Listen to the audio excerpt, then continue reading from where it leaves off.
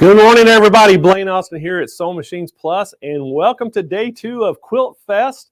Hey, we're glad you're here with us, and we've got another good show lined up for you today with lots of great specials. Hey, first of all, I got to tell y'all about yesterday's finalists for the $50,000 Dream Studio. Hey, it was Linda Hilliard. She was our first finalist we picked yesterday. We're going to pick our second finalist today. And if y'all are going, what is he talking about? It's the first day you've seen our show. We're giving a $50,000 Dream Studio package away with about any kind of machine you could believe it could be in there. We're going to give that away on Friday, and each day we're going to pick a finalist that's going to go in that pool of names that we're going to pull out. And you want to go, well, how do I win, you ask? Well, how you can win is basically just participating in the show. Ask questions, make comments. Hey, share the video as many times as you can with your friends and on your page. Go subscribe to YouTube if you hadn't subscribed yet. If you're on Facebook, make sure you like our Facebook page. But that's how you can do it, is all that participation, and you can get your votes in that way, and that'll give you more chances to win. And we're going to draw out a name at the end of the day today to be our second finalist. But we're also giving a ton of product away as well. So not only are we giving a $50,000 Dream Studio package away, we're giving, I think Kyle added it up, it's a $123,000 worth of products this week that we're giving away. And we couldn't do that without our sponsors. I tell you what, I got to say a big shout out to our sponsors out there. Brother Handi Quilter, Grace Company, King Quilter, Janome, QBOT, Juki, Dime, Martelli, So Steady, Bernina, Baby Lock, and Butler. And then last but not least, Synchrony Financing is sponsoring us, not only giving us a prize to give away, they're also giving us some great financing specials. So we're going to have those all this week as well. But guys, right there on your screen, you're seeing right now, that is the Dream Studio, the package that we're giving away. So one of you lucky viewers is going to win that. And basically that package includes the Handi Quilter Capri long arm with that Insight table. That's that sit down quilting machine. We're also giving a Handi Quilter Moxie long arm with the Pro Stitcher light. So you're going to have robotics. We're giving you one of those Martelli Advantage workstation tables with the cutting mat, a Janome 1600p QC sewing machine, the Juki Ricoh RI100 direct-to-garment printer, which is awesome, that Grace Cutie quilting frame, which you can make any domestic machine a quilting machine, and it's very portable. That Grace True Cut Master Cutting Collection, which you're going to get to see on the show. It's fantastic as well. The Brother PRS 100 single needle embroidery machine, plus the free motion kit. We're going to throw that in with that on that, and that basically you got to see that demonstrated yesterday. You'll get to see that PRS 100 again today.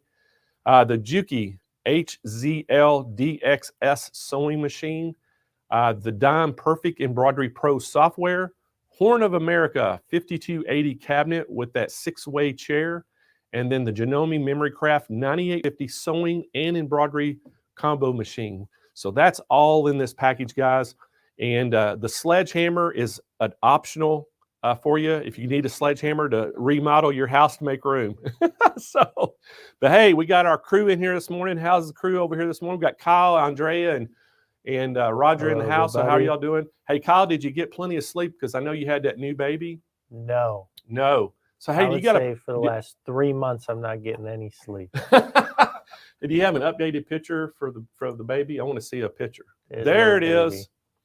Look at that cute little baby. Pictures we took about a week ago. Oh wow. Look at that cute little baby. Oh my gosh. So, Kyle, you definitely need to get an embroidery machine so you can start making all kinds of, clothing with her name on it. My mother-in-law is making her clothes now. Oh, okay. Perfect. Cool. She bought a Vibrant Serger from us. Well, good deal. Hey, and we got Deb and her team next door, the chat team. They're over there this morning. And I think it's Rhonda, Marina, and Candace is all helping with the chat on Facebook and YouTube. So if y'all, they're going to try their best to keep up with all the questions coming in on YouTube and Facebook and answer those.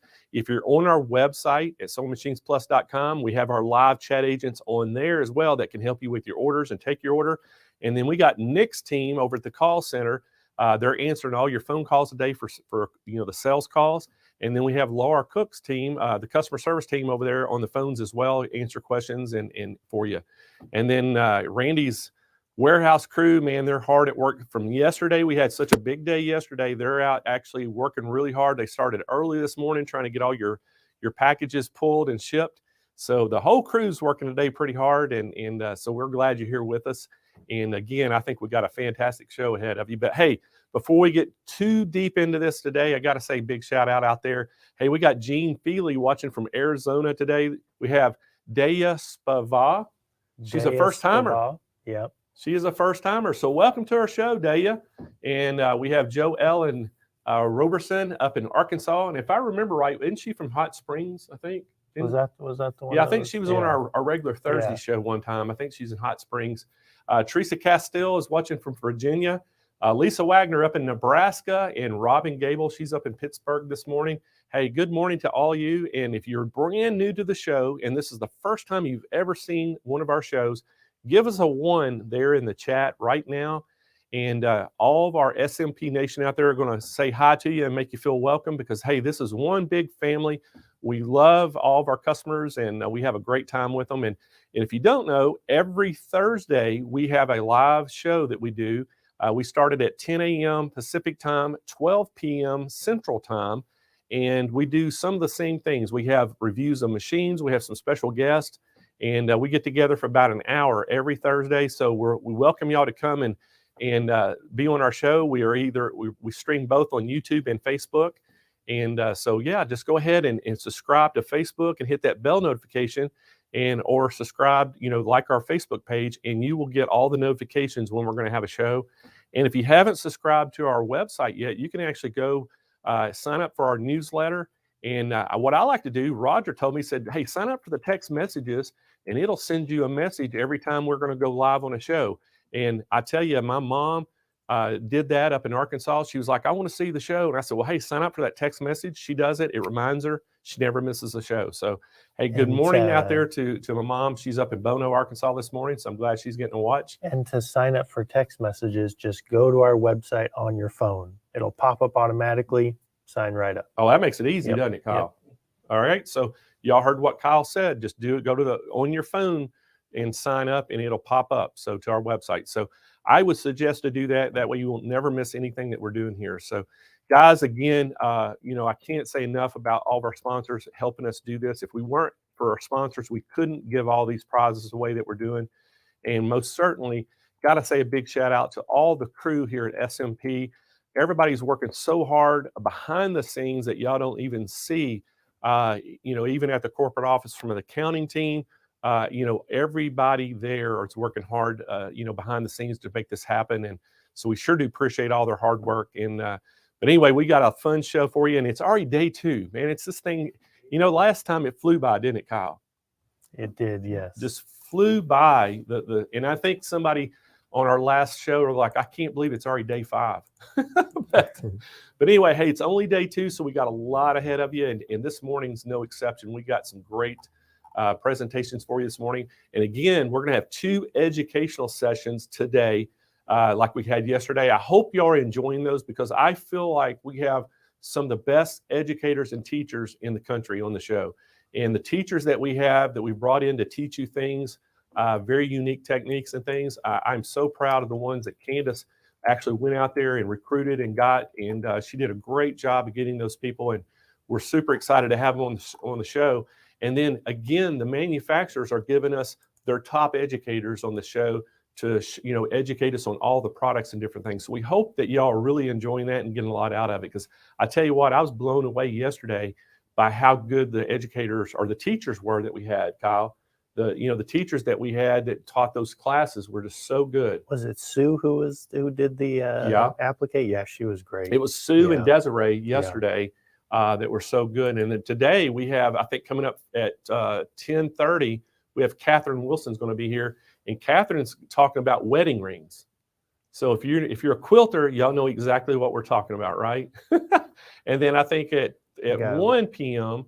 we've got LeAnn Hileman, right? Thread painting techniques with LeAnn Hileman. Yeah, and thread painting techniques. So 2 great classes today that we're going to talk about. So I hope you are excited about that as well. But hey, man, this morning we've got Grace back in the house. And we're going to talk all about that QNIQ 21 today. And guys, if y'all don't know about this QNIQ 21, I tell you what, this is a long arm quilting machine. And y'all hear us talk about stitches per minute all the time. And, a lot of times, like you'll hear it in embroidery machine, could be 1,000 stitches per minute. And then we'll say, hey, this long arm is, 2,000 stitches per minute or 1,800 stitches per minute. And anytime you're up to that 1,800 to close to 2,000 mark, that's an extremely fast machine. I mean, really fast. This QNIQ 21 is 2,600 stitches per minute, Kyle. 2,600 stitches per minute. So you're talking about fast. This thing is so fast. And but we're going to get into that this morning. This thing is we love the QNIQs. And this is another, no exception of a great machine. This thing is so good. And but we've got a brand new presenter too, right? Well, we have Jarek, Mark Martin is coming back show. today. Mark Martin's going to be on the show. But you know what? I think everybody knows my good buddy Nathan Erznoznik. He runs the Grace. He's the national sales manager over there. Well, yesterday we had Lauren, his daughter, was on the show. She goes by LJ. Well, guess who we got on here today? Is this his son, right? We got his son. Jared is going to be on the show with us today. So the whole family is going to be basically a part of our show today. So we're really excited about that. But hey, let's go ahead and go live to Grace and let's talk to Mark and Jared. Guys, how y'all doing this morning? Oh, Blaine, we are fantastic. Hey, I'm doing fantastic as well. Everybody hear us okay? Yeah, I'm sorry. I said Jared, but I meant Jarek, right? Yeah, you got it. Yeah, that's it, Jarek. It's a little bit different. It ends in a cave, so you got it, though. Yeah. So, hey, guys, I know we're super excited about your products. Every time we have y'all a show with y'all, everybody's just blown away by the technology that Grace puts into their products. And this 21 is no exception. I mean, I'm blown away by 2,600 stitches per minute, but I know that just scratches the surface of all the great features on that. So, guys, I'm going to let y'all take off with this thing and show all the customers all the great things about this 21. Fantastic. Thank you, Blaine. And you're right, with the whole Erznoznik family, we have Nathan, we have LJ, we have Jarek. I feel like the odd one out. My last name is Martin, so I don't even be a part of the Erznoznik, but they are great people to work with. So it's fun to have the family in this industry because it's a great industry. And Blaine, is so awesome to be here with you guys again to present the QNIQ 21. And you're right, Blaine. We have some wonderful machines. You talk about the 2,600 per minute. That is on our 21 Pro. We are showcasing our 21R, which is a little slower speed, but it's still a fantastic machine. Absolutely fantastic. Yeah, they're going to love it. The speed is really fast. It does have a different type of screen. So if you're looking at getting a long arm, we do have the 21 Pro and we have the 21R. So we have 2 21 versions. And today we're showing the 21R. It's a simple machine. But it's so fun to use, so easy to use. And if you've been thinking about getting a long arm, now's the time to do it. Yesterday, Jarek, we talked about our QNIQ 15 Pro. Yeah. And that's a great machine to go from a domestic to the long arm. Oh, absolutely. Right? When you think of the word long arm, what comes to mind though? Big, Big, long, a lot of space to sew. That's right. A lot of space. You do have a lot of spaces. We have 21-inch of throw space to use, which you can, that much out of the way here. So yeah, 21 inches from back all the way forward. So if you are looking at finishing your UFOs and you have a lot of them, what better way to do it than to use the 21R? Now, Absolutely. Can I say something, Mark? You sure can. Something that, people always ask, why go up? Why do I need more? Once you start sewing, you're always going to want more. So people, you can start 15. 15 is amazing, but when you get up to 21, you're not going to need any more than that. So that's something I always tell people, 21 inches is the way to go. I'm glad you said that. People always do want more, right? You have a smaller machine, you want to upgrade, you want to continue to upgrade. That's a fantastic point. I want to see some comments here. I want to throw a number 5 in there. If you are the quilter who's like, you know what? I do want more. I do have a lot of UFOs and I want to finish those. And again, time isn't a big thing, but when you start cranking these quilts out, like, oh, I can take on more, if people want to bring the project. So throw a 5 in there. If you are the customer who's like, you know what? I do want to go big. I want a larger machine and I want a machine that's easy to use, user-friendly, stitches fast. If you have a checklist, the QNeek 21 is going to check those off, right? Absolutely. A fast machine, easy to use, long arm, and from the Grace Company, which I saw on there earlier with great customer service. And that's what we are built around, is to make sure that when you buy the Grace product, that we service and make sure that you are taken care of at all times. Yeah, and I'll add to that, Mark. So we got Jarek Erznoznik, Laurel Erznoznik, Nathan Erznoznik. I don't just work here because, my last name is Erznoznik and my dad happens to work here. I really enjoy working here because what I enjoy is the customer service that Grace offers. And I feel comfortable working for a company that cares about their customers. So that's something I always remind people. We really care about, your business and making sure that you're going to get satisfied with what you get. When you buy this, we're going to make sure you're taken care of. That's right. Thank you for bringing that up. Now, Jarek, we threw that 5 out there, and I'm seeing a lot of 5s come in. So I know there's a lot of you out there that are ready to take that next level in your quilting journey. So right now, let's get into that next level and talk about Absolutely. our QNeek 21. I'm excited. I'm very excited because we have a nice slew of machines. Now, the QNeek series of machines, they've been around for several years.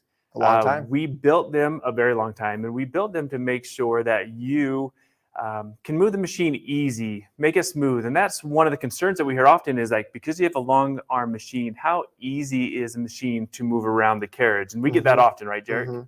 Because, it looks big. You're like, how is this thing going to handle? Well, Mark, tell him, how easy is it to handle? Let's move it around. Yeah. It's incredibly easy. It is incredibly easy. You don't have to use 2 hands. Obviously, when you quilt, you use 2 hands, but you can see how smooth this is moving around. It's on ball bearing wheels, which makes that smooth transition from left to right, front to back. And that's one key thing on quilting, is that smooth transition. The other one are features. This is a stitch regulated machine.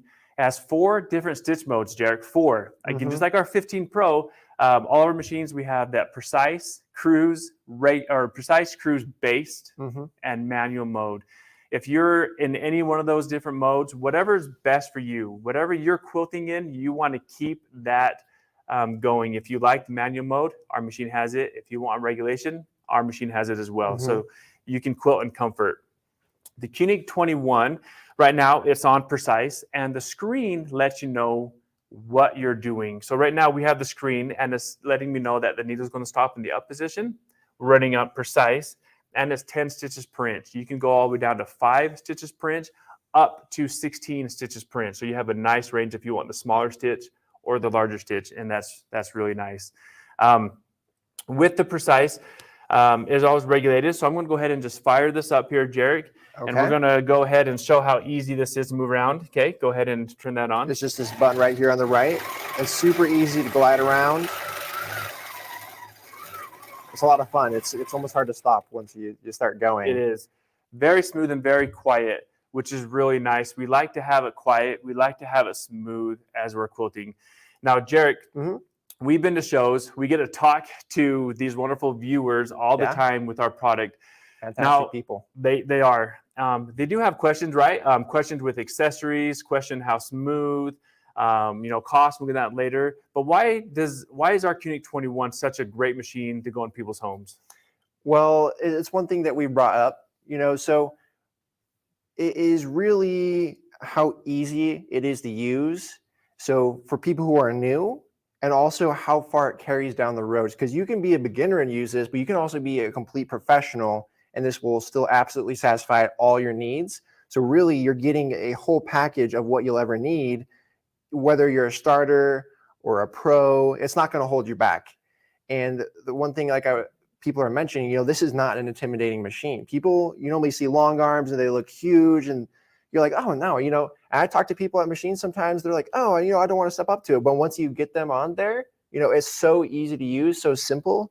It's just painting with a thread. It's natural. It comes right to you. One of the words that you said there that we hear often is intimidating. I love how unintimidating our machines are. And that's kind of the stigma when you hear the word long arm or, maybe heavy as well. So that stigma, we wanted to go away. Our machines are very easy to use and very smooth. And so you don't need to be worried. If you threw that 5 out there, And if you're just joining, that number 5 out there is for those who are taking the next level of their quilting. You will find with the QNeek series, especially this 21, it is not intimidating, and it is so nice to be able to get your hands on. You want to test drive the machine. You want to get it in your home. Well, I can promise you here, as I test drive this machine for you in front of you, that the machine is very easy, very simple. So don't let that long arm word scare you away from moving up to your journey, right? Or moving further along your quilting. Don't let it. Get the 21. Sewing Machines Plus has wonderful deals. We'll get in here in just a few minutes on how wonderful these deals are. The other question we hear often are accessories. What accessories can go with our 21? There is a whole list of accessories. Some of the best ones is going to be a ruler base and a ruler foot. Now that is a platform that goes under here, and you can't really see my hand too well, but when you don't have support here, it can kind of bend down with the fabric. Now, when you have that extra support, it supports your ruler, so you can, utilize those rulers to, another way of creating designs, because free motion is great, ruler is great. There's even automation. So there's a lot of different options you can choose. And there's another 9-piece set of hopping foot. And we're not going to go over those right now, but one of those things that has switchable, glide foot, couching foot, so all sorts of great things. There's a laser. That's what you can use to do pantographs that would go behind the machine, and you can use that to trace them out of the front of your machine. And with the 21, you have a lot of space to make very large designs. So that's something great about the throat length of this machine with those accessories. That's right. So a lot of accessories. One that I really love, and we see comments, is the automation. So yes, you can add automation to the 21 at any time.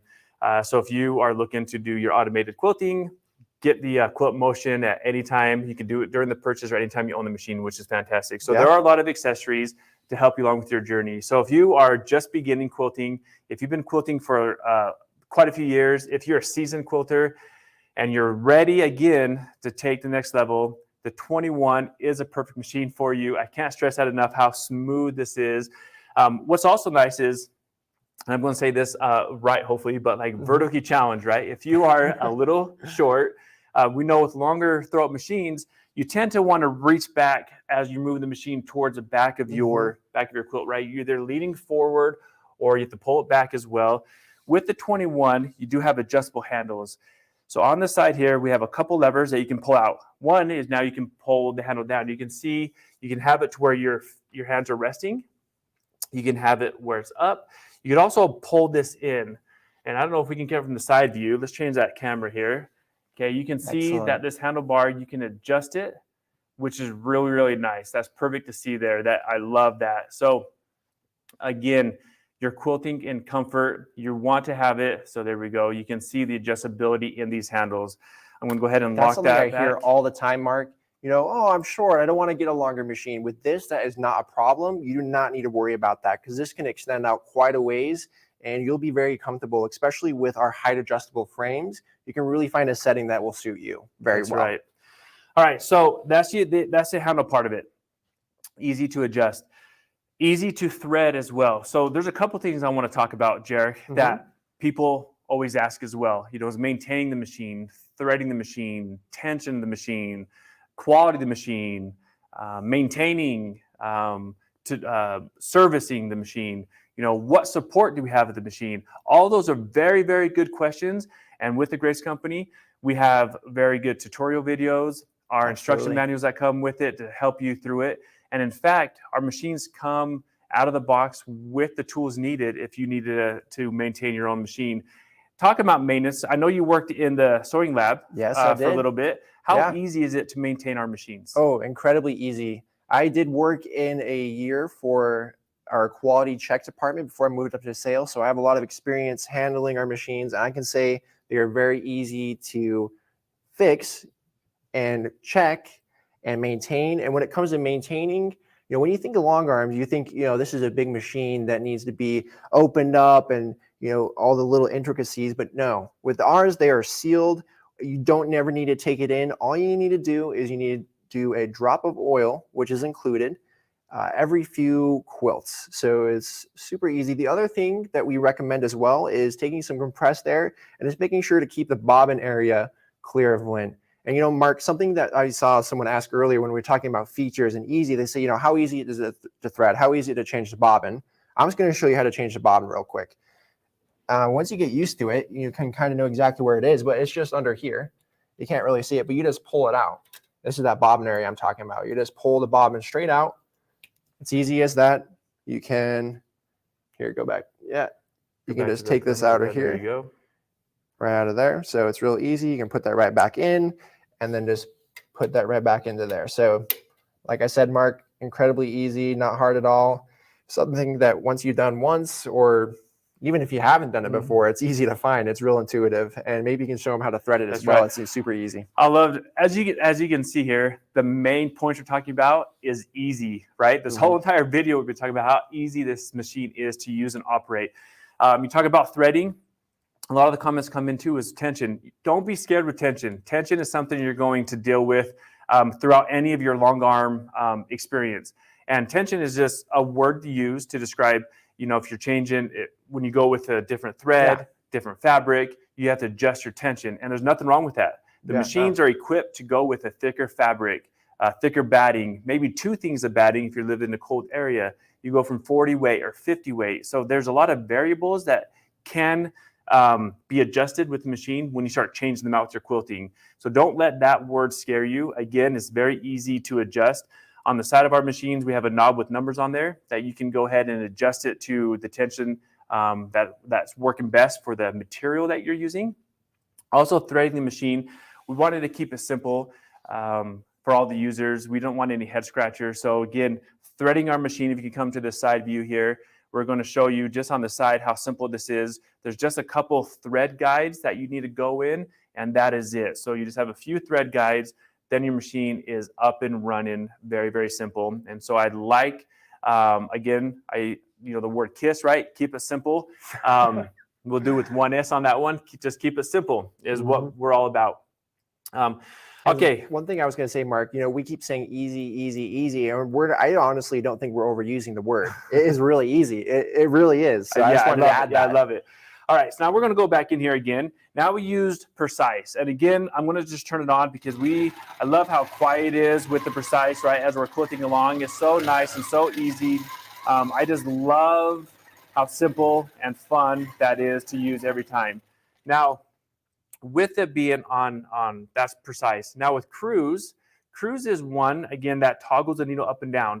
So on our handlebars, on our Unique, there are 3 buttons on the left, 3 buttons on the right. Those buttons function the machine from increasing your speed, decreasing your speed, changing your settings. If you want to go from one mode to another mode, needle up, needle down, and your start stop. So they're on your handlebar. So all you have with the push of your thumb is you can go between those wonderful settings. So I'm going to go ahead. I'm going to change this over to Cruise. Now, Cruise is a great mode. Yes. Now, Cruise is one that, if you think about it, it's cruising. The needle will go up and down at a cruise speed. So if you're, again, doing the dense work, or if you're filling in an area that you want that needle to constantly move, then it will. Especially with how slow you're moving the machine, you want that needle to have a constant. So when I start it, you can see that the needle is going to go up and down. Now I'm going to go ahead and move that around. And you can see how nice that is going. So it's very smooth, very easy.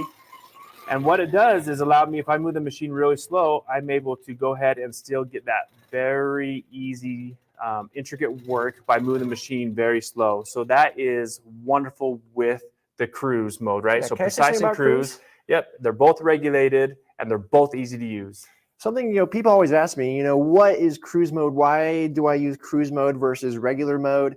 And I just want to give you like a quick little insight. So if you're doing corners or you're doing small design, having that needle always going at a constant minimum speed really gives you a lot of control over the finer details. So if you're doing like, especially corners, because when you're going into a corner, some of the stitches may not always line up just due to the nature of, you know, certain stitches per inch. Well, when you have Cruise, it'll start putting more stitches into there and it will look more like a direct corner. So that was just my little tip about, you know, why Cruise mode.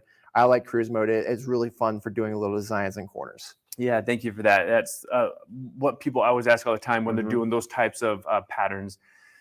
Based is another option you can do. So if you want to baste your quilt when it's on, it has a medium, small, and large base stitch and manual work. So manual mode shuts off the regulation. If you are one of those customers who have been using manual mode and you're really seasoned or not really seasoned, because you could be a beginner as well and use that manual mode, it shuts out the regulation and allows you to use a percentage of the machine speed, anywhere up to down in the low teens, 5, 10, 15%, all the way up to 100% of the machine speed. So you can use that manual at any time. But again, we have the 4 different stitch modes built in our machine. Now, I'm going to go back to you. Throw a number 4 in there. If now you're like, oh, I'm watching this and I was considering it, but now I'm really loving, I want to be able to finish my UFOs and I want to be able to get that smooth machine. And it sounds easy, right? That word easy is coming into play. So it sounds easy. I want to get that number 4, or I want to get that machine. Throw that number 4 in there if you're that person who's ready now to take that next journey of your quilting with our QNIQ 21. Another nice thing about this machine is it has a built-in bobbin winder. Right, Jarek? Built-in bobbin winder that you can wind your bobbins without them. Get out of the picture here. So it's right up top here. So the built-in bobbin winder is a separate motor. You don't need the machine running. You can actually you can turn it on and then wind your bobbins before you start. So get all your bobbins wound before your project, and that's really nice. All your tools you need are in one place when it comes to the machine. You don't have to worry about some other device or trying to find a plug to plug it in. It's already built in right there. You put the extra thread on, you wind your extra bobbin, you're good to go. That's right. The machine has so many wonderful features, so many nice videos, wonderful instructions. There's a lot of quilters who have already QNIQ 21, and when we go to shows, it's so fun to hear their stories of what the QNIQ 21 did for them, from taking their quilting journey to the next level, being able to do larger quilt patterns, beautiful stitch. That's another big thing when people are looking at machines, is how well it stitches. We talk about the speed of the machine, but how simple it is to, again, change your bobbin, thread your machine, and get that stitch going, right, Jarek? Absolutely, yes. And one thing that I always just add about, QNIQ and Grace, and it's back to what I said earlier, is really the people that are here at the company. We really care. Our engineers really care. They think through all the decisions that they make design-wise. And Nathan and all of our management, we just really want to make sure you customers have the best experience. And I really think that comes to fruition right here with our 21, and it's an excellent machine. I love what you said there. With basically, we really put our heart into the product. We want to make sure that it's right and working as we design it and all the little parts. That's wonderful. All right, Jarek, you want to talk about the machine, all the accessories. It uses our Quilt Motion as the automation for the machine. Adjustable handles, easy to use buttons, threading the machine. Really, again, if you have that list and you want to check off items that you're like, okay, if I'm looking into a machine, right, what machine or what are the list points that I want to check off? And we covered everything that needs to be, especially in your quilting, new beginner to a seasoned, this machine absolutely does it. Oh, absolutely. Okay, now Blaine, we got other stuff to talk about, but I know that the people are now thinking about, wow, if I'm going to get this machine, what is it going to cost me? And I know, Blaine, you have some wonderful prices during this event that you're holding for everybody. Let's talk about those prices. Well, thanks, Mark. Hey, guys, again, this machine, we've got a great call-in special on this. The normal price on the head is $73.99, and then you can pick which frame you want with it. But we have a great call-in special right now, guys. Give us a call at 800-401-8151, and our sales reps are going to be able to help you pick the frame that you want with it and also give you that call-in special on the deal, because the heads are normally $73.99, and then you have to add a frame. And again, they're going to be able to get you that perfect frame. And we got a great call-in special today on this machine. So if you've been in the market for a QNIQ 21-inch, today's the day to get it, because we've got a great special on it. We also are offering some great synchrony financing to get those monthly payments down. And then the most important thing too, we're going to ship it free right to your doorstep nationwide today. And again, guys, a great special on this. But let's go back to Mark and Jarek and let them finish up, and then we'll come back and remind you about that price one more time. Jarek, Blaine, when you have to remind those prices again, write those prices down, because that is a fantastic price. Like, unbelievable to get a 21-inch machine for under $7,400. It's incredible. That's fantastic, Blaine. I I think I'm going to have some people here at the company just order it direct from you, because that is a great price. I can't believe that. So Okay, not only the price, again, things need to fit into place, right? It has to be affordable, has to be easy, has to be fun, customer service, maintaining it. And again, these are all the points that we want to make sure we hit. The QNIC 21, bring it into your home. Again, if you're having those UFOs that you're ready to quilt, the QNIC 21 is the right machine to do it. absolutely. And like I said, the Grace Company, we're here to help. If you're looking for a longer machine, this is the one to go with from a great company. Lots of thought and design went into this, and at fantastic pricing from our amazing dealer. Really, this is the best opportunity and time to go ahead and purchase this. That's right. Now, I don't want to repeat all this again, but I do want to bring up again all the wonderful features that QNIC 21 has, starting with the adjustable handles. So the QNIC 21 has those handles that you can adjust, so you can quilt ergonomically, you can hold them up, and you can even pull those handles out to give you a couple more inches, so you're not stretching all the way back as you do your quilting, right? Absolutely. So adjustable For handles. Short people, tall people, no matter who you are, this will fit for you. That's right. So adjustable handles. It also has a screen with different stitch modes in there. So again, it stitches with precise, which is regulated. It stitches cruise, which is regulated. It has fantastic a based, extra mode. That's right, based, and it has manual mode. So you get those wonderful stitches. You can stop the machine with the needle up, or you can stop it with the needle down, and that's really nice as well. It also talks about the stitches per inch. So you can go from 5 to 16 with your stitches per inch. So if you want the bigger stitch or the smaller stitch, you can adjust those as well. We're like quilters are artists, and this is really a great tool. A lot of variability to make sure you're getting what you want to do in your art piece is kind of how I like to think about it as well. That's perfect. I love that. Threading the machine is very simple, right? So you can thread the machine easy. Maintaining the machine, you can maintain your own machine in your own home. Basically, oiling the machine. Okay, it comes with really good instructions, really good videos. Keep that machine nice and lubricated. It will work fantastically. So oiling, threading the machine, bobbin winder, built-in bobbin winder with 2 cones up here. You can see from the top, one for your quilting and one if you wanted to have ready to wind your bobbins. 21-inch throw space. That's the biggest one, right? You have that 21-inch throw space. Big difference in, even from the 19 up to the 21. That's just a few more inches, but it makes a huge difference. It's one of those things that you'll understand if you use a smaller one or a larger one. If you're starting out with the larger one, there's nothing else to understand. You're just going to be already starting with the best amount of space possible. That's right. Okay, so I know you've been watching. I know you're loving it, and you're sitting down, which means you are ready to get on there. You probably have your laptop. Order it from SewingMachinesPlus. They got a lot of people waiting. I know they have their phones. They go off the hook.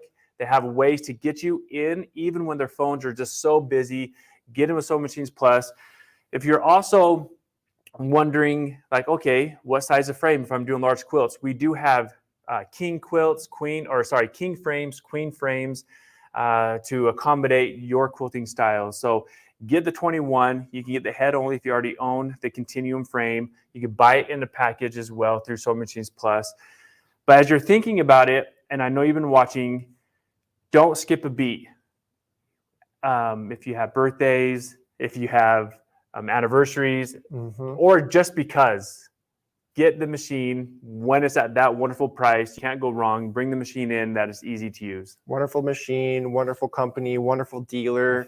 Really, you're in the best place to get a quilting machine. So that's really what I have to say about it. This is a good opportunity, a great opportunity. That's right. Blaine, let's go ahead and bring those prices back up again. What prices can they get this 21 for through you and your team? Well, thanks, Mark. Thanks, Jarek. Great presentation, and I'm sure we'll see y'all again later on in the week. But guys, we got to tell you about this QNIC 21. This is an awesome quilting machine, and we got a great price on it for you today.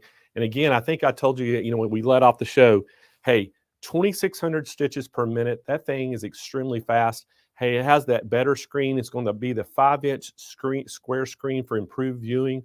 The smoothest quilting for free arm motion for full automation, easier to handle, The bobbin estimator is really a great feature on this. Set the minimum cruise speed, adjustable handles with those micro handles. You can get it where your comfort level is. It has that full color OLED screen. And the head dimensions on this, just to kind of give you, it's a 15 and 15 by 5 inch by 20 and 20 by 20 and a quarter times 32.4 inch overall. So that 32 is going to be the depth. Guys, a great machine, and it's going to come. The frame that we're going to set you up with is that continuum frame. Now, the price you see on the screen is $73.99. That is for the head only. But give us a call today because we got a great call-in special for that frame and head combo. Okay, so give us a call, 800-401-8151. And again, we have some special synchrony financing available too to get those monthly payments down. And again, guys, if you've been wanting to get a Cadillac of a quilting machine, this is it. The 21 inch is going to give you that great big throat space. And I can't say enough about this machine. And the quality of Grace, hey, they stand behind the products 100%. Anytime we've ever had any kind of issue with any of the Grace products, they are very quick to act on anything that we do to take care of our customers. And I tell you what, the support's 100%. And again, we very seldom get any kind of problems with these products. So again, that's why I talk about the quality. Guys, you're not going to beat that quality. And again, that continuum frame that you're going to be able to match up with this, you're going to be able to get that in an 8-foot, a 10-foot, or the 12-foot size. You're just going to pick which size you want. And it has a lot of expandable options. And the great thing about this, if you decided one day that you want to put robotics on it, you'll be able to put robotics on that very easy and have a fully robotic quilting system.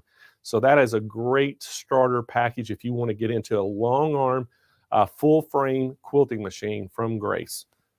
So guys, we're going to move on along, and I hope everything's going out there good. Hey, we did have one comment out there that somebody said that they wish we would have closed caption on our show. We have been trying to get that done for a long time, and we apologize. And if Roger or somebody could put that in the chat and let somebody know that it's just not available to us on YouTube for some reason. And we've been trying to figure that out. Hopefully we're going to get that figured out one day, so you have the option to choose closed caption if you're hard of hearing or you just are deaf. But somebody put that in the chat for them to let them know we have been thinking about that, working on it, and we're so apologetic that we can't do it. And but we're going to hopefully get it figured out one of these days and help y'all out as well. So guys, we are ready to move on. And guess who we've got in the house now, guys? We got Heather Banks here from Brother. She is the quilting guru for Brother. And I've known Heather for a while. She is so awesome. And we're going to talk all about the scan and cut today. And she's going to talk about all the crazy things that you can do with the scan and cut. And, Heather uses this thing for quilting. That's why we have it on the show, is because not only can it do all these crafts and cut balsa and cut vinyl and metal and all the different things it can cut, she can tell you how to cut it, use it to cut fabric and cut, and do appliques and all kinds of things with this machine to help your quilting. So Heather, welcome to the show. Hi, Blaine. Thank you for having me. How are you today? I'm doing great. I've been enjoying your show for the past yesterday and then this morning, and I'm excited for National Quilting Month and really happy that you asked me to come and be on it. Well, we're so happy you be a part of it. And hey, I just want to throw it out there. If you want to text me your credit card number, just do that. And anything you want to buy, just let me know and we'll get it sent out to you. You're so flexible, Blaine. Thank you. I know. Well, we got so many great specials on the show today. Hey, and the scan and cut's no exception. Now, again, I always tell people, we have what they call minimum advertised price. We can only advertise certain prices. And this is one of those cases, it's a minimum advertised price on this. So I have to have a call-in special on the scan and cut. But we have got a great special on this today. So once you show them how awesome this thing is, man, this is a no-brainer to get one of these today. It really is. And you said it best before I came on when you were saying we can use this for our quilting and applique and fabric. And I do that all the time, and I want to show them today. Well, good. We're anxious to see what you have to show for us. Okay, let me head over to my machine. And first thing I thought I'd show you was some of the things that I have done that I'm going to show you right here on the show, how you can do some of these too. And we were just saying you can do applique. And here's an example of a table runner. And of course, this was a quilted embroidery design here. But notice that these are appliques. So I'm a beekeeper, and I'm always talking about that, I think, because I love my bees. And here are a few appliques. And notice this is just a solid yellow fabric. And I was able to cut these appliques out exactly as you see them here. I didn't do any hand trimming because this was an embroidery file, and the scan and cut can read embroidery files. So I'm going to show you exactly how we're going to do that. So there's a fun example. Of course, here is another applique.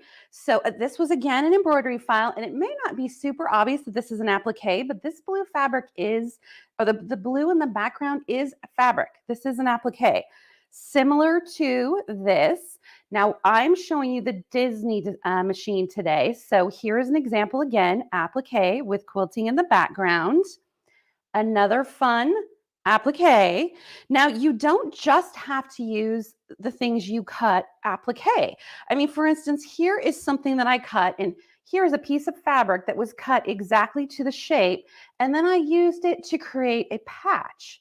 So if you like to do things like create patches, this is just a patch on a shirt. So I was able to do the patch and then applique it down.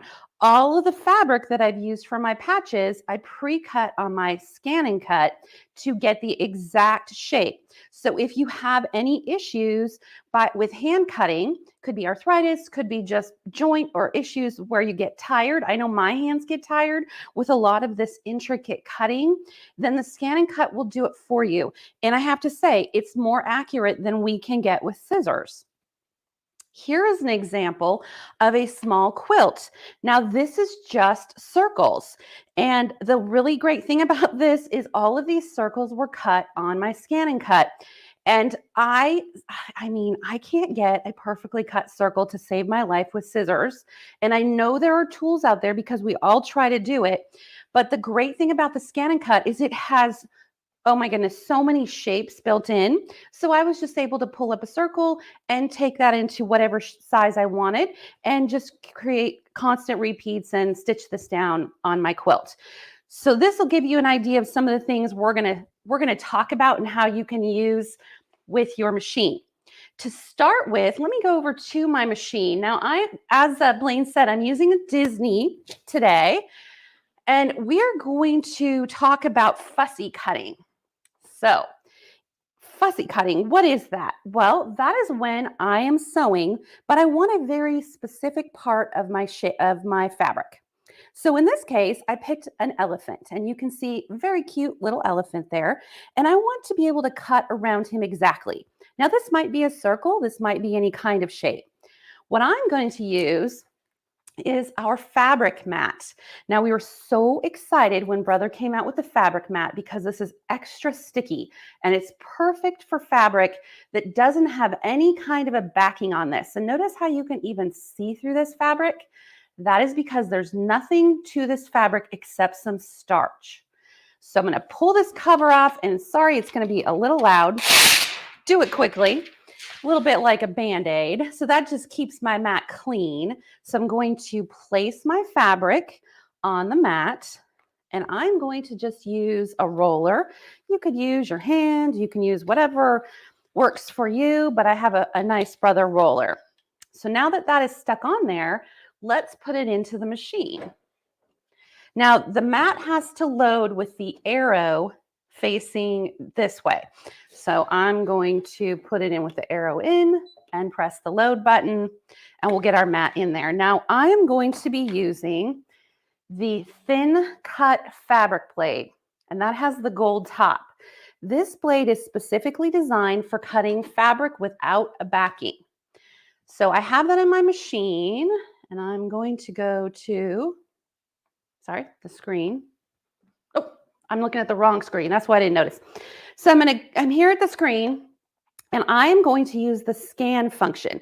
Now the scan function is something completely unique and special to the scan and cut.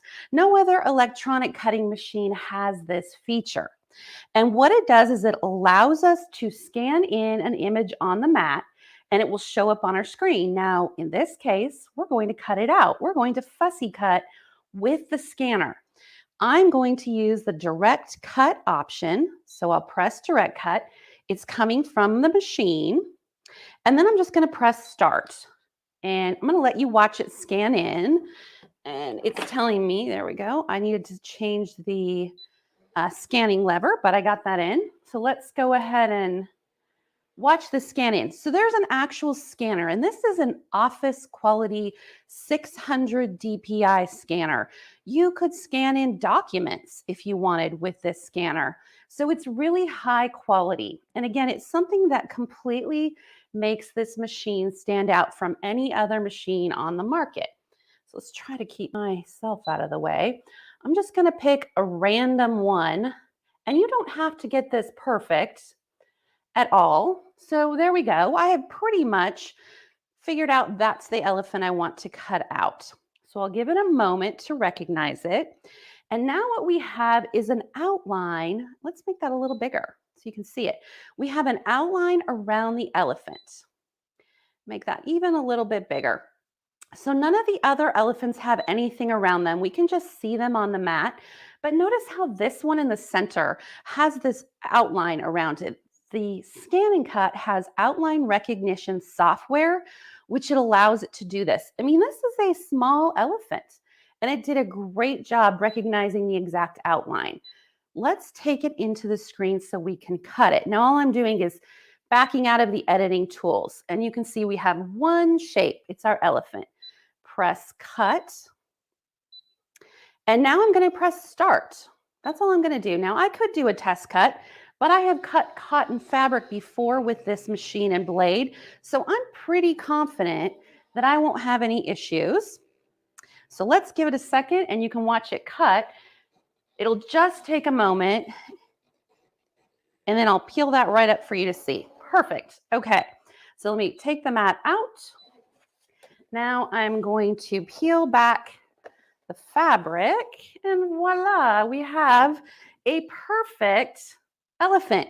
And notice that because we used the fabric mat, it stayed, grab my card, because we used the fabric mat, the fabric didn't slide around at all.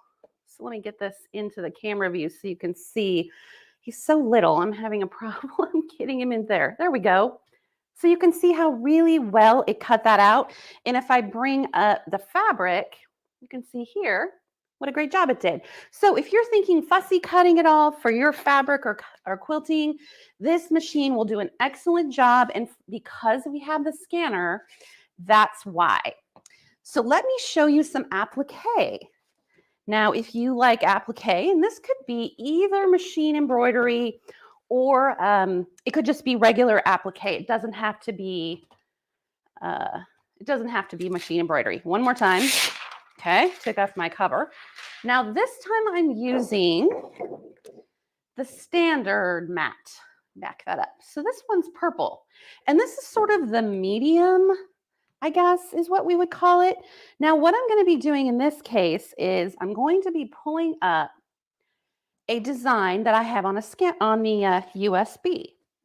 So let me push retrieve data, and I'm going to be going to the USB. Now I went to my embroidery machine before the show and I saved an embroidery file. So that's what you're seeing right here.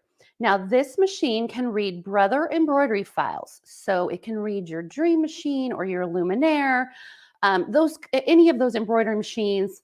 You may be a little thrown because it says PHX. That's just one of the extensions for our embroidery machines. But if it says PES, you're good to go. So I'll pull that up. Now this is our embroidery file. Nothing's been changed. But what I want is just the applique material. So I'm going to choose the last option. Press OK, and I'm going to go ahead and put it onto the mat. So here we have it. Now I want to pull it apart because what it did was bring over all of the embroidery file. So see, these were the stitches, and I don't need the stitches, so I'm just pulling those off so that I can get to the piece that is my applique. So you could draw these, you could foil or emboss these, but this is what I want right there. I want the actual piece for the fabric. So what I'm going to do is in one fell swoop, I'm going to get rid of all the pieces I don't want. All of those are highlighted and I'm going to throw them away. And now I'm left with the piece that I can cut for my embroidery or for my applique. So let's put our fabric on the mat. Let me show you, I have that here. So I'm going to use a piece of just fabric. This time I have fabric with a backing. So I'm peeling off my paper backed applique material and I'm going to place that against the mat. So the nice side of my fabric will be facing up. So I'm just going to put that on, make sure it's nice and stuck on there. Then I'm going to open up my scan and cut and we will load that in. Now this time I'm going to take out my thin fabric blade and I'm going to use my standard blade. So the standard blade comes with all of our scan and cut machines. It has the black top to it, and it pretty much is good for almost all materials with a few exceptions like I just showed you. But now that I have this in, I'm going to go ahead and go back to that scanner because, again, that is really what makes this machine a standout in the electronic cutting mat world. Excuse me. Sorry. So I guess I got excited about it. We're going to go ahead and let that scan in and out. While it's scanning, take a drink of water so I don't choke. Okay, so let's go back to the screen. Now you can see our fabric and notice how well that stands out. I can really see that. Again, what is the benefit to you? You do not have to fill up your mat with fabric. You do not have to guess as to where you should put your design. So if you use scraps, if you have, and who doesn't, right? We all save our small pieces and we're always looking for how we can use them. And when it comes to applique, now it could be any form of applique, you know, maybe you do small wall hangings or mug rugs. These are perfect. Okay, it's in place. It's the way I want it. I'm going to go ahead and say, okay, select cut. And we're going to let it, so I'm going to switch back so you can watch it start. And we will cut out this number. Now notice at the beginning, it kind of takes that little, it makes that little noise and it dips down. Well, that's because it's measuring the depth of the mat or how thick the mat is.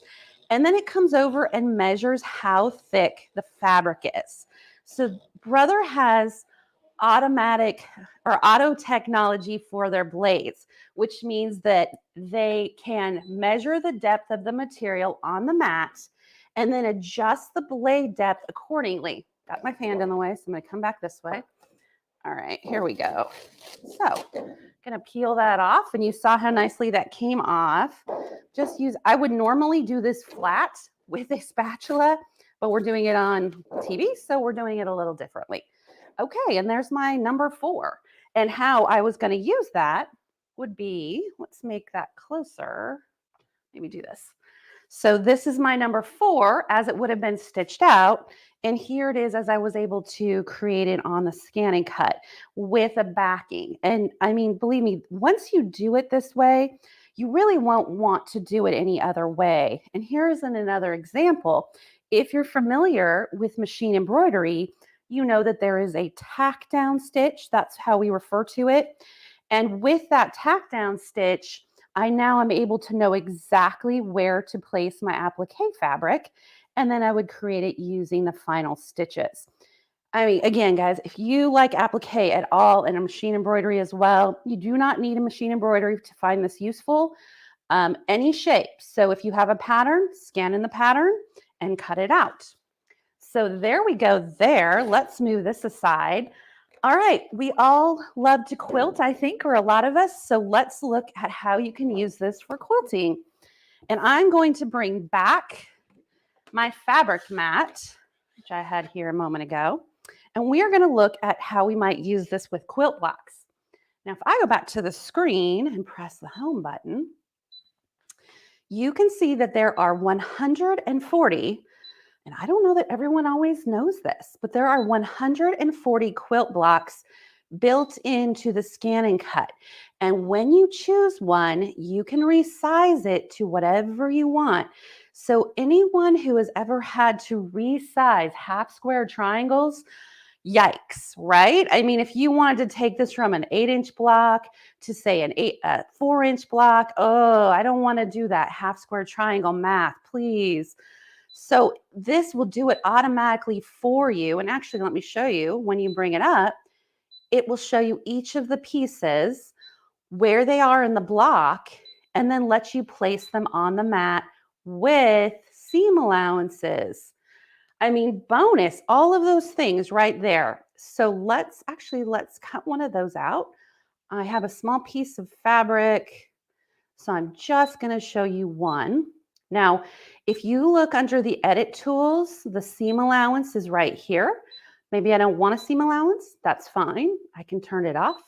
But in this case, I do. So I'm going to go ahead and leave that on. So let me press OK. And then we will put the fabric on our mat. So right here, as I said, I have the fabric mat one more time. Here is just a piece of quilting cotton. You can see through it. Like I said, this is no backing, but it is starched. So you do want to starch your fabric so that it doesn't fray or stretch as you're taking it off the mat. Now I'm going to put it the pretty side, or what we call right side down, because I want to draw a seam allowance on here. Again, it doesn't matter where you put it on the mat because I have a scanner and that's going to take a picture of my fabric. So let's flip over so you can see. I'm going to load that into the machine. Once more time, I will switch over to my fabric, my thin fabric blade, put that into the machine, and we're ready to, oh, sorry, we had to draw a seam allowance first. Forgot. So I'm going to take you up to this close-up. Now, what you get with your Scan and Cut is a blade holder, and you also get fabric pins. The blue one is water soluble. So if I pull this back, drop it in, now I have my pen so I can do my seam allowance. I'm going to put that in. Perfect. Oops. Let me, look what I did there, folks. Did anyone catch that? Put the mat in upside down because I was distracted by talking. You have to put it in this way. And so if that happens to you, just know it happens to me too. All right, I'm going to go ahead and put that in there, right side this time. And all it did was tell me that the mat was in, couldn't be loaded. So it lets you know that it wouldn't have worked. All right, I'm ready to go. We're going to come back to the screen. And I'm going to use, one more time, our scanner so I know exactly where to place my design on the mat. Give it a moment to scan in. And I'll show you exactly how you can do your own quilt blocks. Now with this machine, the seam allowances are automatically put onto the blocks, which is wonderful, but you can also take them off. Might be a tiny bit too big, and since we're not making an actual quilt, I'm going to go ahead and just shrink it down for the sake of my demo fabric. So we'll say okay. And then I'm going, oops, I'm not on screen. I made it a little bit smaller. And now all I'm going to do is say, okay, now this time I'm going to press draw and press start. And when you draw, your scanner level should be at 2, and that's what it just prompted me to change. So we're going to go ahead and let that draw super fast. I'm sure you can see that. Let me just go ahead and push finish. I'll take out the pen, put in the fabric blade, and press cut and start. So if you want to cut, you may be saying, how is this practical to cut my quilt blocks this way? I have to say, I think it is. You get a very accurate quilt block. You're able to cut them, I think, as quickly as you can, really, with a rotary blade. And you also get even a benefit. Let me take this off. For instance, with triangles, notice how it even cut the dog ears for you. So it even does that, but you can see here's the seam allowance. So if you stitch by hand, I even use this when I use my 1/4 inch foot, because to me, it's a bit of a double check that that is correctly lined up. So we're almost out of time, but I will show you one more thing, which I think is a fabulous feature of this machine, and that uses the scanner. So I'm going to show you the low tack mat this time. We have 3 different mats. This is the low tack, and I'm going to put a piece of paper on here with a bunny, because I would like to turn this bunny into a cute little bag for Easter time with, this is actually a vinyl this time. So let's go ahead and load that into the machine. Press OK. Now I'm gonna, doesn't matter which blade I have, so we're just gonna load that in. All right, let's go back to the home screen. This time we used direct cut before when we fussy cut, and this time I'm gonna use scan to cut data. So basically it's going to take what I have on the mat and it's going to save it to the machine so that I can use it for anything that I want. I can draw it, I can cut it like you saw me do with the bag, but it's taking it, and one time we have to scan it in and then it'll be in our machine. So I'm going to go ahead, and this is very much like we did with direct cut. I'm just telling it where to look for the design very quickly. There we go. It's going to take it a second to put it into the machine. And we're going to go for the outline. I don't want the inside cut as well, but you can see there's a gray outline around that. And I'm saving it directly to the machine. And then once it's in the machine, I can use it for other purposes, which is what I was going to show you next. So we'll say, okay, and we're done. So I'm just going to come out, and now I can retrieve data that has been saved to the machine.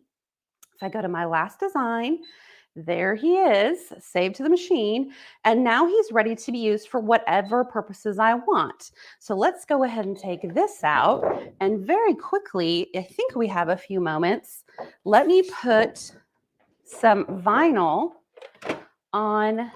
Now this is actually heat transfer vinyl, and I'm going to put it on the standard mat, and we'll just put it with the right side down. This is heat transfer. So it's a very thick one. Get it to stay on, and then we will load it into the machine. And this time I'm going to use the vinyl blade. So, sorry, load into the machine. This time I'm using the vinyl blade, putting that in, and we're going to go ahead and do a background scan one more time to make sure that we know exactly where we're putting our bunny. So again, the scanner on the Scan and Cut is really worth its weight in gold. These machines come with over 1,300 designs already built into them. So you're able to just open the box and start using this. You don't have to connect it to a computer. Now this is heat transfer vinyl, so I'm just going to reverse the image, even though it really in this case is okay because it's the same both directions, but I want it to be facing the right direction for me. One other little thing here is this machine comes with half cut for cutting vinyl. So I don't have to adjust the blade depth. I can just say, yep, I want you to cut halfway through, similar to what we would call a kiss cut. And I don't have to go to the computer. I don't have to go anywhere and tell it to do a half cut.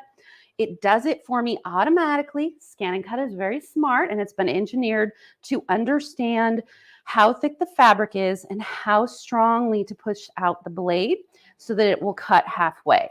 So let me show you what that looks like if I peel this back. So this again was vinyl. So pull back. Actually, let's go closer here. And you can see that as I peel away the vinyl, let me just do it so you can see how that works.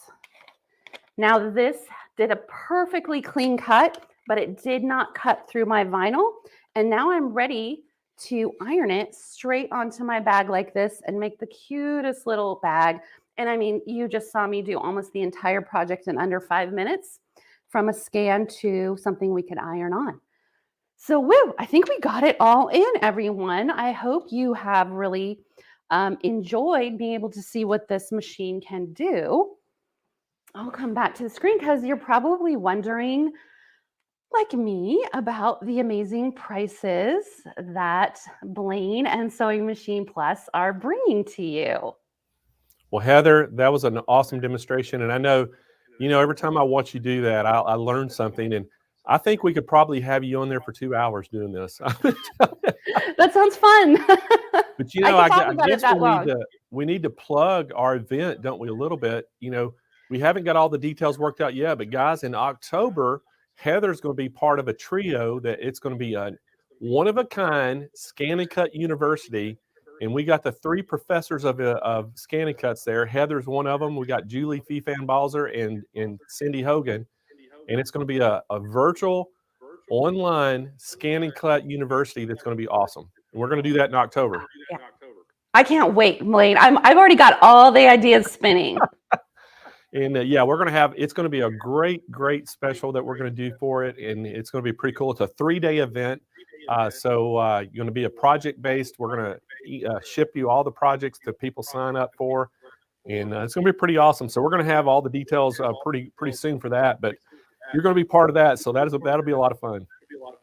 Can't wait. All righty. Well, let me tell everybody, Heather, great job. Thank you so much for being on the show. And let me tell everybody how they can get this Scan and Cut. Guys, again, this is the Disney version. This is the SDX 230DX, and that DX is very important on the end of it because that is a Disney machine. This is Brother's top-of-the-line machine. It's $899. Guys, we're going to ship it free to your door. And again, this is a call-in special. You have to call in. We have a couple different packages with this that you can choose from, but you have to call in to get that special Quilt Fest pricing. So give us a call today at 800-401-8151. If you're on the website, you can talk to our live chat agents. They can also sell you one on chat and tell you the pricing. Hey, and if you're local in Southern California, stop by our Mission Bay store down in San Diego or our San Marcos store, and they can give you the same specials that you see on the show today. So make sure if you're local, you can just drive in and pick it up today. So guys, a great package on that. And again, if you know Scan and Cut, this thing, guys, I can't say enough about it. I've used these things and I love them. It's got that built-in scanner. You don't have to have an outside computer to run it. And it runs circles around the Cricut. Cricut's a great machine, but this thing does so much more than a Cricut machine does. And I just love it for the vinyl aspect of it, to cut vinyl graphics and things on it. But your imagination, man, you can do anything with this thing. And I love, how creative people like Heather are. They can take this thing and make, beautiful cards and different things out of it. And I'm just always blown away every time I see Julie and all the things that she can do as well, and Cindy. So, guys, if you've been in the market for Scan and Cut, hey, give us a call today at 800-401-8151 and ask them about that special. Now, again, I want to remind you, if you can't get through on the telephone, we know that today the phone lines are crazy, and we're crazy busy at the call center. If you can't get through, what Kyle's going to be doing throughout the day, he's going to put a link in your chat there, and it's to Google Sheets.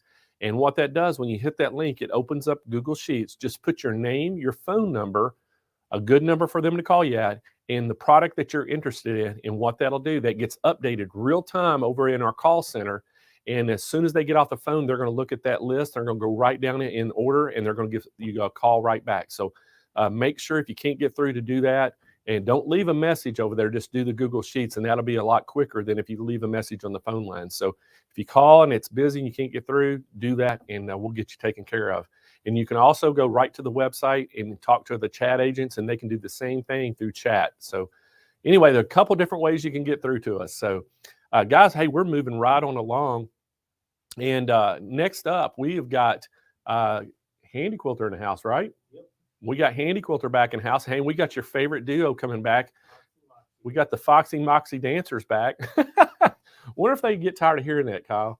I'm just wondering, but hey, I didn't name them that time name. you say it. You, the customers out there last year, named them Yeah. that name. But today they are not, we got Kristina and Kim back, and they're not going to be talking about the Moxie this time, right? That's right. They're doing the Amara. Amara. Yeah. So they're going to be talking about the Amara quilting machine. So, hey, welcome back to the show, ladies. Every time you say Foxy Moxie, I can see them backstage do a little dance. So Oh, I they think backstage still like it. dancing? Yeah. Well, y'all got to do it in front of everybody. So I'm going to say, introducing the Foxy Moxie dancers. Hey. And we're dancing. There we go. I don't know if you can really count Kristina, that as a I dance. absolutely That's more like, love how you demonstrate the stitch regulation. That is just the best analogy I think I've ever seen on that. And I love it. And I hope you get to do it every time you're on our show. oh my goodness, how many calories am I going to burn doing this? I That's a think good we all thing, need to right? start doing that. we've been Okay, Blaine. loading up on donuts here, so I think we're all going to be simulating that stitch regulation here in a little bit. I'm going to challenge you to stand up right now and do it with me. I would, but I'm all wired up. Excuses. We understand. I know. Well, hey guys, I know y'all have got a great session in store for us, so we're going to let y'all take it away, and we're excited to see what you got to show for us. All right. Thanks. Yeah. Okay, So today, the Amara. the Amara. We're so excited. We're just going to echo each other all day. No. We are so excited to talk about the Amara today. The Amara is our 20-inch long arm, and this machine is awesome because it has everything that quilters ask for, right, Kristina? All the bells and whistles. It does. So let's start at the top of the list and just go Okay. down, and let's talk about Okay. all the awesome features on this machine. What's the number one thing that really sets this machine apart, you think? I think the throat space. I totally agree. It's a larger throat Mhm. space, 20 inches, so you get a lot more Yeah, area that you can actually quilt in compared to some of the smaller machines. exactly. I think one of the biggest things with this Amara is kind of the middle ground. Yeah. It's not the biggest machine. No? It's not the smallest machine, but it does have all those bells and whistles. So Yeah. it's kind of all of the big stuff, but in a smaller package. Exactly. Yeah. It's such a great machine for free motion quilting Mhm. and to use with a pro stitcher. And just to note, we do have a pro stitcher on this one, but we're Yeah. just talking about the machine specifically today. So let's talk about some of the other great features of the Amara besides just the 20-inch throat space. So we have the easy set tension right here that you can see. It's very easy to set the tension on this machine. We actually have a number on the screen that you can use to gauge your tension with. Of course, we always talk about this, the number is unique to each machine, but it's great as you learn your machine. It just helps you know when that tension's right, at least in the ballpark of where it should be. Yeah, it gives you a good starting spot of, oh, I'm using this kind of thread. Mhm. We'll start at this number and then Exactly. do some fine tuning. Exactly. Yeah. Another feature I absolutely love about the Amara is the lighting.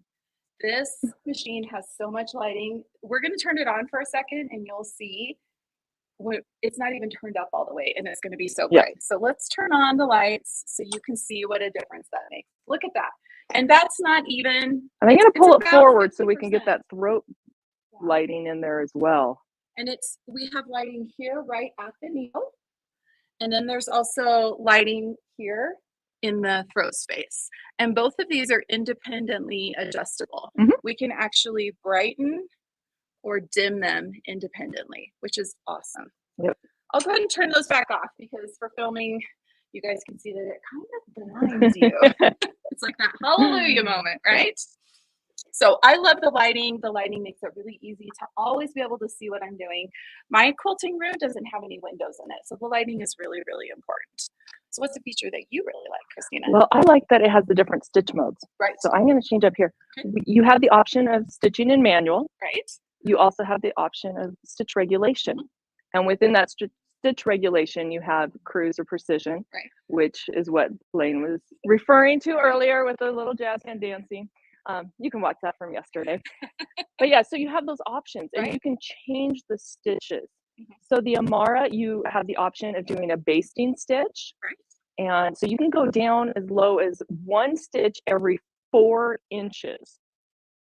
So I can go down the basting stitch, and there's actually a handful of different basting stitches that we can do. So you can do 1/4 inch, 1/2 inch, 1 inch, 2 inch, and all the way down to 4 inches. We'll go back up to a normal, and we can actually change those either on the handlebars or on the screen Mhm. with the buttons on the handlebars. Yep, and this one goes way up Oh to, yeah, I want to say, yep, 24 24. stitches per inch. which You never want to unpick, ever. I don't think you possibly could. I mean, really. Yeah. So we usually stay in about the 10 to 12 Mhm. stitches per inch range for normal quilting. Exactly. So- Every once in a while, you might go to a 13 if you're Yeah. doing And I'm gonna- smaller work. I'm going to change it before we forget. That's a good idea. Always a good idea. So, So we also have tie-offs built in, which is really cool. You just pull up your bobbin there at the beginning, mhm. hold on to those threads, touch the tie-off button, wiggle the machine a little bit, and you get that instant tie-off. Yeah. So you can just clip those threads. You don't have to bury them. You know that everything's going to stay nice and secure on the quilt.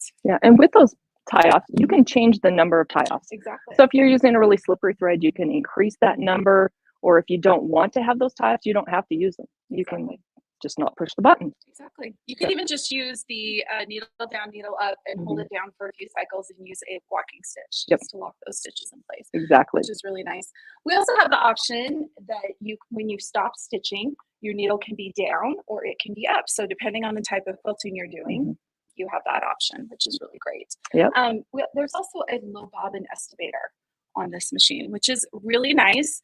Just have to remember to always set it up. It's not an automatic feature. Yep. But it is really handy just so that you kind of know, oh, hey, I'm starting to get low on my bobbin. Am I going to be able to keep quilting, or do I need to maybe check it now and see if it's time to change that bobbin again? Yep. So another fun feature that is on the Amara is the hand wheel Oh yeah, on the screen. on the screen. So Because we're not all true long arm yeah, quilters, if I right? pull the machine all the way forward, I can barely reach that hand wheel on the back. So sometimes you need to be able to move that needle a little bit, and you don't want to go all the way around the back. So we've got the handle on our front screen that we can raise and lower the needle with. It's really Yeah. nice having that just built exactly in. Another fun thing that the Amara has on the information, it actually tells you how many stitches are on your machine. And I know it's kind of like checking the odometer on your car. It's cool to see how many stitches you put on it. There's actually a way to, in the settings, to go in and reset your, for a specific quilt. So if you want to know exactly how many stitches you put in that quilt, you can do that. It's easy to do. So I think that's one of the best things about the Amara. All of the different features are easy to work with. Right? Yes, and since this is a worldwide company, Yeah. all of our icons are just icons rather than words. So getting familiar with those icons and what they mean, it's all in the manual. Exactly. So yeah, it's pretty easy. Let's talk about, we talked about the lighting. You talked also about how it's kind of got like an odometer, you can reset, there's calculators, all that fun stuff. Timers. We can also, this is one of my favorite things. We have the adjustable handlebars, which we're going to play with in just a little bit, but we also have programmable handlebars. Which is one of the best, one of my favorite features for sure. I keep saying that, don't I? But I really do. I love all of these. They're all our features. favorite, whatever we're using at the moment, right? It's our favorite. Yep. So we can actually program the third button on both of the handlebars for a specific function. So if you're a righty and you don't like always reaching across for that needle down, needle up, you can actually program on your right handlebar. So you can just do that really easily. Yeah, so each handlebar has 3 buttons. So the left handlebar has our needle up, needle down button. It has the star, which we can program, and it has the minus, so we can change our stitch length or our speed depending on which mode we're in. On the right hand handlebar, we have what I call the play pause button. That's our start and stop. And the plus button, which is the exact opposite of the minus button on the other side. And the diamond, which is the one that we can program. So we can change those around. Which is really nice. And if you are a lefty, when you first get the machine, you can actually swap the handlebars and put the start stop on the left side. So You only do that at the very beginning, but it's nice to have that option if you are a lefty. So Okay. I'm thinking of you. Yes. How Let's- about the needle laser light? Oh, I love the pinpoint needle laser. It is so awesome. It really helps me be exact. I know exactly where I'm going to stitch, especially when I'm using the Pro Stitcher. It just gives me an extra level of accuracy. Yep. It's really, really great. I'm actually going to turn that on so we can see it for a second. It's just a little red laser Yeah, it just right turns. there where you're going to take that stitch. And when you start stitching, it turns off. So it's actually an indicator too Yeah. of whether your machine's turned on or not. Yep. So that's a fun one. Let's talk about the frame. Okay. That this machine comes on. So the Amara comes on a few different frames. You can put it on the little foot frame, which is our one size fits pretty much almost anybody's space frame, right? Yep. 5-foot frame. Yep. So And it's a hooping system. You can quilt any size quilt on it. The other option for the Amara is to put it on the Studio 2 frame, which is what we have here. And the Studio 2 frame has 2 different ways that you can load your quilt. And we actually have this in the second way in Clearview. correct. Yep. We have it in Clearview, but we actually have the top already It's attached. So it looks a little bit different. Normally the top would come all the way across. But that's just how we have it loaded because we were working on some other stuff with this one. Exactly. But yeah, so the studio frame, it's fabulous. You can adjust it again between those two Standard. loading. Mhm. There's lots of accessories that you can add onto it. And I it like comes the in- extra hand wheel on Yes. the for the frame. It's so nice. Yeah. And it comes in 2 different lengths. So if that 12-foot frame just isn't going to fit in your space, you can set it up at 10 foot. I know me personally at home, mine is set up at 10 foot because that's what fits. I can still do up to 108-inch wide quilt on it. Yeah. I've only had one quilt that didn't fit that I had to do on someone else's frame. So 10 foot or 12 foot are your options there. Yeah. Which is really great. I'm going to add to that. Yeah. If you get the 12-foot frame, Mhm. you can it comes in 3-foot or 4-foot sections. Right. So if you want to set up 2 sections Mhm. and have it set up at 8-foot, that is another option. That's And you'll have the extra section I can talk that you can add later if you decide you want that full 12-foot. Exactly. So it's lots of great things. And remember the price, the frame is included with the price of the machine. It's not extra. Everything, the machine, the frame, all of that comes together. And of course, the education that comes with these. You know, Handi Quilter's known for that. We have lots of great videos. I know that there's training done. If you purchase through SMP, they've got great people that help you learn how to use that machine. So it's a great machine. You know what? We haven't talked at all about warranties on any of our machines. We haven't. Yeah, So we have a warranty. we do. It's 5 years on the electrical, and the etc. et cetera, and 10 years on the the casting. Yeah. Mhm. So we'll find that information for you. Yeah. But yeah, so there's a great warranty on these machines. There is. And Handi Quilter's great with their technical support in addition to the education. Exactly. So Yeah, we offer great things. So I think we're about ready to start stitching because I know one of my other favorite things about this machine is the adjustable handlebars, but we're going to show you that because that's one that's really easy for us to show. Yep. So we mentioned yesterday, we had somebody asking, hey, show us how to do rulers. So we decided to do rulers. We're always happy to make you happy. So we're going to do some stitching with rulers today. So okay. we do have our ruler base on. Yep, This is it's very already on. important. It's an extra little platform here, essentially, that extends just that flat surface so that you can use rulers safely. So we always use a ruler base.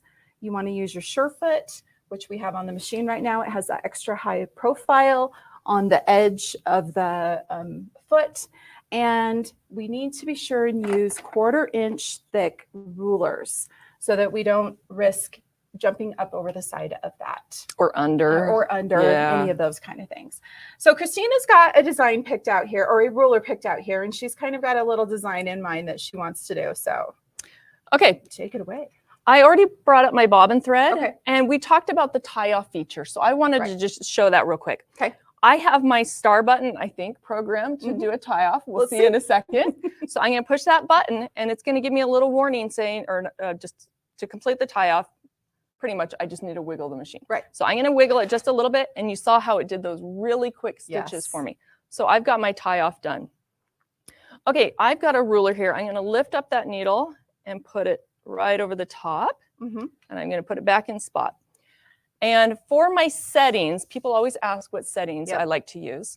For right now, I'm going to keep it in regulated with 11 stitches per inch. Okay. And I'm going to change my cruise speed down really low. I'm going to put it at 50. Okay. So cruise with the motor speed set at 50. Yeah. 11 stitches per inch. The needle will continue to cycle, but at a really slow rate when I'm not actually doing anything. Moving the machine. Yep. Okay. And I don't have any handy grip on here. That's another good bonus if you want to add that on. So I am going to just hug along the side of the ruler. And when I get to a point, I just kind of pause, and you can see how the needle's still cycling there. I'm getting that nice stitch right there at the point. Perfect. And back to center. Now I want to move my ruler so I make sure the machine is completely turned off. Right. Well, I'm not going to turn off the machine. Just it's not stitching.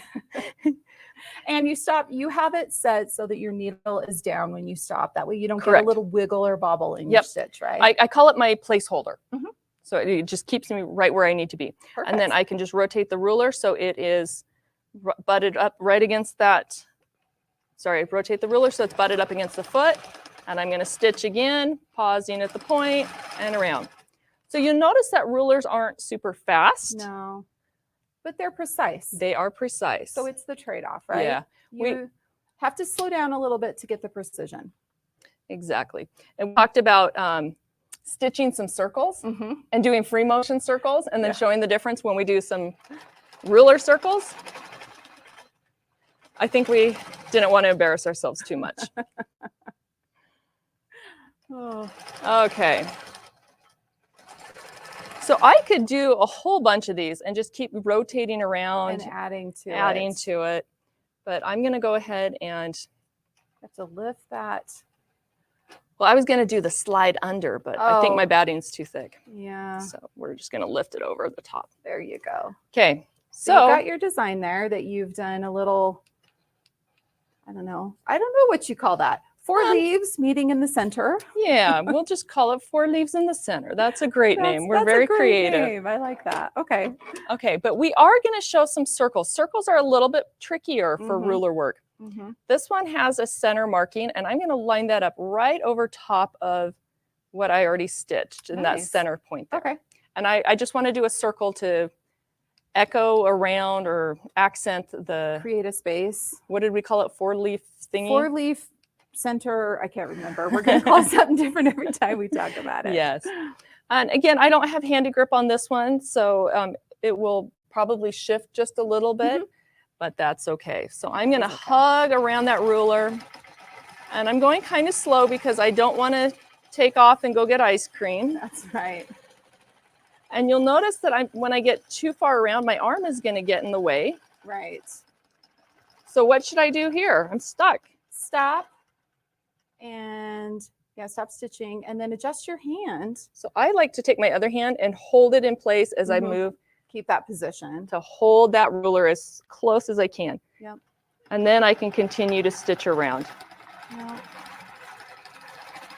Now I know for me, even if I drew that circle, like tracing around a plate or something like that on that quilt, there's no way I could get that precise of stitching without using a ruler. That's really the benefit of using a ruler. It gives you that precision. Yes.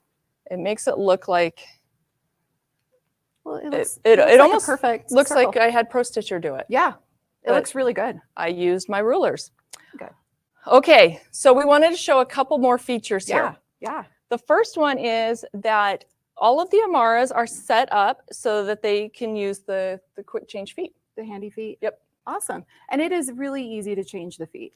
So you just loosen the top screw here and you don't have to take it all the way out. You just loosen it a few turns.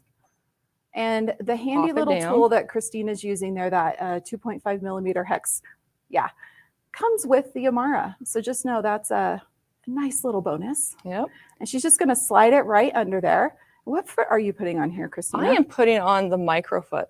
And this is the foot that everybody looks at and goes, where's the rest of it? It's That's broken. the point. It allows you to see exactly where you're stitching. You have such precision to be able to place those stitches exactly where you want to. Now, it's called the microfoot. So what type of quilting do you usually do with this? Although I know you love this foot, you use it for a lot of things. Usually it's designed to use with micro quilting. Okay. So for micro quilting, I like to have the microfoot as well as adjusting my handlebars. Right. So I'm going to show you how we can Yeah. adjust these So handlebars how do we here. do that? So we've got two knobs here.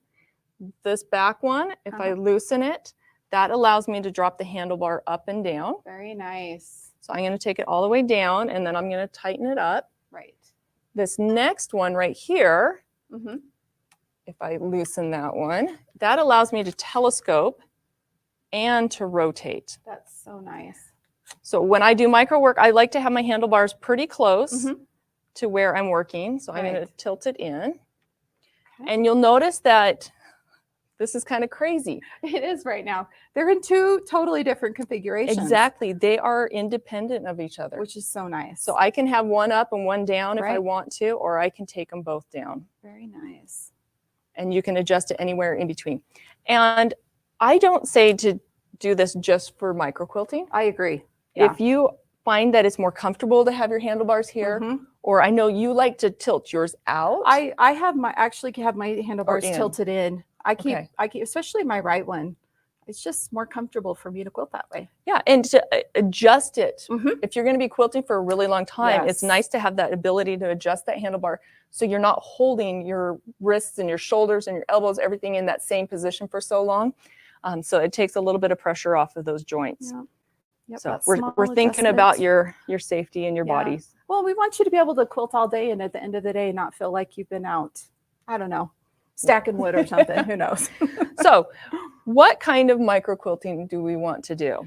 Why don't you do, yeah, you probably I'm going to wanna move pop this that one back up just so you guys can see better, and I'll just try to do one-handed. Okay. Ooh, and it's left-handed. Oh, this is going to be tricky. This is the challenge for Kristina today. Why don't you do some pebbles? Because we've been talking Pebbles. about making circles. Okay. So I think one of the things that's important to remember when you're stitching pebbles in nature are not all perfectly round. So pebbles in quilting don't need to be either, right? Nope, and they're not the same size. Exactly. Okay, so for micro quilting, I'm going to change my stitches per inch up. I'm going to go up to 15. Okay. And I'm going to change my speed. Actually, you know what? I'm going to show them something else that we haven't done I was yet. going to say, why don't we do some manual? We're going to go into manual I mode. like it. Yeah, we're going to play with manual. Okay. Okay, so where do you want me to do my pebbles? Should I Why do it don't you- in the feathers or Yeah, you can fill outside in of it? inside. I mean, that's a small space. You can Yeah. fill those in. We don't have all day to No, we don't. micro the whole thing. No. And another thing with micro quilting is usually I am working in a fairly small space, so I like to sit down. Yeah, me too. So even though this is a frame mounted machine, Mhm. you don't have to stand up. You can That's sit right. down, but I don't have a stool, so I'm going to do my wide stance Wide and try to stance. left hand. Did not think these handles through very well when I I knew what I was Positioned doing it. when I was like, L- Kristina, guess what you let's get to see. do today? Okay, if I hold up here, you guys can still see. Okay, Yeah, there you go. so here we go. So you can hear that nice hum of the machine. Oh, I love it.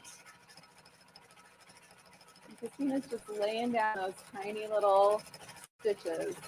And you know, when you're doing micro quilting, the stitch length really doesn't matter, which is why stitching in manual is a great choice.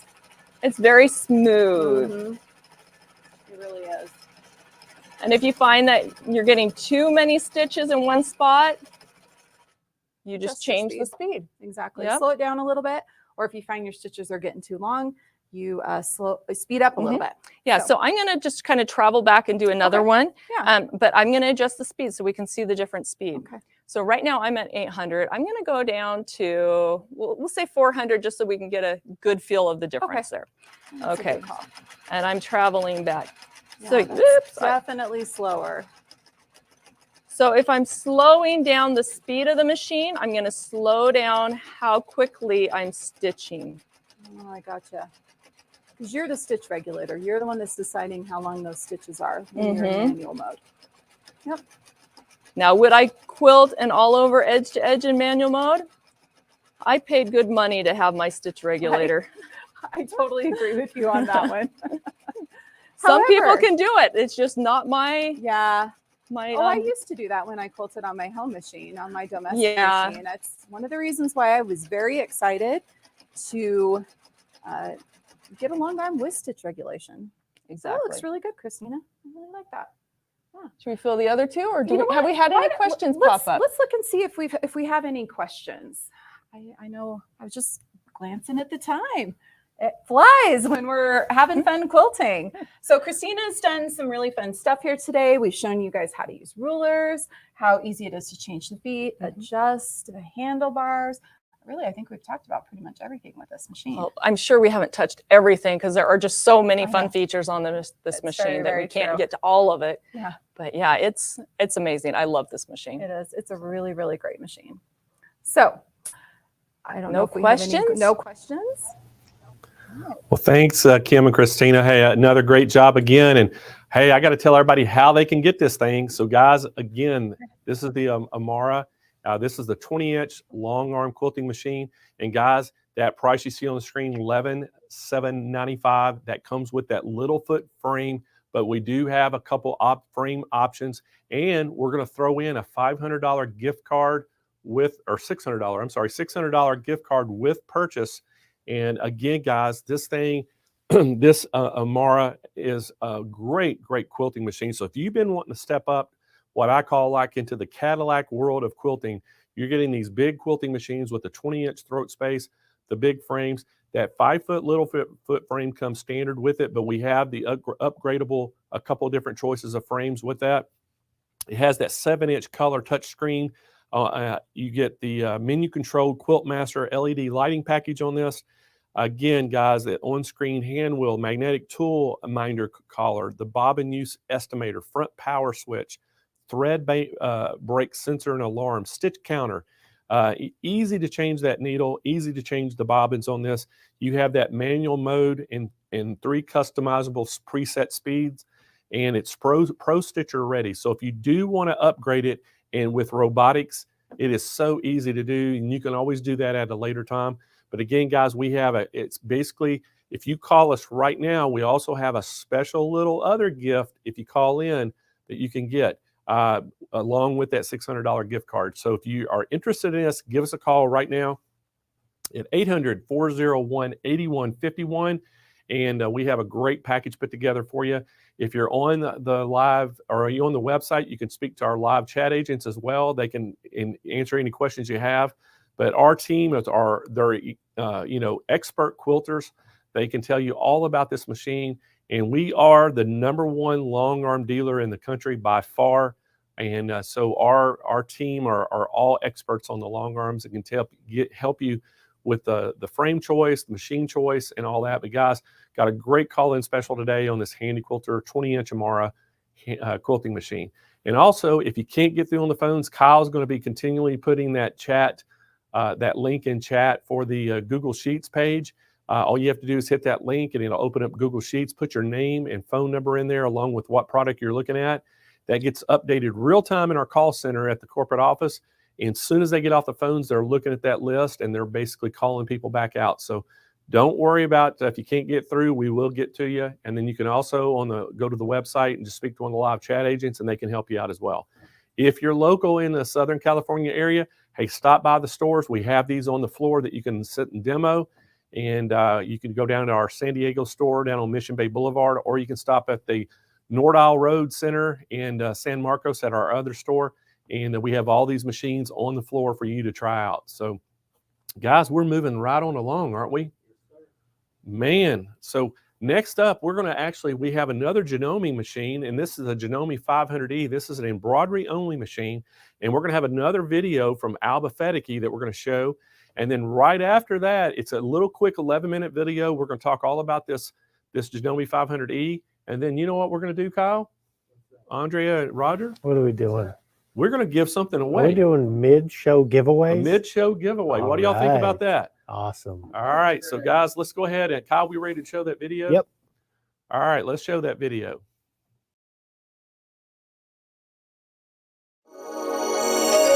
Janome. Welcome back to the Janome Sewing Studio. My name is Alba, and today I'm going to be sharing with you the Janome Memory Craft 500E. This is an embroidery-only model, and I love this machine. This machine is perfect if you are a beginner, a novice, or you are an experienced professional level embroiderer. What I love about it is the package and everything that is included. And let me start to go over some of that with you. You will notice that this machine is shaped a little bit differently than most other Janome embroidery machines. And I like that the embroidery arm is attached to the machine as an internal in the bed of the machine. This large support table that you are seeing directly in front of the machine is included in with the machine, and that table is really needed to support the hoops that come with this machine. 4 hoops are included with the machine. You will see 2 on the wall and 2 on the table, and I am going to go over the sizes of those embroidery hoops. The largest one being on the wall is 7.9 by 11 inches. That's a perfect size to do a back of a jacket or larger embroidery designs. That second one that is visible on the wall is 7.9 by 7.9, as well as a rectangular 5 by 7 by 7.9 and a square 5.5 by 5.5. So I love the size of the hoop that you're getting, that large hoop that you're getting. Normally, when you go to an embroidery only machine, you sacrifice embroidery size, and you don't with this one. I'm going to step to the front of the machine, and you may have noticed that the arm is just a little bit different than some of the other Janome embroidery machines. And let me show you how this one attaches the hoops. You're going to notice that the connecting area is on the side of the hoop with a lever that locks and unlocks that hoop. And when you bring those 2 pieces together, it will just snap into place. Perfect if you have any issues with your joints or hands, making it very easy to take that hoop on and off of the machine. Just as easily as I put it on, it slides off. The machine has 150 built-in designs, plus a USB port that you can bring designs to the machine. I'm going to show you the screen, and the icons may look very familiar from other Janome embroidery machines. This is my home page where I can go to my built-in embroidery designs, my fonts, and 6 fonts are included in the machine, and my edit screen. When I choose my embroidery designs that are built into the machine, they are going to be sorted by hoop size. And there are 3 pages of designs for a total of 150 built-in designs. And I could choose to view them 2 ways, by category or folder of designs. And you'll notice 3 pages that I could scroll through, or I could search by hoop size.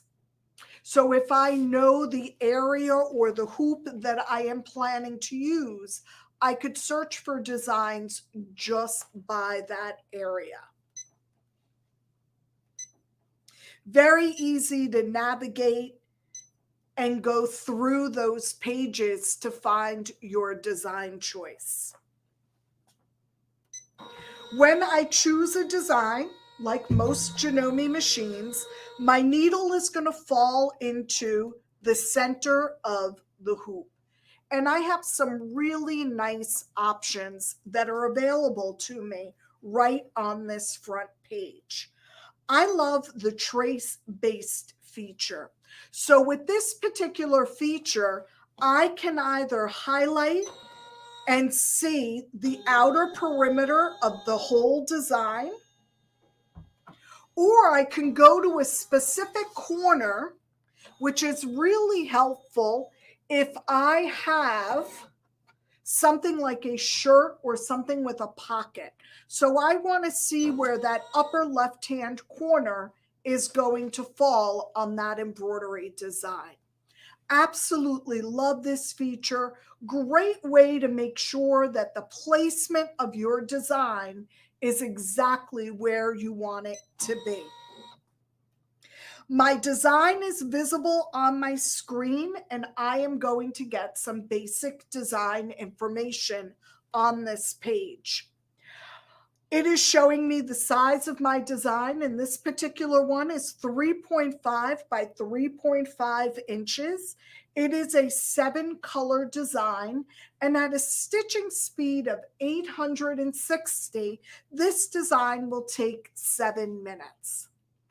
The Memory Craft 500E can go as slow as 400 stitches a minute to the fastest speed of 860, and I could choose speeds in the middle of that as well.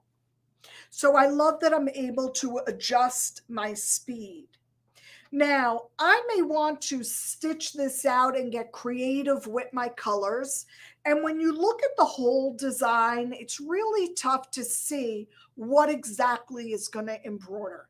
And I have the option of seeing my embroidery view.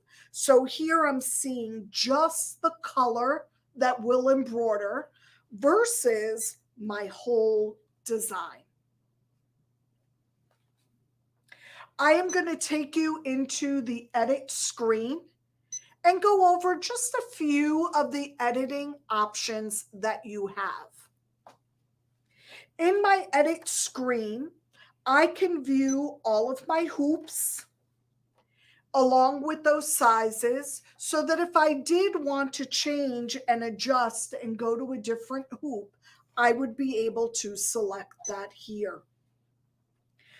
My copy and paste allows me to copy and duplicate and put multiple items in one hooping. I am able to size 20% up, 20% down within the machine. So as you could see, I'm able to do quite a bit of editing right from the machine and what's available to me. And then, of course, my best friend, the garbage can. When everything goes wrong, the garbage can is always a good friend. There are 6 fonts that are built into the machine, and by touching that home button, it brings you to that home screen, allowing you to get to your lettering options. And as I said, there were 6 fonts included in the machine, plus 2 and 3 letter monograms, as well as something called border and normal sew. Now, normal sew are stitches that typically look like decorative stitches in sewing, but are brought into the embroidery mode. And border are those same stitches, but made to a larger scale. So these can be a lot of fun to work with. And I'm going to open those up. And as you can see, rather than letters, they are decorative stitches that will come in. And here those are. And along with all of my lettering options. Of course, I could rotate. I could vertically and horizontally move things. So just some really nice editing options that come to you with this machine. Now, the MemoryCraft 500E, as I said, if you are a beginner, you've never had an embroidery machine, this is for you. It's basic, it's straightforward, and it's not a machine that you will outgrow. I like suggesting machines that especially a beginner can grow into, and this will suit your needs for many years to come.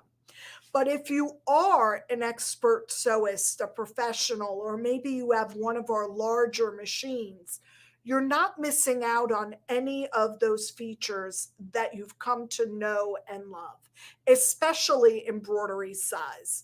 Being that 7.9 by 11 inches of embroidery space, and that's one field. So that is not for a split design, will enable you to do all of those wonderful in the hoop projects like the zipper bags and the tote bags. So I know you'll have a lot of fun with the MemoryCraft 500E. I hope that I was able to share enough of this machine so that you have a really good feel of what the capabilities of this machine truly are. Don't forget to reach out to your Janome dealer and ask them for their pricing specials, if they have any special financing.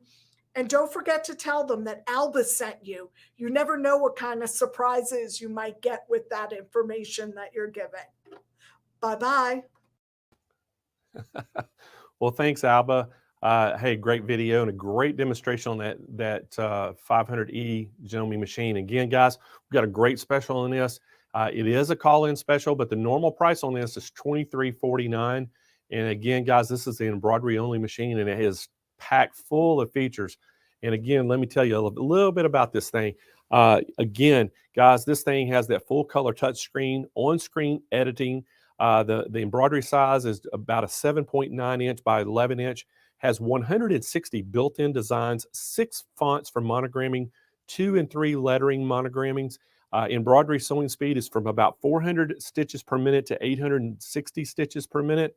And so again, guys, it has a lot of features built into this. And you're also going to get that 7 by 9 inch by 11 inch hoop. You're getting a 7 by 9, a 7.9 by 7.9 inch. And then you're getting the 5.5 inch by 7.9 inch and a 5.5 inch by 5.5 inch. And then you're getting that instructional DVD player. You're getting the stylus with it. You're getting the scissors. You're getting the screwdriver set, all the accessories along with it. So you're getting a really good package here, guys. And again, this is a call-in special.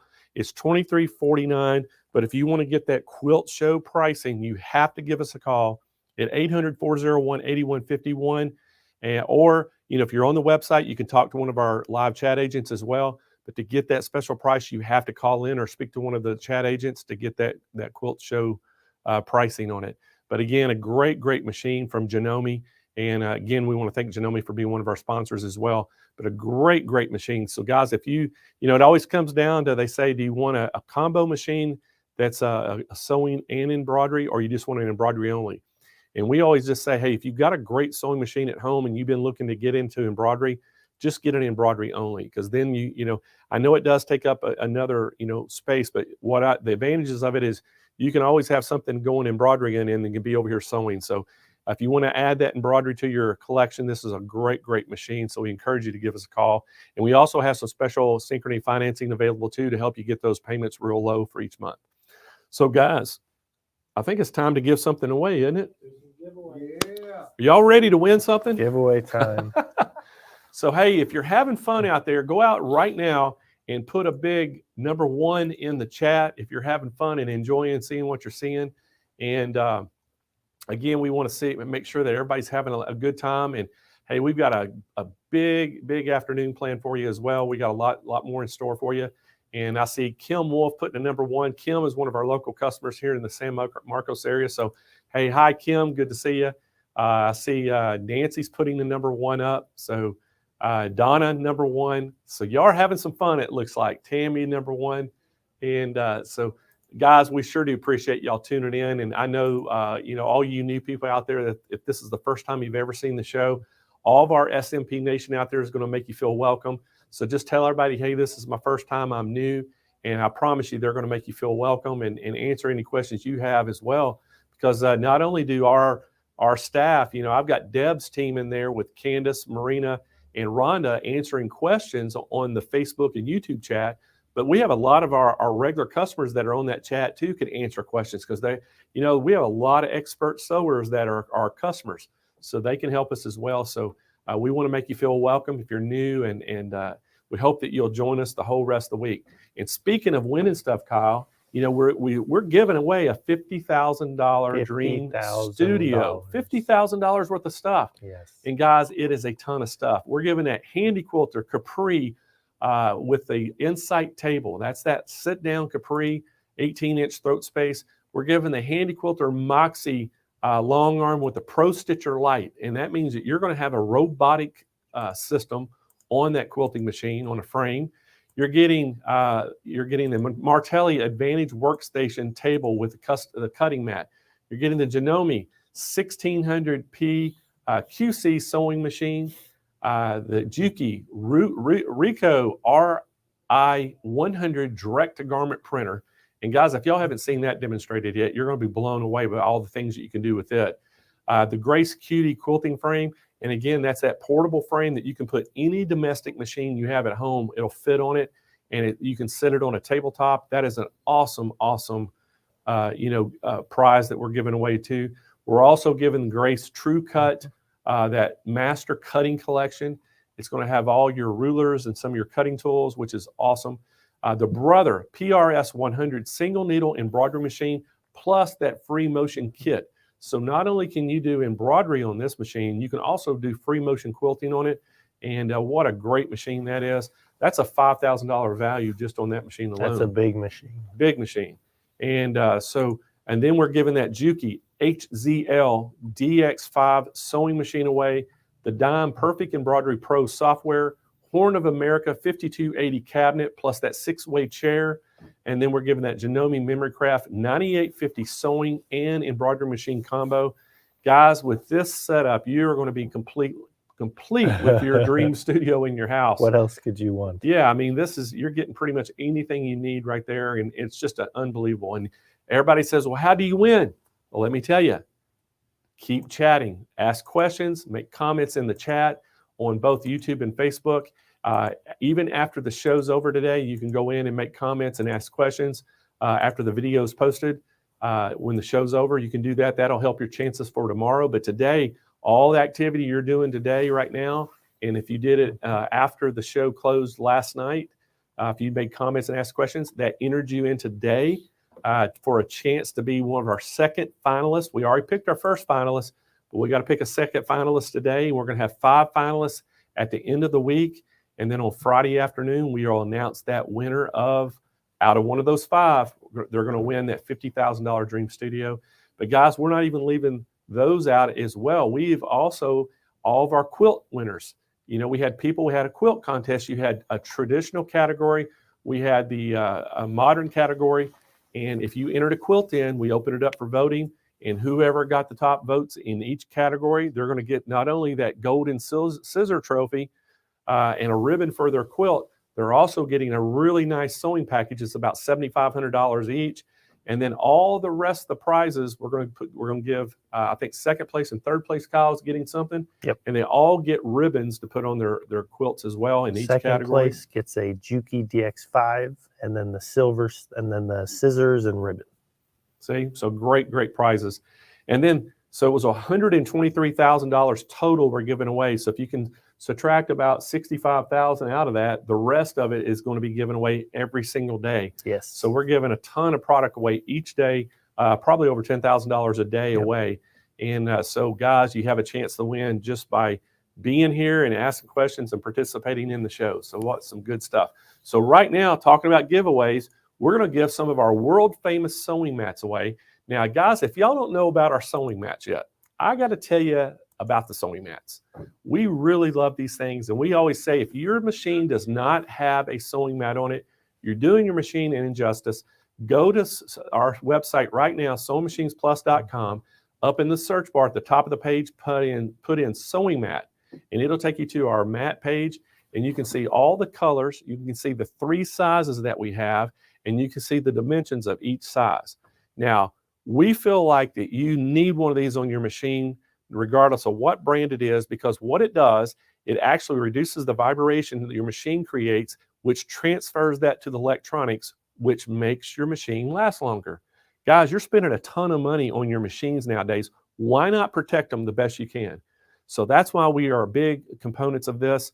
And then also what it does, it dampens the sound, so it makes it a little quieter, and then it protects the surface. So whatever you have it sitting on, it's going to protect that surface. So if you did want to go in and put it on your dining room table and do some sewing, you're not going to have to worry about your dining room table getting scratched up or anything. So, man, a triple purpose on these things. And you clean them with a damp cloth. You can clean them up. But we encourage you right now, go to the website, check them out, look at all the ones that we have. But we're going to give some away right now, and we're going to let you have your choice of colors. That blue is a perfect match of Brother Blue. That gold is a perfect match, a baby lock gold. That red is a perfect match of the Bernina and Janome red. And then we have that pink color we love. And then what I like to call that North Carolina Tar Heels blue. And then the LSU Tigers down in Baton Rouge purple. And so we love those colors. And again, we're going to let you pick your size between a medium large and extra large and pick one of those 6 colors. So Kyle, you got that wheel greased up? Kyle is good. He's ready to spin that wheel. So let's spin the wheel. Here we go. I feel like we need that Price is Right music or something. Oh, our winner, Barbara Brown. So congratulations, Barbara. You won. She's watching today from YouTube. So Barbara, here's how you're going to claim your prize, okay? You're going to send us an email to contest plural with an S on the end of contest at SewingMachinesPlus.com. You're going to give us your name, your shipping address, and then most importantly, give us that color that you want and the size mat you want, and we'll get that shipped out to you as soon as we get that information. All right, so let's give another one of these away, Kyle. You know what? Let's give 4 away. We're 4 of them. 3 more away. So here, spin that wheel, and let's give our second one away right here. Let's see, we've got Becky Blackburn. Congratulations, Becky. Becky Blackburn, she's also watching from YouTube today. So Becky, again, send us an email to contest plural with an S on the end of contest at SewingMachinesPlus.com. Hey, give us your name, your shipping address, where you want it shipped to, and most importantly, give us that size and color of the mat you want, and we'll get that out to you. All right, Kyle, spin that wheel again. 1 more. Oh, 2 more. 2 more. 2 more. This will be number 3 right here. Sharon Artwood. Sharon Artwood, congratulations. You just won a sewing mat. And again, Sharon, sent us an email to contest plural with an S on the end of contest at SewingMachinesPlus.com. Let us know your name, your shipping address, and most importantly, that color and size of the mat you want, and we'll get that to you as soon as we receive your information. All right, Kyle, let's give one more of these away. Here we Spin go. that wheel. 1 more here.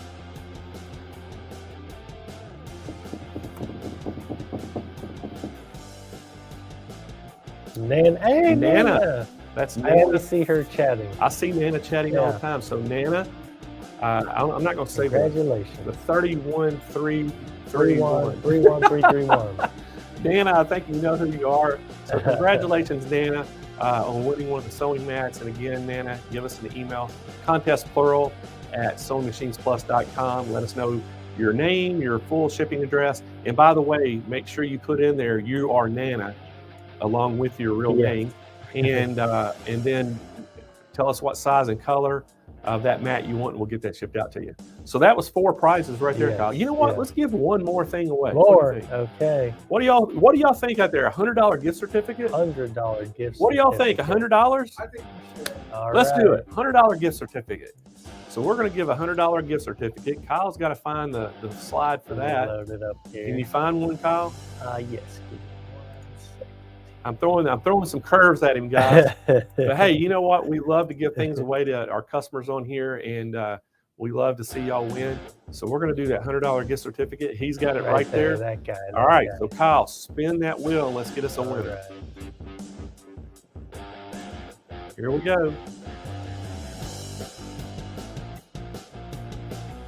It's counting it down. Brenda Brenda Hoots. Hoots. Brenda Hoots. Brenda Hoots, you are our winner of a $100 gift Congratulations. certificate to Sewing Machines Plus. Hey, and here's what you got to do, Brenda. If you are local in Southern California, you can come into one of the stores and redeem it. But if you're too far, you can't drive, hey, you can go right online and use it. And just send us an email, Brenda, to contestplural@sewingmachinesplus.com, and we'll email you back that gift certificate number, and you'll be able to go right online and use it. So there we go, guys. That's pretty good Awesome. things to give away, huh? That was a good little giveaway session. Pretty good little giveaways. So guys, we're about 5 minutes away from our educational session. And is Catherine ready? Is she in backstage? She is on stage. She's waving, so I believe she's So ready. Catherine, give us a thumbs up if you're Yep. ready to go. And we'll go ahead and start a little Thumbs early. up. Yep. Thumbs We got up. it. We got it. Okay. So guys, hey, we got our educational session next, and we're super excited to have these because, again, we feel like we're bringing some of the best quilters in the nation here to educate you on techniques and give you some tips.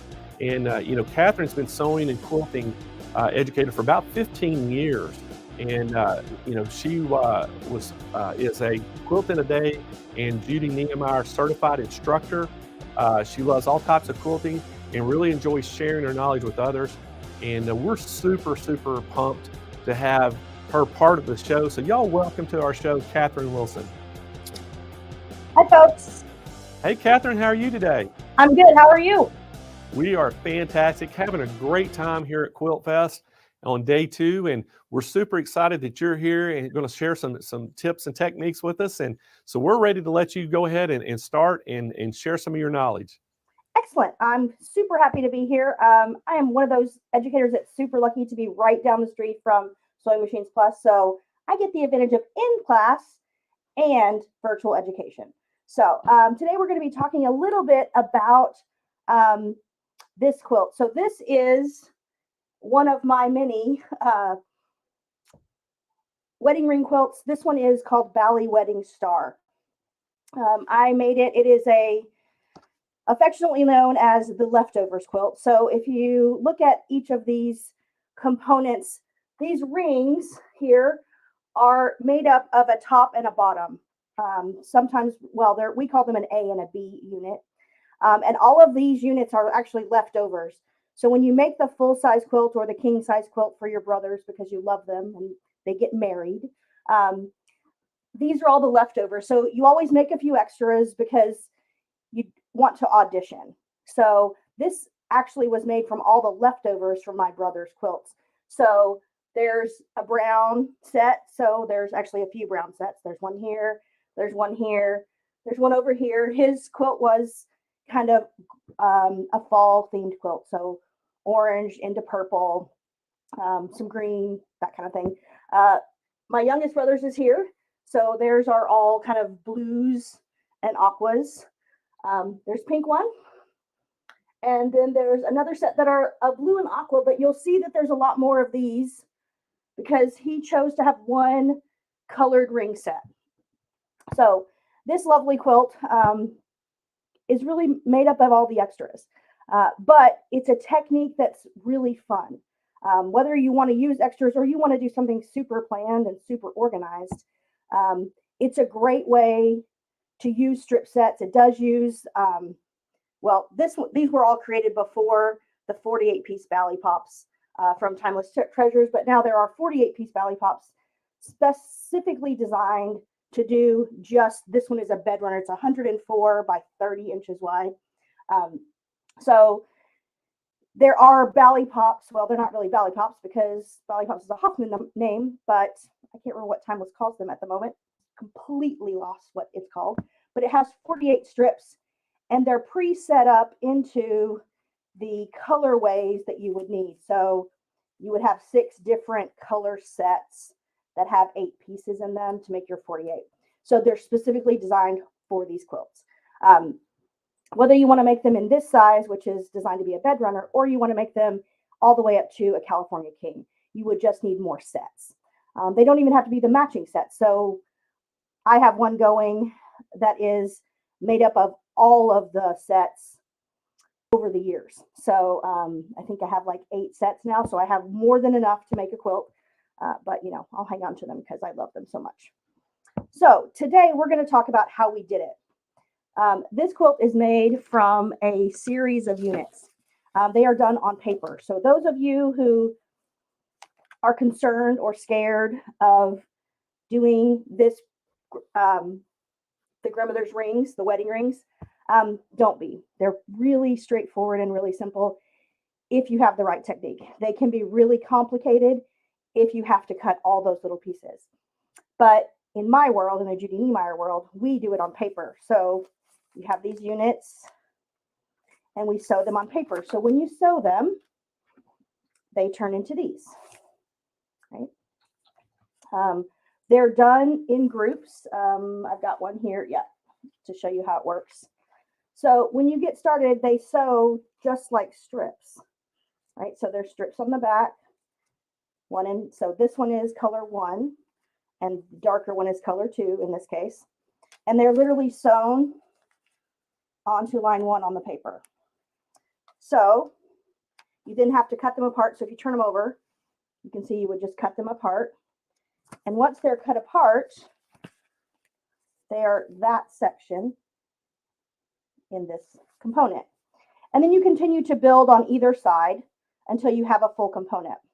So this component here is an A unit, right?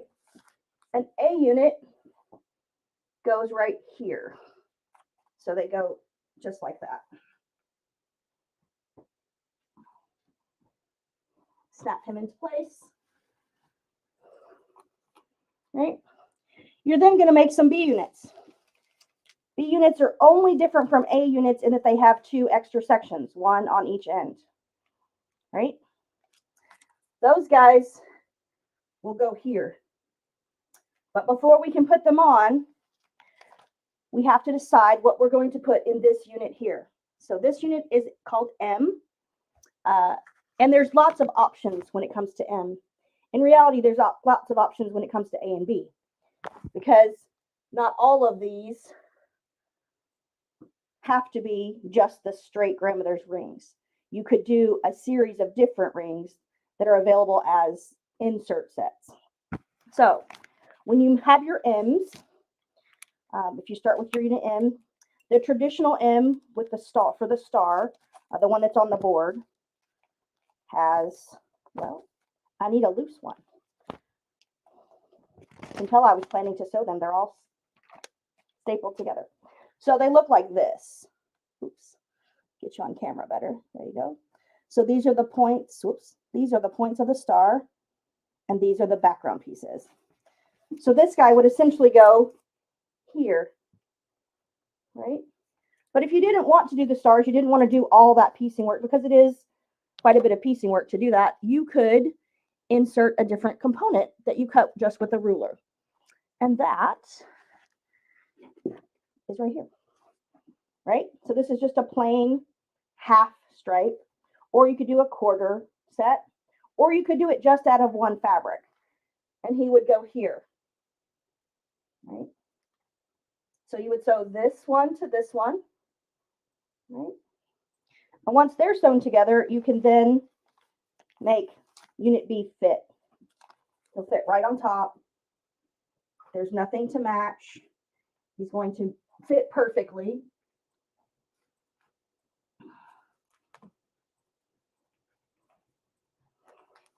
Now, when it comes to these stars, right, there are 2 types. There's the M type that fit in here, which in my case are pink. And there's these guys out here that are blue. So you have 2 units that make them up. You have CDS, which is the dark star, and you have CMS, which is your lighter star. Now, depending on how you wanted to do this quilt, they do not necessarily have to match. In my case, I made all of my mediums match. They're all blue. If you get really close, they're actually 2 different fabrics. These are a fairly solid Hoffman Lagoon, and these are a print. Again, a Hoffman, but it is a print. It's kind of purple and blue, but it reads the same. So when you make those units, they're not made the way you assume they're going to be made. They're actually two half units, a CDS and a CMS. So the CDS is the one with the dark side. And it goes right here. Oops.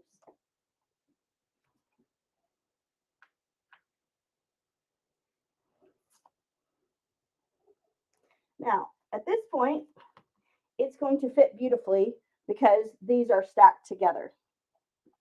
And then your CMS is going to fit on the other side, but essentially in the same way. So this really complicated quilt is really made up of square blocks. There just happen to be a lot of them. So this one will go here.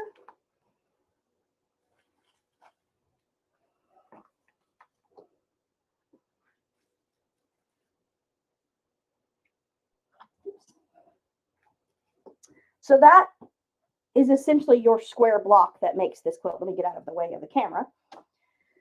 So for this quilt, you're going to make 30 blocks.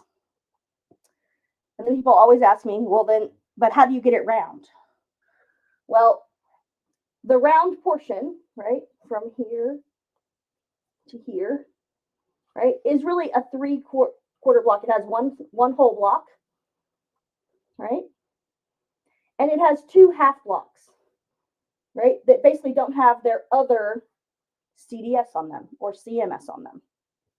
So I don't want anyone to be overwhelmed or scared of this quilt. It's very easy to make. Yes, there are techniques you're going to have to learn. You're going to have to learn curve piecing. You're going to have to know how to do paper piecing to get these arcs. But it's not nearly as complicated as it looks. It's made up of square blocks that you can work on over time. So that's this one. Now, we talked a little bit about replacement units, right? So instead of M, you could put in this guy, right? And we put in one of those. So see if that one will stick. He does. The ruler that you work with for this is this guy. It's a Creative Grids wedding ring center template ruler. And it also allows you to make other units that could fit in this quilt if you decided you wanted them. So let's say you didn't want to do this star here, right? You have a couple options. You could put in this center, right? So that is a 4-piece that is cut on the plus. So when I say on the plus, I mean that the seams go north and south and east and west, right? Equally, you could put in one of the X blocks, right? So again, has 4 pieces. It's a little hard to see. These are super close in color, but it's actually got, let's see if we can get close to the camera. Yeah, it's actually got 4 pieces, but they go on the X, meaning they go northwest, southeast, southeast, northwest. So that one can go up here. So essentially with one ruler, one set of papers, and a little creativity, you can really do a bunch of different items to get whichever of the wedding rings you want. I love this technique. I love being able to use a ruler for multiple things to make multiple different quilts with it. It also has other ones you can make. You can make your rings solid, right? So instead of having all these arcs with 8 fabrics in them, you could make those solid. You simply cut them out with the ruler. You can make them where they have little hats. So Princess Tiara, which is one of the accompanying patterns, they have little hats instead of, well, no, they look more similar to pickle dish essentially. So instead of having arcs, they have the little hats. They go here. There are so many options, so many opportunities to design your own quilts for whatever purpose you're looking for. Whether you love traditional right? So if you love traditional and don't want the stars and don't want all the busyness, if you want something solid, you can do this in a single piece. If you want to focus on your quilting or embroidery, I have a student who did an embroidery project where she embroidered these on a single piece. So these are a little over 8.5. So I think they're 8 5/8 from here to here. And so it's a great one to showcase a piece of embroidery. You can also make this one longer or shorter based on how many repetitions you make. I have a few students who have done that. You can also turn it into a table topper. So instead of being 30 by 108, it's 58 by 58. And obviously it has all the normal sizes that you would have for a bed quilt. So this is just a really inventive approach to what is a very traditional pattern, but one that for some of us, me included, I thought was really going to be way over my ability to do, whether it was keeping up with all of those little pieces or making all these color sets so that they bleed the right way, because they essentially are a fade from position 1 being the lightest fabric to position 8 being the darkest. And while it doesn't really show up particularly well on camera, if you look at these components, these outside blocks rotate. So these are light with a dark center, and then the other end is dark with a super dark center. Same way into the inside. So if you look at the insides, every other one has a star. And so this one has the star and the one above has the star, and this middle does not. So it is really all about designing it your way. You can put stars everyone, you can put stars only half of them, you can do whatever you want. And from a design perspective, that gives you tons of options. Regarding how I did mine, I just used all the leftovers from my brothers, picked 2 colors that I really wanted for my house, and then use those components to make the bed runner.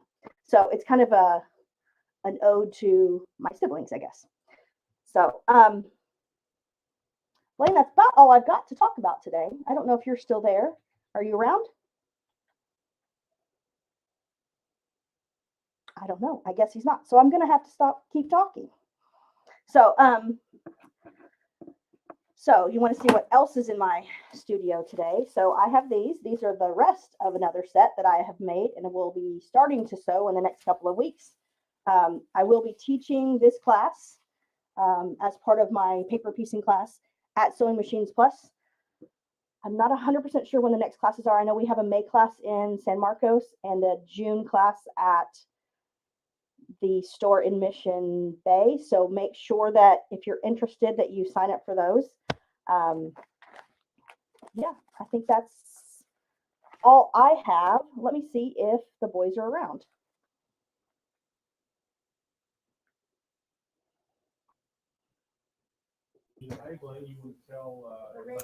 Hey, Kat. Hey, How are you doing? I'm good. I'm ready to turn these guys back to you. Are you okay? Are you ready for that? Sure. Can we ask you some questions?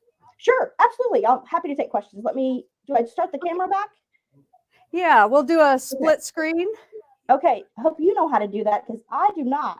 All right. Just turn your camera back on. Okay, sounds good. There you go. All right, there we go. Okay, awesome. Yeah, this is live TV. We got to love it live. Yep. So, Kat, something we didn't mention, you are actually a Judy Niemeyer certified educator. I am. So this wedding ring is one of their patterns. Is that correct? It is. It's one of about 20 wedding ring based patterns. I did just kind of show the guys that there's a bunch of ways to change it up, a bunch of ways to move it around to make different designs. I have another one here. I guess I could show that one. I didn't even think about that. So let me pull this one out. So this you have so many beautiful quilts that you've made. Okay, so that's another wedding ring. Yeah, so this is a plain one. So this is what people think of traditionally with wedding rings. So it has the one big piece that's perfect for embroidery in the middle, and then the 4 rings surrounding. As opposed to this one, which has the stars and the offsets. Yeah, I really like that with the stars. It's very pretty. It's different. It is. It's it's kind of the only one like it. And you know me, I like them to be unique. So how long have you been teaching classes? You travel all over the States teaching? I've been teaching for Judy for about 15 years. I've been teaching quilting overall for about 20. I did a bunch of beginner classes and whatnots when you first start teaching and you're a little bit scared. And I kind of came to Judy late in the game, i.e. I'd been quilting for 15 years almost before I ever even knew of her. She was not new. She had quite a few things out, but she wasn't worldwide or nationally and internationally known like she is now. I just kind of happened to take a class at a guild, and then I became obsessed. So now I've made like 116. So yeah, I think you've had a trunk show here in our store, and you brought in like 30, 40 quilts. And what is it about her patterns that you love and that our customers would love? I think the thing about them is they're achievable for anyone. So they are very, very, they look very complicated. They look like it's going to be hard. And they're not. They are built in a step-by-step manner. It's a little bit weird. Like you do all your cutting first, right? And you put them in bags I remember when I read my first one, I was like, I'm going to cut it apart and I'm going to put it in a Ziploc bag. And then she said nothing else about that part. And I was like, I don't understand. She's going to pick up that bag in a few chapters and have you do something with it. But that first time when I did it, I was completely confused. And it's really just about getting a handle on her organization system and how she writes her patterns. Once you've got that, they go together very easily, and they always fit. And now they don't have Y seams, which that always makes me happy. So we do have one viewer asking if you do online classes. I do. So online classes are a little bit tough with the Judy pattern. It is quite complicated. So my recommendation is take a local paper piecing class. I'm assuming you're not local because otherwise you could come in and see me at the shop. So if you're local, obviously come in and see me at the shop, do a beginning paper piecing class to understand how to paper piece. And then once you have that, then an online class will be great. But it is complicated to learn paper piecing online from a basics perspective. We have people who absolutely hate paper piecing and people who absolutely love it. Yeah, and it is that. I know you tell them to come into class and learn the techniques, and then you will love it too. Correct. And I think we have a question from Jean about the first Judy Niemeyer class, the best one to do as a beginner, and by far it's Compass Rose. Compass Rose. Compass Rose. It has 9 pieces essentially, and you need 6 fabrics. And you don't need much of any of them other than the background. You need about 2 yards. And it's the one that I recommend for everyone to take as their first class, because the way it's set up, you can make a pillow or you can make the table runner. It's made up of 4 blocks that are side by side, and you can make just one block and be confident that you know how to do it, that you enjoy it, and understand how it really works, where your colors are going to go, and how she does her sequencing and numbers. And once you get a handle on that, it's easy peasy. So we have one customer asking, Paula, she's asking, do you have a website? I do. It's Queenie Quilts, QUEENIE quilts.com. You can see my schedule, my teaching schedule there. You can sign up for workshops, events, that type of thing, if they're offered through me. If they're offered through Sewing Machines Plus, you will need to sign up at the shop. Yep. on our Quilt Fest layout, we have all of our educators and there's all their links. So if you missed that, what Kat just said, go on and look under all of our educators, and there's their Facebook, their Instagram, their websites, so people can find you. Great. Which is really great. So right before we wrap it up, you're going to be back in day, what, day 3 or 4? I am. Maybe it's day 5. They all blur together. Day 4, we are going to do a little beginner, although you're not going to see my face on day 4. You'll be seeing from up overhead. We're going to do a little demo on paper piecing basics, the tools that you need, how to get yourself ready, how to be successful in class, all that type of stuff, so that you're ready to come to a class. Whether you take my class or someone else's, is my goal is to get you ready to go, to be successful in a Judy class. So we will be doing, I'm going to be demoing how to prep for compass rows actually in that class. So we're going to prep it, we're going to get started, and then you'll see one block finished in class. So stay tuned for that if you're interested in the paper piecing. Another thing that you do so well is you help people select colors. What are some tips you can give us about selecting colors for a quilt? So selecting fabrics is my absolute, I love to spend other people's money. It's my favorite job. So I love color. My best advice, I think, is to pick a print that you love that has multiple colors in it. Even if you don't keep that fabric in your finished quilt, start with a multicolored print and pick from there, because you already know that you love that print. So you love that color story, right? So if it has 50%, magenta, then your quilt should have 50% magenta. If it has, 10% of, a chartreuse green, you love that color story already. So then map that color story into your pattern and pick your colors. You may, in the end, throw out that print that you use to pick your colors, but you're going to love those colors together already. So that's probably my best piece of advice, and especially if you're a beginner and you're doing kind of a basic, learning how to quilt. So, your basic 4-patch, 9-patch, those types of things. Those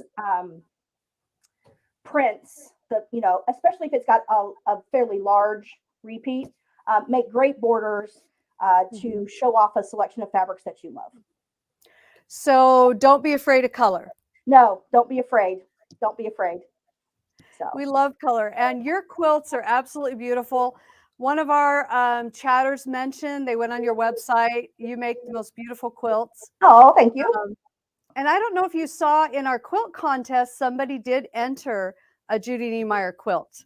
I did not. I need to go out and look. I had planned to do that on Sunday, and the day got away from me. So yeah, so look at that. There is one of the quilts. It's one of the ones you taught at our store. Oh, I wonder if it was a student. Usually it might be one of your students. It might be. They usually send me a note that they're going to enter. So, well, Kat, thank you so much for being on today and sharing your vast knowledge with us. And we look forward to seeing you again on Thursday. Yep, I'll be here Thursday in the afternoon, 1 o'clock. Yep, in the afternoon, 1 o'clock. Thank you so much. We'll see you later. Bye-bye. Have a great one. All right. Well, hey, guys, we are ready for our next segment. We're a few minutes early, but I know that Carrie will definitely use up that time. We have Carrie Hanson coming, and she is our resident expert. She teaches all of our long arm certification classes here at the store. She's demoed a ton of our long arms on all of our festivals. So she's got a passion for creativity, and she's an excellent teacher. So she's going to be showing us the King Quilter 2 and some of the fabulous things it can do. So, hey, Carrie, how's it going today? Doing good, Candace. Excellent. Well, we're happy to have you here. And I'm just going to go ahead and say, take it away. Okay, very good. Well, welcome everybody. I'm happy to have you here. While I'm going along, please throw out any questions that you have, and they'll interrupt me, and I'll try to get to as many as I can. Today we're going to be talking about the King Quilter Elite long arm machine. If you were watching yesterday, you saw the brand new sit-down machine. Today we're going to be talking about the machine that's on the frame. It's an 18-inch throat space, so you've got plenty of space to work, which is really great. You have the option for a 10-foot or a 12-foot frame. Blaine's going to go over all of these specifications and details and fantastic sale pricing that he's got at the end, but I kind of mention things as we go along. So anyway, I think what I'm gonna do, I'm just gonna hop in and stitch a little bit, and then I'll talk about some features as I go along. The first thing I am gonna tell you though is there's a 7-inch screen on the front here, which is really nice. I happen to really, really love this screen. First of all, it's adjustable. I just realized because it was too high. So if you're taller or shorter, you can move that to work for you. But what I like about the screen is that the buttons are really easy to read, to reach, to understand what's lit up, what isn't, what the button means, that sort of a thing. So I'm going to start in a regulated mode, which means I have my stitches per inch set at 11 right now. And that means no matter how fast or slow I move the machine, the stitches are going to remain at 11 stitches per inch. So that's often people get a little freaked out about how do I get my stitch length the same and how do I make it consistent. The machine does it for you in the stitch regulated mode. So I'm just going to go ahead and show you how the handles move because I need the handle to be lower for me to quilt.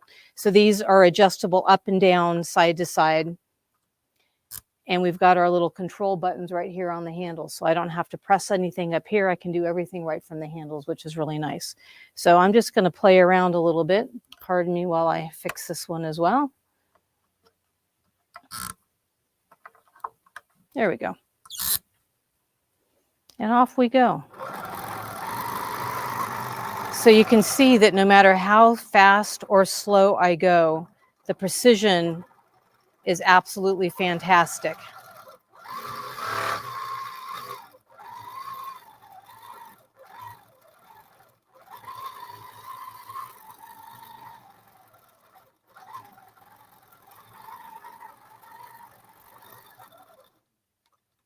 And I just use the button right there on the handle to stop it.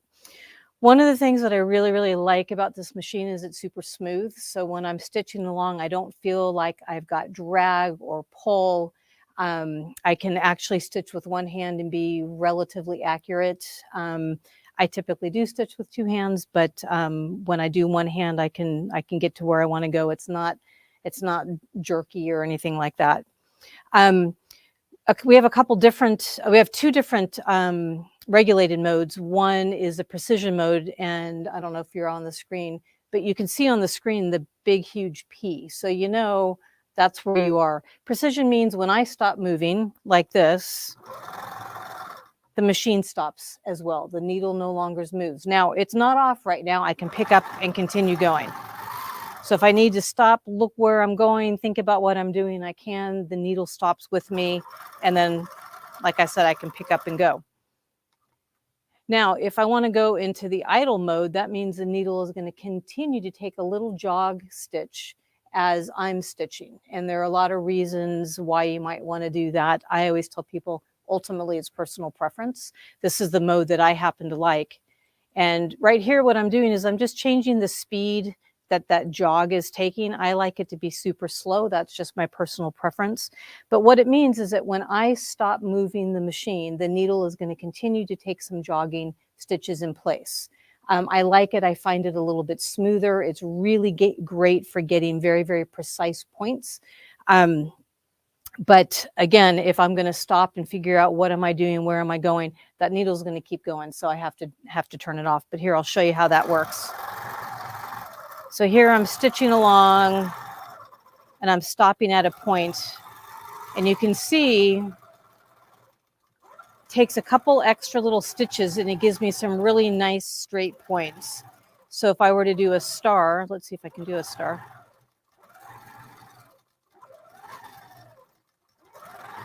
It does a great job of being really, really crisp. I also like it because if I'm going up one direction and I'm coming back the other direction, there's no pull that happens at that point or at that direction change. We also have a basting mode, which is super nice. So you have the option to do a 4-inch stitch, a 2-inch stitch, a 1-inch stitch, a 1/2-inch stitch. So that means that this machine goes from 2 stitches per inch all the way up to 22 stitches per inch. So full flexibility. Basting mode is great. Often people say, why do I want to baste? I'm on the long arm, it's on the frame. I bought the long arm on the frame so I don't have to baste because nobody likes to baste, or nobody that I know of. But there are times that you might want to baste when you have a quilt on the frame. You have a big area, let's say it's in a white and everything else is going to be in red, and you don't want to keep changing the thread colors. You can come in, do all of your red work on the sashing and the borders, and then just do a quick basting stitch in the white block. You can finish your quilt and then go back and roll it back, change your thread, take that basting stitch out, and then do all of the work inside those blocks. But that way the basting stitch holds the sandwich together so that when you roll it up and roll it back, you don't get puckers on the back. So it's great to have that flexibility to be able to baste like that on the machine. So I'll show you with the basting stitch. I happen to like a 1/2-inch basting stitch, and you can see how slow it goes when we do that.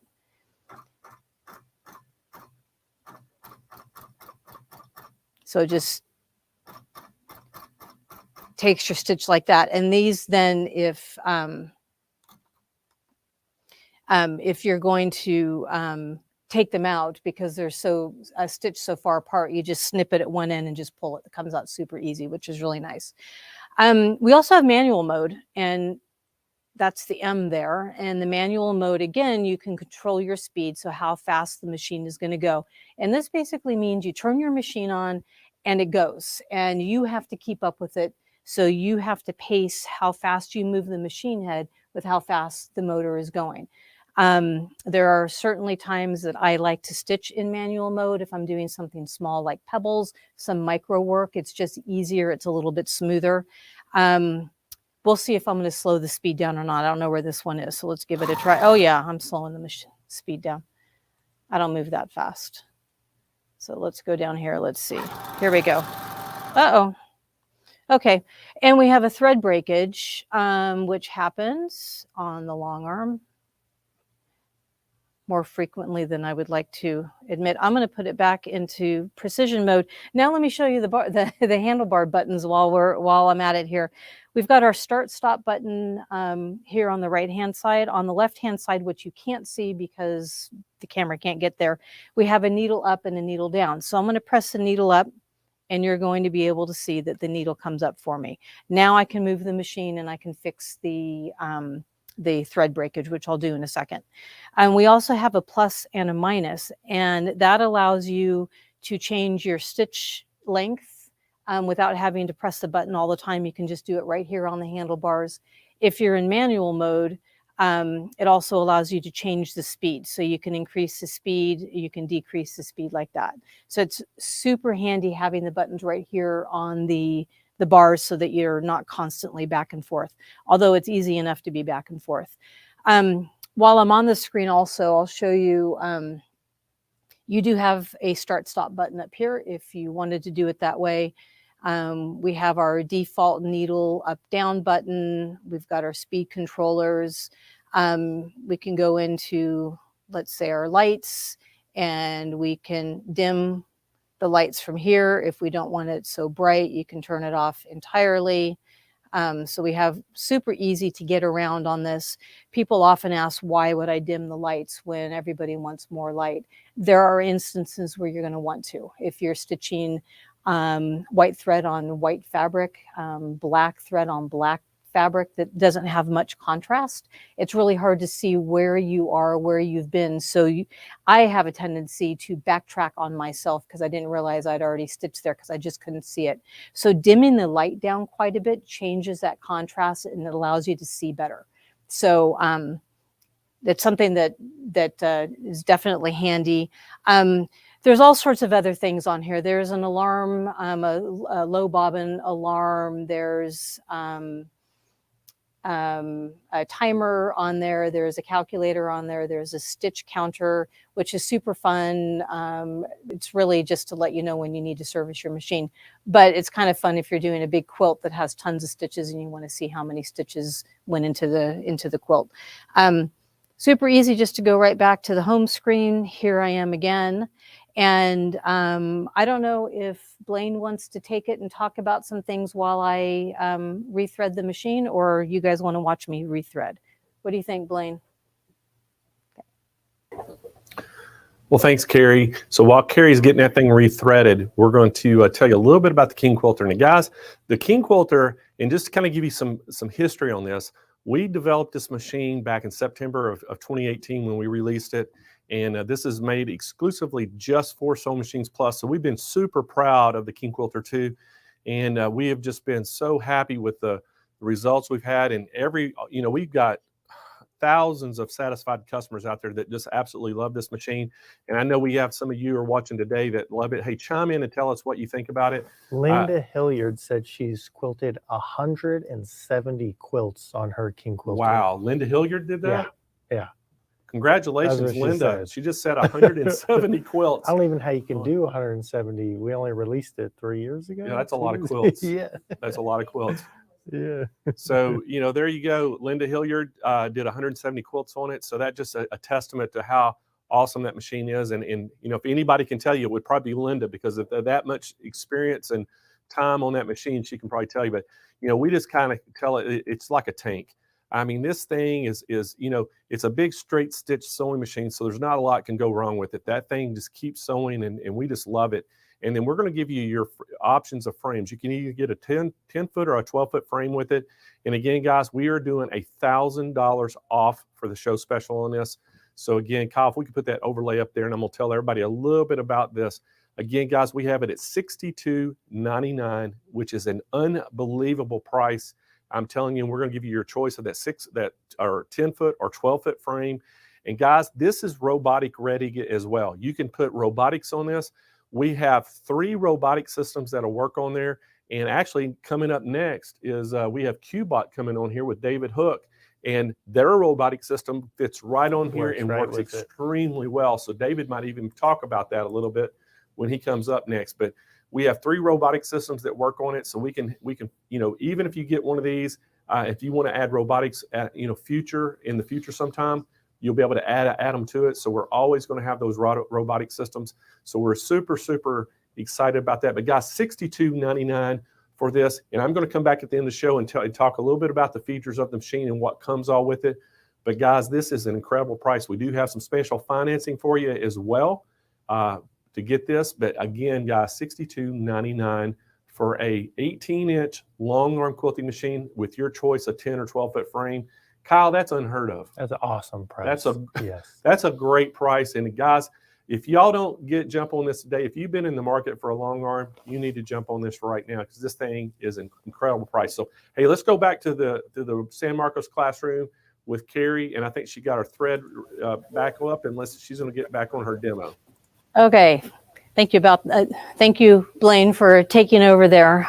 Thread breakage is definitely part of the long arm game. Anyway, I heard him mentioning something about the pricing, and seriously, it's every time I hear that sort of pricing, it kind of blows my mind. Wish I had bought my machine now rather than when I did. But anyway, there were some questions about the low bobbin indicator. And so basically what that does is there's a button in here that you press it, and as your bobbin gets low, it gives you like a little warning signal so that you know that you're getting close to the end of it, which is super handy, especially if you're going to do robotics. One of the things that happens if you've got the computer running, you're not standing right here next to the machine looking, you might get partway through a row, your bobbin runs out and you don't realize it, and it's stitched out the entire rest of the row.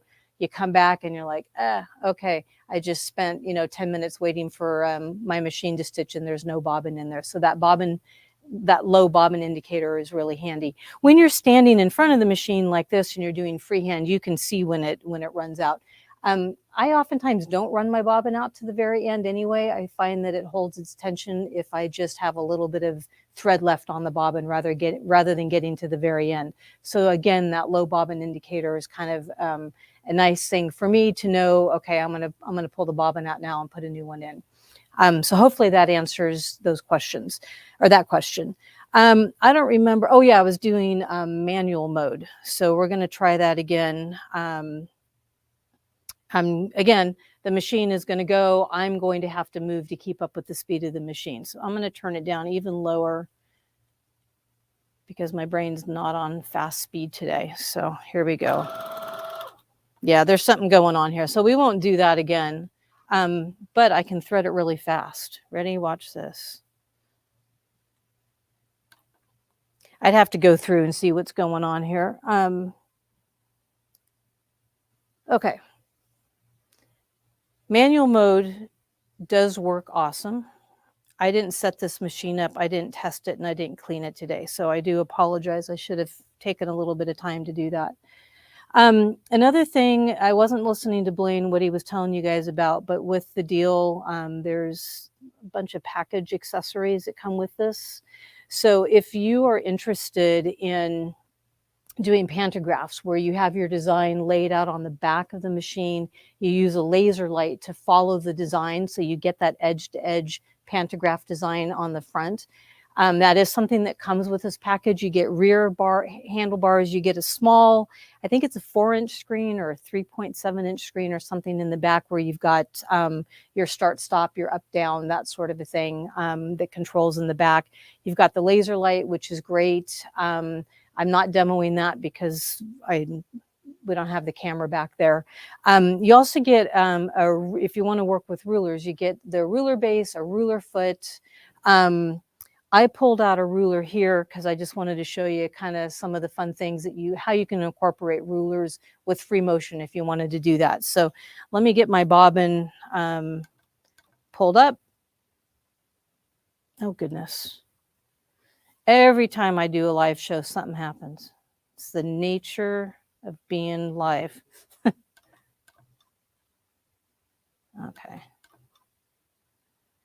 Hold on.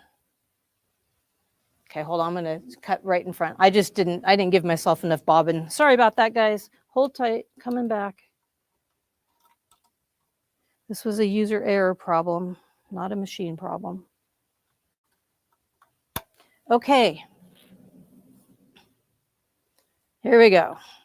Bobbin down. Needle down, needle up. I'm pulling up my bobbin thread. Have it up here on the top.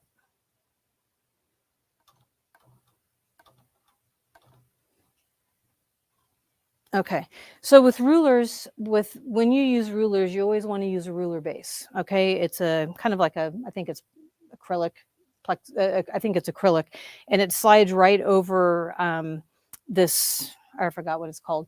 Sorry, I'm not. My brain's not fully functioning today. But the ruler base acts kind of like a table, so it gives you the stability you need for holding your ruler. So I'm going to do something right now that I tell people never, ever, ever do. And that is I'm not going to use a ruler base just because I'm doing one quick thing here. But I am going to stitch down along my ruler.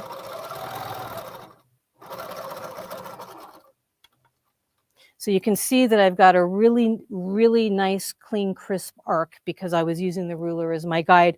Now I'm going to use that as a spine for feathers. So I'm going to go ahead and put some feathers in there. I like switching things up here.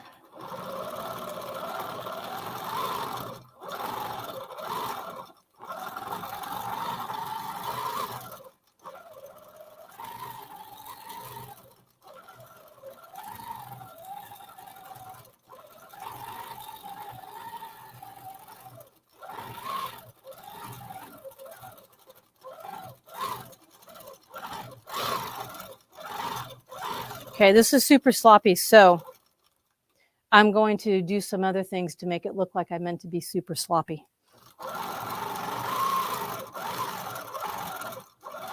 And again, you can see how I'm using the line that I made, or the arc that I made with the rulers, I'm using that as my feather spine. Go around my little star there.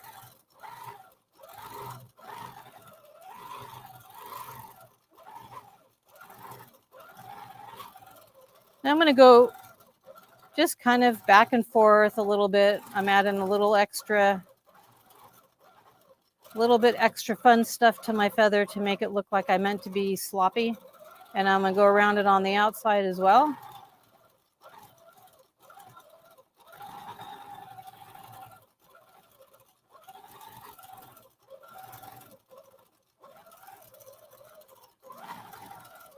And there we go. Kind of made it look like I meant to do that. Kind of. So one of the things that I love about rulers, and I love the fact that that's part of what you get, because it gives you the option to give them a try if you want to, is that you can use rulers to do all of your designing. I think Deb is going to be doing a ruler class tomorrow, so check in for that. I think maybe 1:30, something like that. But you can also use rulers as a guide to then do other designs. So I will oftentimes use an arc ruler. I move it here. Let's just do it, shall we? So I'll do my arc here. I move it up just a little bit. I do my arc back.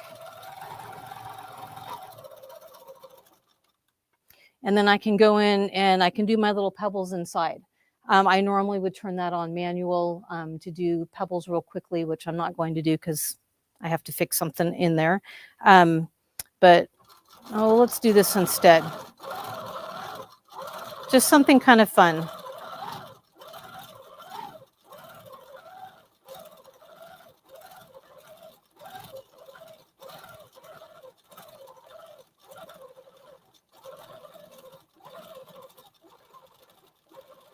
So you can see we're combining the two gives me a really kind of fun little design.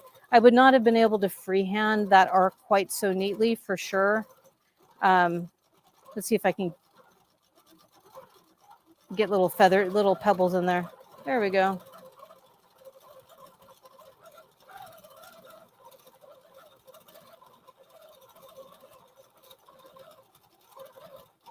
So now you can see also, if I go really slowly, it's still maintaining that stitch regulation, which is really nice.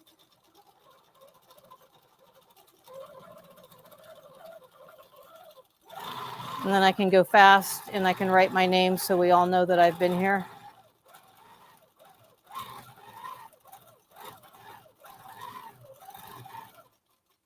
But the key is no matter how fast or slow I go, I still have 11 stitches per inch because that's how I have it set on the machine.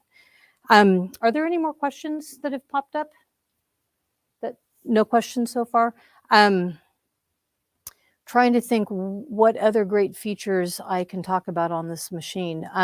Super easy to thread. Everything's right here on the outside. It's very intuitive. You kind of look at it, each little piece is kind of obvious. That's where the thread needs to go, which is really nice. We've talked about the bars. I know I'm missing something because I went out of order. How about maintenance? Like how often do you have to oil the machine? So the maintenance on the machine, basically you put a drop of oil in the bobbin area or in the hook mechanism. And I do that definitely when I start a project. If I'm doing a large quilt, I might do a drop of oil midway through the project. Depends on how linty the thread is. If you're using a cotton real linty thread, I will oil more often. But that's basically it. There's nothing else that you need to do to maintain. I'm going to let Blaine let you guys know what the service requirements are. I don't know if it's 1 million stitches, 5 million stitches. I'm actually not really sure, but Blaine will let you know that. And then the machine comes in for a timing and a lube and oil and all that kind of stuff. But other than that, there's really nothing to do to maintain these machines. You put your drop of oil in. I wipe down the table and the tracks. I just use a spare piece of batting and just wipe the dust off them so it doesn't collect. But other than that, there's really nothing at all that you need to do. They're super easy to use. I demo on these a lot, and I also teach the long arm certification class here, so I work on them a lot, and I really do love this machine. The price is unbelievable.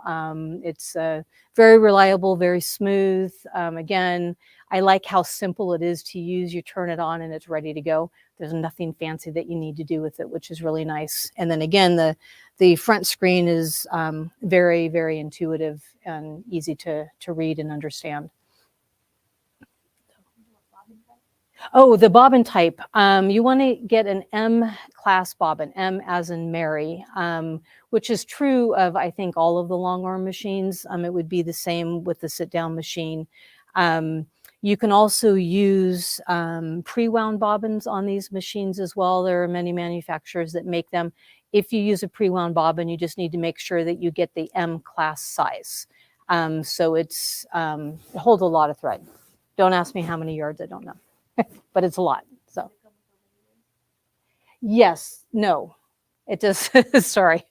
It does not come with the laser.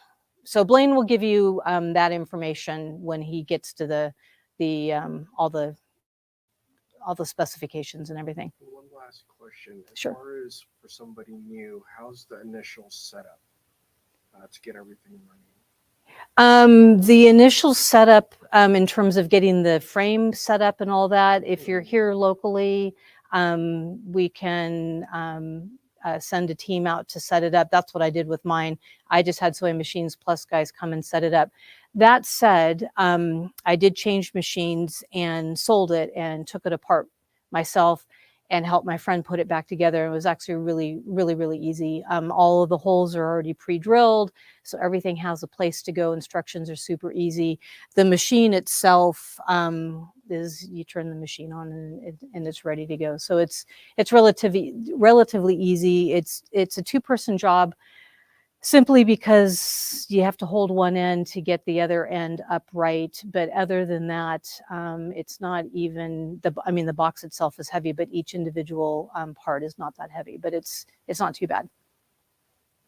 So I think we're going to go back to Blaine and let him fill you in on all the other goodies and details of the machine and pricing and accessories and that sort of thing. So thanks you guys for being here. Well, thanks, Carrie. We sure do appreciate you being here and doing the demo. And I know Carrie's been a little bit under the weather, but she's a trooper. She battled it out and came out and did the show for us today. So we surely do appreciate that. And the guys, I got to tell you, we're so proud of this machine, this King Quilter, and it has so many daggum features on it. And it's an 18-inch throat space. You're going to get your choice of a 10 or 12-foot frame with this. And again, guys, we have an unbelievable price on this. Kyle, if we could throw that overlay up there for them. Guys, look at that price, $62.99. And I'm going to tell you a little bit of what comes with this. This is $1,000 off the normal price, okay? And we're going to have some special financing available to you. And we're going to ship it free right to your doorstep. Absolutely free shipping. So that's a huge thing right there. But guys, again, we're going to have a free bonus quilting kit we're going to include with that. It's that handy light strip with the power supply that's going to actually, you can add a strip of LED lights in the throat space to even brighter, make it more brighter. You're going to have a glide foot number 2, and that is that bold shaped foot that makes it easy to go around appliques and things. You're getting that sure foot. It's that taller profile of the sure foot that provides that additional stability while working with rulers. So you're getting that. And then we're going to give you that easy fit ruler base. It's a big 12-inch by 11-inch ruler base. So when you do want to do that ruler work, you're going to have a good table to put it on. And then we're going to throw in some rulers. Matter of fact, we're going to give you 2 rulers with this. You're getting the a 2-inch by 6-inch long arm mini ruler. And then we're going to do that multi-purpose tool. It's a 7.5 by 4-inch by 2.5 inches deep for doing those V cuts and versatile. Best used for applique outlining, stitch in the ditch, and straight line quilting and cross hatching. So we're going to give you that absolutely free with it. The warranty on this, guys, you're getting a 10-year warranty on all the mechanical or the casting. Mechanical is 5 years, electronics is 5 years, And guys, again, Carrie talked about a little bit about, the maintenance on this. Guys, this thing is almost maintenance free. If you make sure that you're putting a little oil every time you use it in that hook area down by the bobbin, where you pull that bobbin case out and keep that thing lubricated right there. The other thing that you want to make sure you do is keep it clean. And I've talked to a lot of service techs nationwide, and everybody has their opinion about whether to use compressed air or use a brush. I'm a compressed air guy. I believe that you can take compressed air, get that lint out of there, blow it out, wipe it out, keep it clean, and keep it oiled. The other thing about maintenance is take a micro cloth and just wipe over the tracks on the frame. Keep those tracks clean so it keeps rolling really smooth. You never have a bump. And if you ever do get anything on it, you can always take some micro cloth and put a little bit of oil, alcohol on it, and wipe those tracks down with alcohol, and even your wheels on that carriage. Keeping it clean is good. But the initial thing about this, it's pretty easy to set up. You just want to make sure that frame is level, and that's the key thing to making a quilt machine run like it's got power steering. Again, this thing has an 18-inch throat space. You're going to have that precision stitch mode. You're going to have the cruise stitch mode. It does 4 to 18 stitches per minute. It has the stitch manual mode in it, a light ring included, 2,200 stitches per minute. It's going to have that M-class bobbin.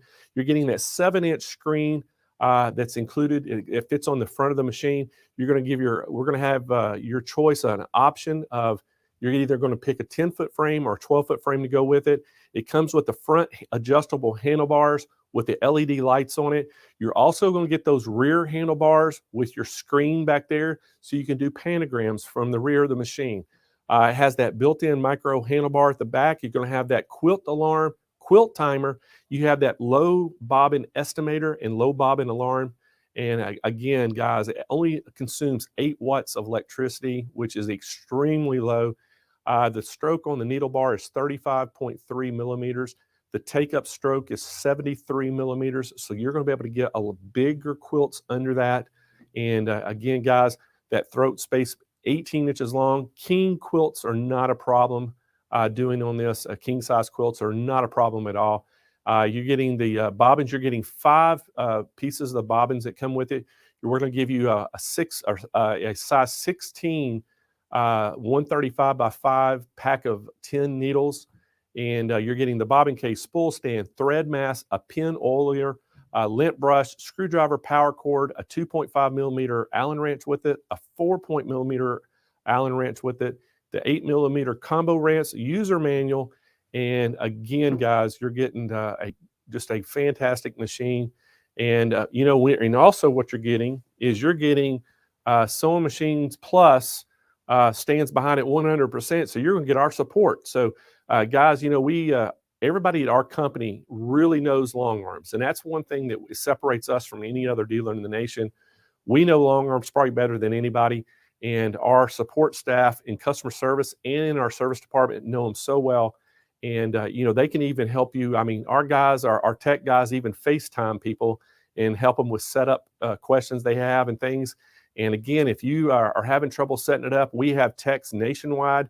We can probably find somebody that would come out and actually help you set it up. So we have a great package here today. And again, guys, $62.99 is unheard of, Kyle, for a long arm this quality with the frame of that size and what you're getting in the package. Again, guys, give us a call, 800-401-8151. We have some special financing available. If you're on the website, hey, just go in the search bar, type in King Quilter 2. It's going to take you to that page. Hit the long arm button. You're looking at the Elite today. This is the Elite King Quilter. And again, if you're on the website, you can talk to our chat team as well. They can answer all the questions for you. But again, guys, it is a fantastic deal. And like I said before, even if you buy this and you want later on add robotics, you can add robotics. We have 3 different robotic systems that'll fit on it. And actually coming up next, Kyle, is QBOT with David Hooke. And David can probably talk a little bit about that because him and I have worked trade shows together, me using the King Quilter and he bringing his, QBOT, and we put it on there. And I did demos for a whole week at a trade show one time with his QBOT on our King Quilter. and it works flawlessly. We absolutely love his QBOT. And so, hey, let's bring David on into the show. If Hey, they give David, us how a are you? Call, maybe we'll do a triple combo for them. Triple combo? Yeah. Yeah, give us a call. We'll work a package deal for you Yeah. today. So we got some great specials on this QBOT as well. So bring David in on the show if we could, Kyle. Hey, David, how are you? I'm good. How are you doing? Doing great. I was just telling everybody about, you and I working trade shows together, and we would put your QBOT system on our King Quilter, and thing runs flawlessly, and it's awesome. And I know today you're going to get into kind of like the step 2. Yesterday we had the beginnings of the robotics system, how to start. You're going to kind of each day progress a little bit more into it. But could you talk a little bit about how easy it does fit on that King Quilter? Sure. The QBOT fits on lots of frames, and on the King Quilter 2 Elite, we have a special installation kit with powder-coated white brackets, which are really nice for the drive motors. And everything tucks up in really nice onto the carriage. And the QBOT head is similar to how we mount it here on the Moxie. It mounts onto the back side of the machine, and it's really a nice compact setup. And one of the nice things about QBOT is with our drive wire technology, the way we move our carriage, once everything is set up, it's just as easy to free motion quilt with the King Quilter as doing robotic quilting. It's so you're exactly I could be right. quilting right now, like we just saw with Carrie, and then go right into robotic quilting. It's really a seamless installation. Well, something you kind of talk a little bit about too, you and I have talked a lot about this, is, what a lot of people don't know about the robotic systems. You can pretty much put this on anything, especially if you've got an older quilting machine out there. If it's sitting on a frame, there's a good chance your robotic system will fit on it, and they can do a huge upgrade. But not only on quilting machines, there's a lot of just domestic machines that you can make fully robotic, can't you? That's right. So anything that is a domestic machine that is stitch regulated, and whether that's with a quilter's cruise control or it has its own built-in stitch regulation, can be used with QBOT. And in fact, that's how QBOT got started. It was used with the 9-inch machines, and those are the family of the Juki TL series, the Janome 1600 series, the Husqvarna Viking and Pfaff Hobby Quilter and Mega Quilter. And let's see what else. The older Juki E's, Juki Q, QE's, all of those, and the Brother 1500. Yeah, the Brother. Mm-hmm. Those were the machines that were the mainstay for the quilt frames back in the early times when they were shifting away from just the long arm professionals into home use. And we have QBOTs and use QBOT. We have lots of customers with QBOTs on those machines and frames. And what's really good is that you can start out with your QBOT on that frame, and just by changing the installation kit, maybe a couple of brackets, you can grow your machine and frame as you grow in the hobby. So just like the Quilter's cruise control brought a lot of machines and frames out of the closet because now they were stitch regulated, QBOT should be bringing some of those machines and frames out from under the stack of quilts that have piled onto them, and you can get robotically quilting pretty easily. That's awesome. Well, David, I know you got a lot to cover, so I'm gonna let you get started and get going, and we'll see you back here in a few minutes. Okay, that sounds good.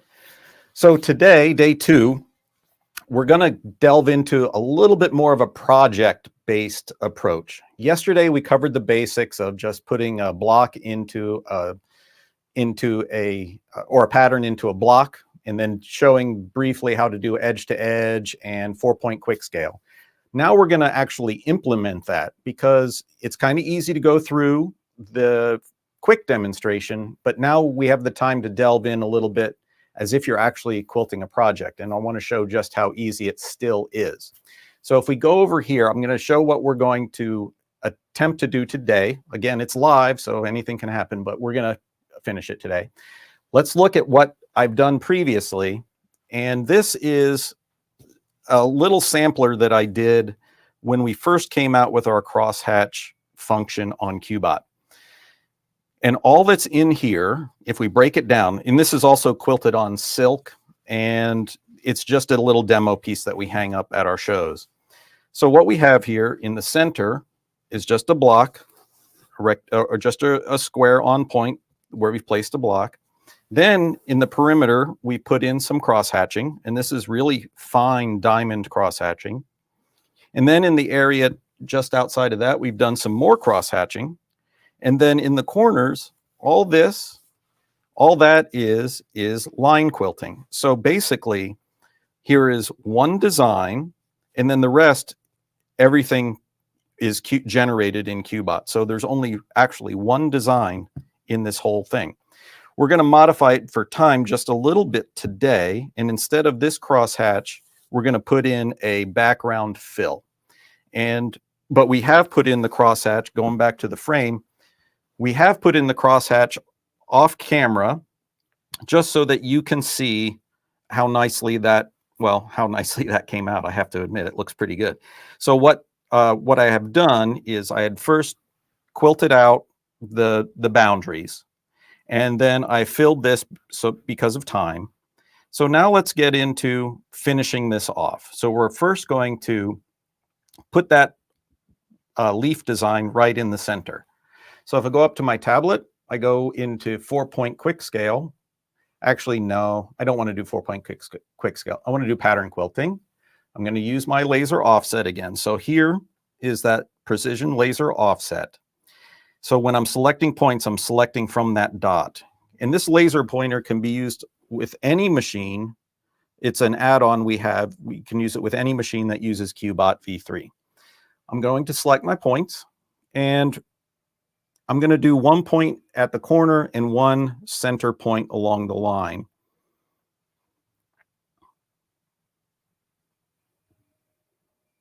Here we go. And this should give you this gives you a glimpse of how we actually quilt something out here. So I've set my points. I say done, and I don't want to do an inner boundary shape. So but we're going to get to that today.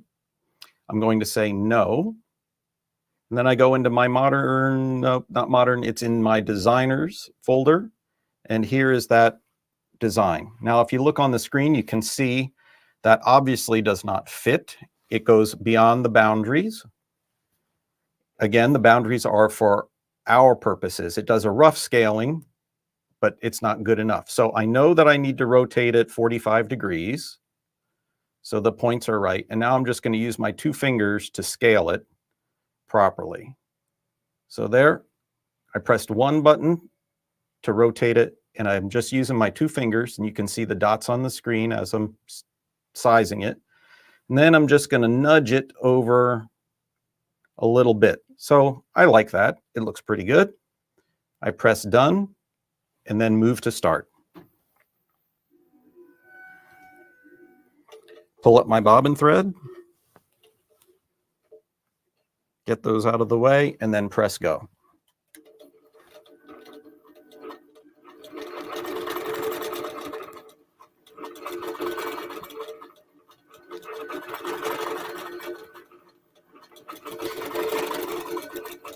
And we're going to let that quilt out, and it does a nice job. One thing that you can do with smaller designs that sometimes I do, it really depends on I talk a lot about densities and stitch densities.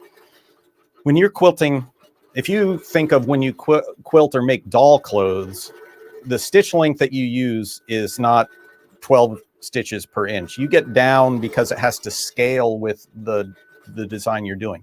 Similar things happen with quilting, at least in my opinion, is when the design gets smaller, you want to shrink that stitch length just a little bit. That way curves look like curves, because if you get really small but you have a big stitch length, everything looks faceted. So something that is a circle starts looking like a hexagon. But if you use tiny stitches, it would be perfectly round. So just now I set my stitch length to 13 stitches per inch, just to make it look a little tighter in the design. This is finishing up, and we've successfully completed the center portion. So we're on our way to completing this little project. And sometimes the thing that takes the longest time is just setting our points. but I like to set the points precisely, because if you don't set your boundaries precisely, especially when we do the fill, which is coming up, things can get a little bit wonky, look a little bit wonky. So we take our time when we set our points. So now the next thing is in the corners, we have this line quilting that's been done. And I've done 2 of these opposite corners, one corner here and one corner here. And I've done this in yellow, which probably isn't the best on the camera, but I think you can see it. Let's go back over to the table real quick. And just to remind you here, we're going to be doing this right here.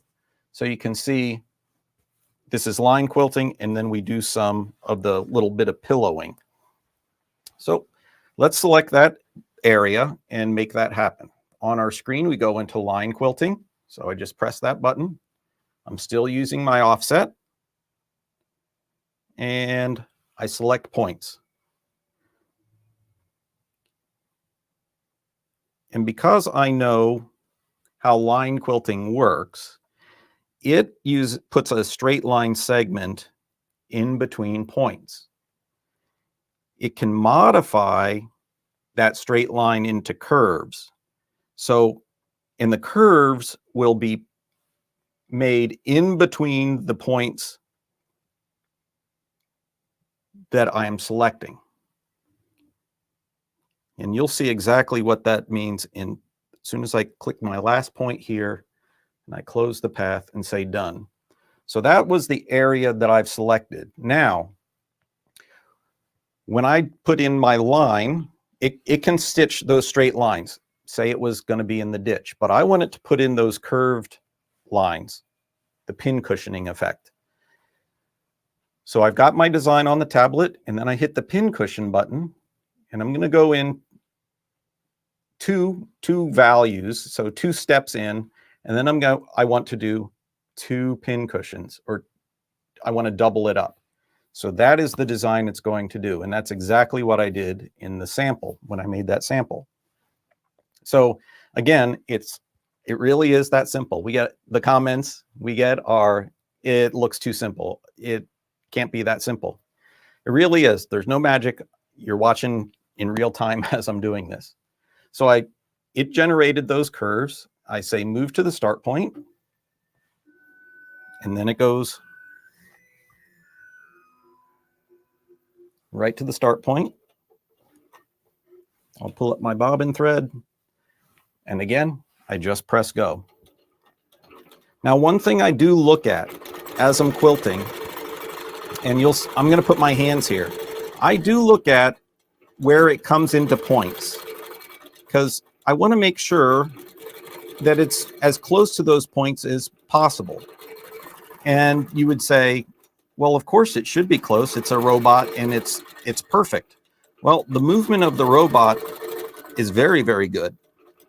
But what changes with every stitch that is put into fabric is that the fabric changes and the fabric moves one way or the other. As soon as I put, for instance, well, I'll try to put my finger here and not scare anybody, but as soon as that stitches down that line, it pulls that fabric in. So we have to be aware of that. So I'm just looking, and I want to make sure that nothing goes into the area that I don't want it quilted. I want it to look nice when it's all done.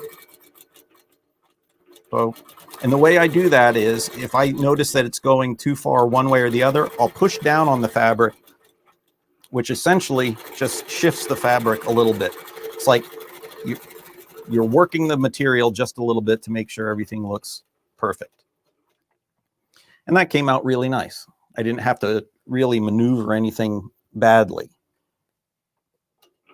And that's because, again, this isn't a very, very dense design, but it has a little bit of closeness here that can pull that fabric in.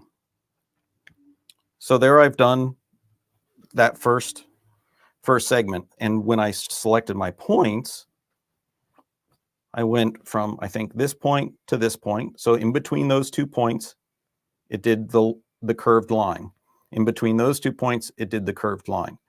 If I had selected a point in the middle, it would have done 2 curved lines. So we're going to make it symmetric again so that we can maybe use this sample later. And again, I exit from that session. I go back into line quilting, and I'm ready to select points again. Again, I'm using my laser pointer.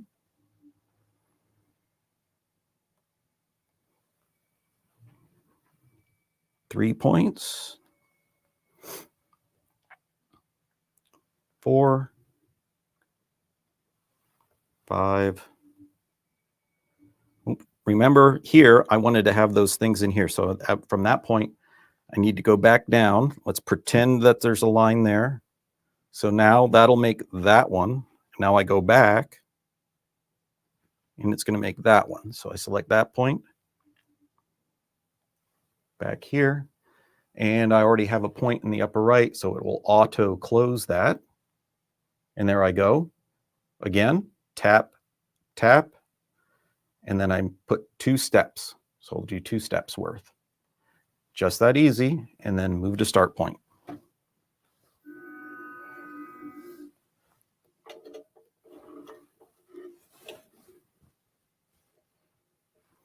And we press go.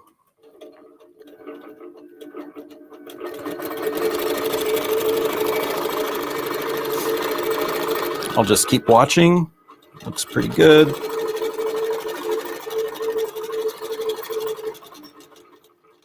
Nice. Nice.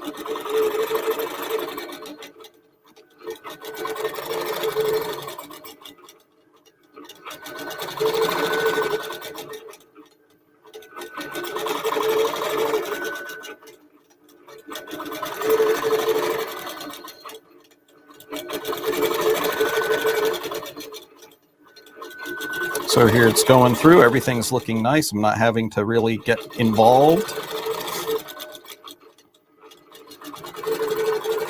Another nice thing to do is whenever you, for those of you that do have a QBOT and are just watching to pick up on some tips, one thing that's good to do is to calibrate your laser whenever you make a change. I'll let this finish up here. I think it's going to be okay. Is to calibrate your laser whenever you make a change to the fabrics or the quilting sandwich that you're doing. Right now I have just a nice cotton on the back. I have a low loft batting, and I have my top. For instance, say I'm doing something with a higher loft fabric, and quilters get asked to do lots of different things. You may have projects that run the gamut of the stack up of materials. Not everything is two solid pieces of a cotton and a thin layer of batting. You get bulk, you have things to deal with as quilters. So what I suggest is once you have your sandwich all installed or set up on your frame, you do a calibration of the laser just to make sure it is aligned. When you put the needle down, you offset, shoot the laser through the hole, and then do a double check to make sure it goes through that hole. That's very, very good advice, because if you change the loft, the focus of the laser changes, and then you have parallax, and we get into big words, but things will be off and you'll be scratching your head. So it's always good to just calibrate on the quilt that you're quilting on. Okay, we're going to exit this, and now we have to get into the background fill. And this is where it gets fun, because this is a real, this is something that you really have to do in quilting, especially when you're doing custom quilting. You're kicking it up a notch, so to speak, and you have custom work that you need to get done on your quilt. So it's not just slapping it down, getting edge done, get the quilt out the door. It's not as easy as just going block to block to block. Now you're doing some detailed work. And we want to show that QBOT can do that detailed work. Again, we go into pattern quilting. So we just press that button. We're going to choose the quilting area, and this is our outer boundary. Now, normally I would do maybe 4 points per line, which seems excessive, but to keep this moving along, I'm just going to do 3 points per line, the end points in the center. The good news is that this was quilted with QBOT, so the lines are straight. But if this were a pieced block, for instance, you would want to make sure that you capture all of the detail of whatever ditch this is. So I'm going to select the points. And again, this is the part that's kind of like watching paint dry. You notice that maybe you can't see it, but I tap the center of the screen. Basically anywhere in this, I'll point at the screen here, but maybe look at me. Anywhere on that right side of the screen that's the canary yellow, you can tap that. So as you're working your way around the quilt, you don't have to continually look up for a specific button. You just tap the screen. Another feature we have is voice recognition. And with that voice recognition, you can say the word okay, and it will set the point for you. So if I were using voice recognition, I would be holding the carriage nicely, and I would say, okay, and it would actually click that point. We can't show that when we have our tablet connected to the camera. It doesn't allow that to be, it doesn't allow that feature to be used. That's I guess an Android thing. And we also have when you press the screen, there's a click feedback to let you know that you've selected a point. Okay, so I've selected my outer boundary. Looks like I got everything I wanted to do, and I press done. Now we say, do you want to set an inner boundary shape? And yes, we do. So now we're going to look at this inner boundary, and that's this square that's on point. And again, I'm just going to do 3. Well, no, I'm not going to do just 3. I'm going to do 4 points because I do want this to look good for everybody. And you never know, that straight line that I quilted at the beginning now might not be perfectly straight because I've put quilting in these blocks. I can't emphasize that enough. When you're quilting by hand, your eye automatically compensates for all the shifting that goes on in a quilt as you quilt it. But when you're a robot, the robot can't see anything that's been moving. It just knows X and Y coordinates. So if we can define the boundary as best and purely as possible, we'll get better and better results. So I've selected the inner boundary. I say done, and I could go on. You can select as many inner boundaries as you want. So we don't want to do another inner boundary shape. So we say no. And now this is kind of the fun part. We're going to do a background fill, and we're just going to use an edge-to-edge design. And we're going to do something that quilts out kind of quickly. So I'm going to do an edge-to-edge here, and I'm going to just select a meander. And I'm going to move that. I go into modify. So I've placed the design like normal. I go into modify and I'll change this so it looks about like that. That looks good. And then I just say trim to boundary and then say done. Oh, well, I have another choice here. Look on the lower left of the screen. Jump stitch inner boundary, jump stitch outer boundary. So let's jump stitch. Let me see. I do want to show the jump stitch. Let's jump stitch the inner boundary. The outer boundary, we're just going to let it march along. So when it comes to the boundary, it'll stitch along the boundary and then continue.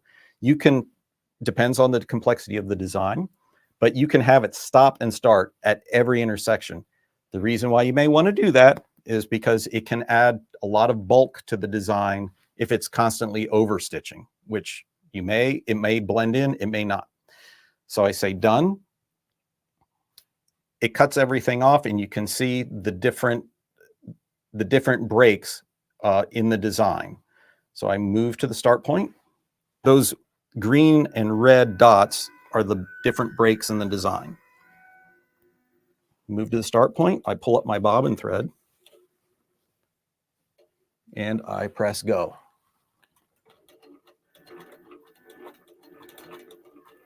And it's going to stitch along that outer boundary, and I'll pay attention just so that it nails the same line. I want it to be as nice as possible. But here it comes to the inner boundary. It did a tie-off stitch. I'm going to give a little slack, press continue on the screen, let it move to the next point, press go. Let it nail its beginning. And then I can get in there. I know that scares people when I get my scissors in there, but it's okay. I've done it before.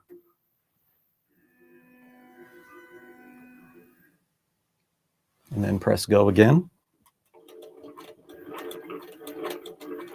Again, it has that tie off.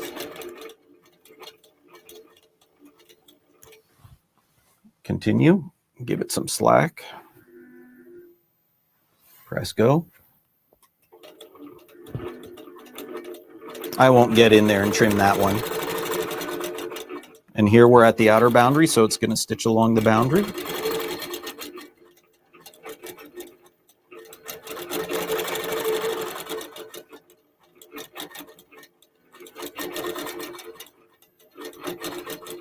And again, you can see my hands in here, and I'm just waiting for something to go bad, and if it doesn't, great. Now here's kind of the key part, and we're getting close on time, but I do want to show this. So now, what do you do for the second one? That's got to be a miserable experience now to get it placed to do the next line. Nope. If we look at our tablet, we're done with the quilting. We hit overlay. The design magically reappears. Modify. I know this design nests just by pulling it down. So I'm just going to pull it down vertically. So I double tap the Delta X and that locks it back and forth. I pull it down. Just that easy. Trim, boundary, okay. Scroll up, done. It's trimmed it, and I moved to the start point. Now this time I let the inner boundary be stitched. It'll be a little bit quicker. We'll let this go. And then I'll show you on the right-hand design that I had done earlier, what it looks like when it's all complete. So I'm just gonna let it do its thing. I'll pay attention here. And you can see, even though stitching is getting in, it's nailing those ditches pretty nicely. And remember, if this were actually pieced and that were a ditch, if that were an actual ditch, you could open that up and let it go right in the ditch and you would never see that anyway. And it's going around the whole block to get to the other side.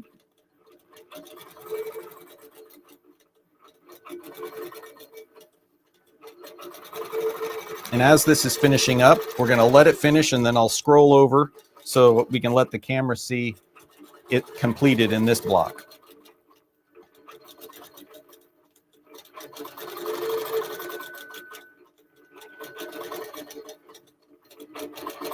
It looks really kind of nice.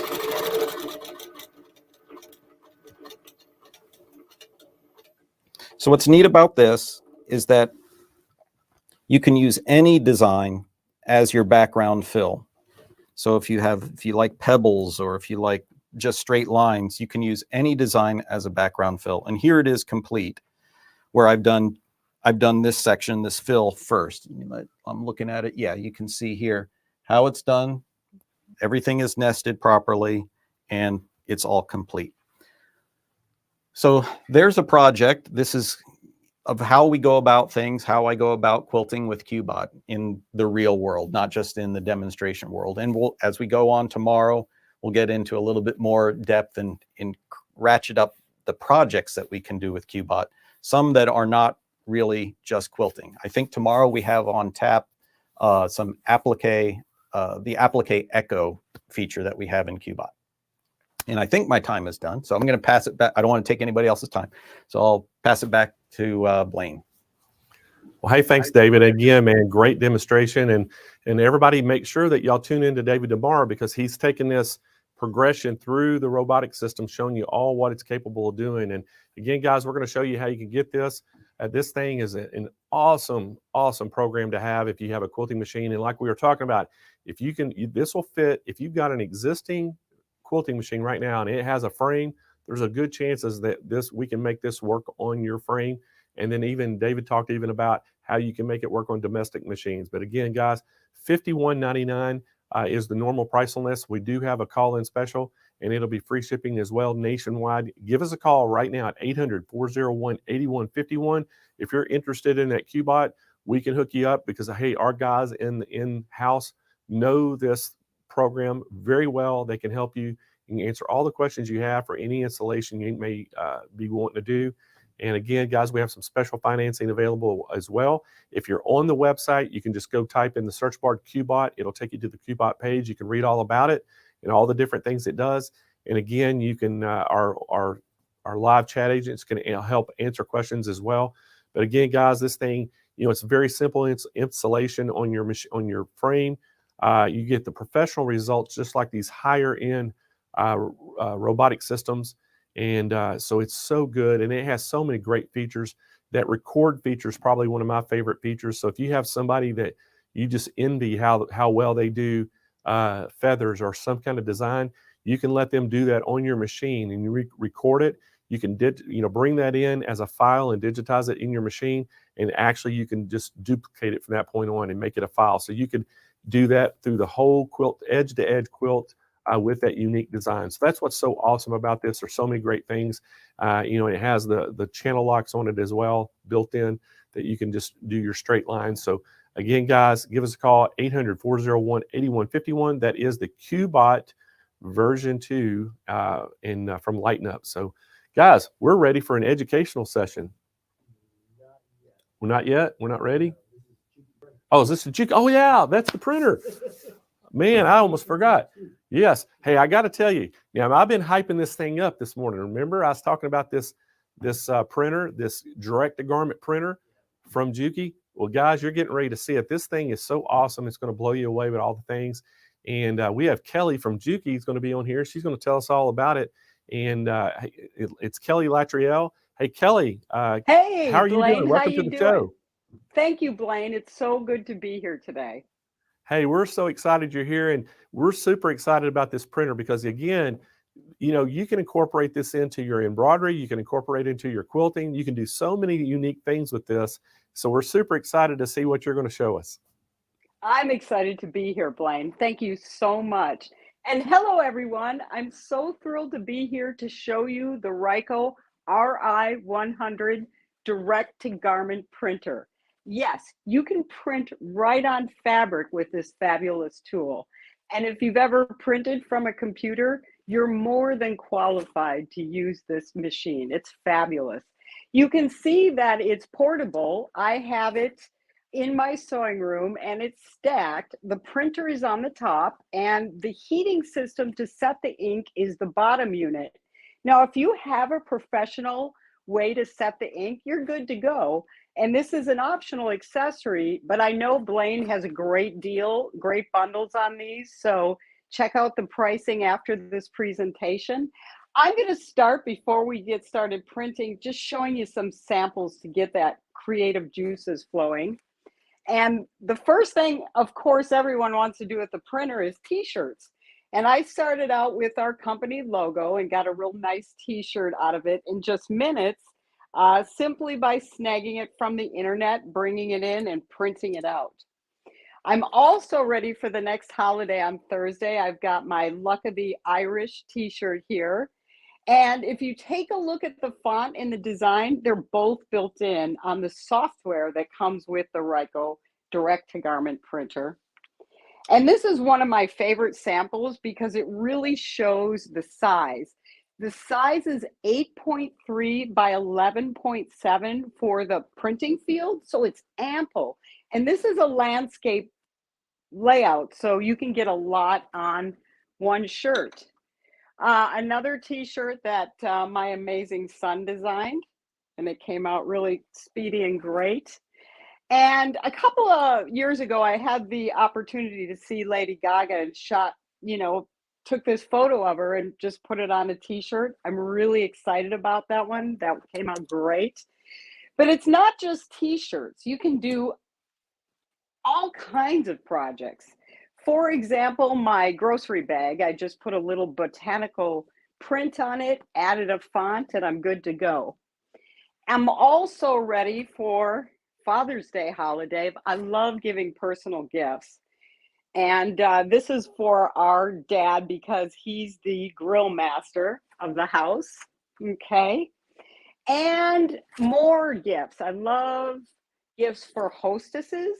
And these are some towels I made up. Now look at the design because these are all built in.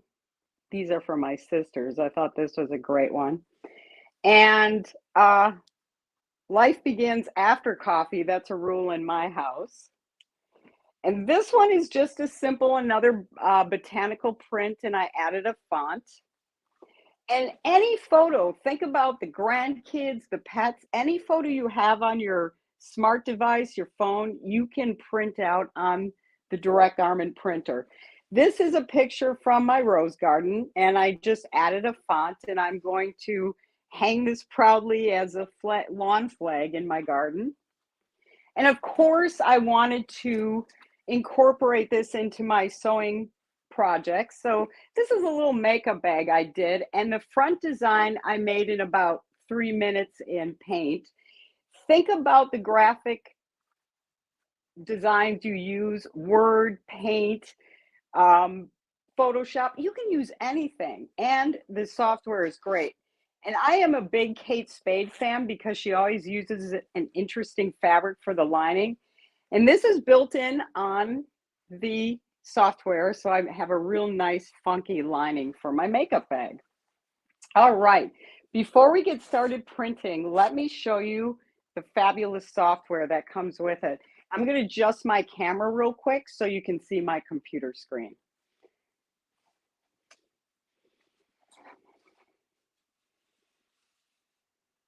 All right, can everyone see that screen? We're looking good? There we go, awesome job.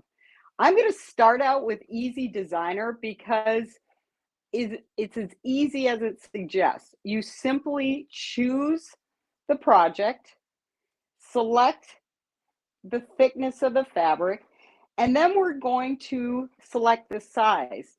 And the first size, the large size, is 8.3 by 11.7. And there is a smaller size for tote bags and onesies. That is 5.8 by 8.3. So the next screen is fabulous. It shows you how to load the t-shirt onto the tray to print. And of course, you can see that the neckline goes in front on the tray, or if it's a landscape image, it's going to go to the right. To select an image, it's easy. I can take a photograph, and this is the best of this software, I think, because you can import from your smart device, from a USB, or from the network. It's that easy. The grandkids, the pets, all those photos you have on your phone, now you can use, okay? So I'm going to take you into Advanced Designer so we can do our t-shirt project. And I have the same options in this setting. However, I have some more built-in options here. You can see again, I can take a picture with my camera. I can import an image with a smart device. Or of course, if you're on a computer, you can just take any photo you have. Okay, but I'm going to show you some built-in items. We have 92 built-in illustrations, and you saw a lot of them in my samples because they're fabulous. In fact, here's my lining for my makeup bag.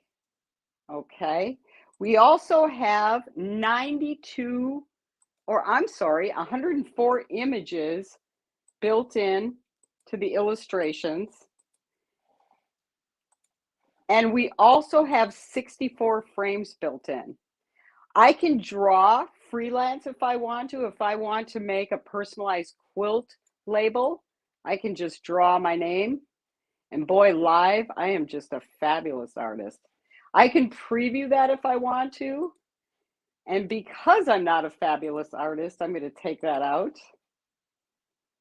And let's start designing. So I'm going to select from our illustrations.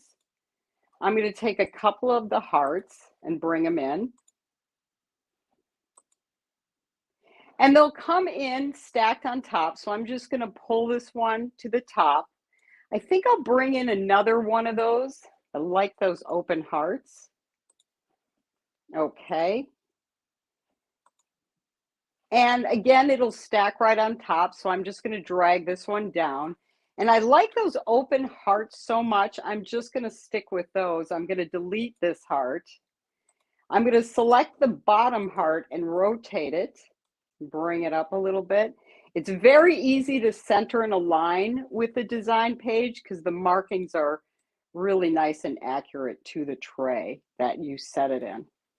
All right, there's the hearts. I'm going to add text, and you could just click on the design page and start typing.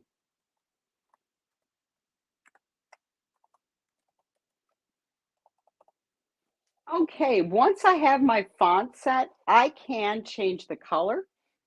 I can change the style of font, and then I can select those letters so I can start sizing and changing them. Okay, so I'm going to drag this up a little bit, and then I'm going to move it to the center. And those little dots help me to do that. I'm going to add some more text at the bottom.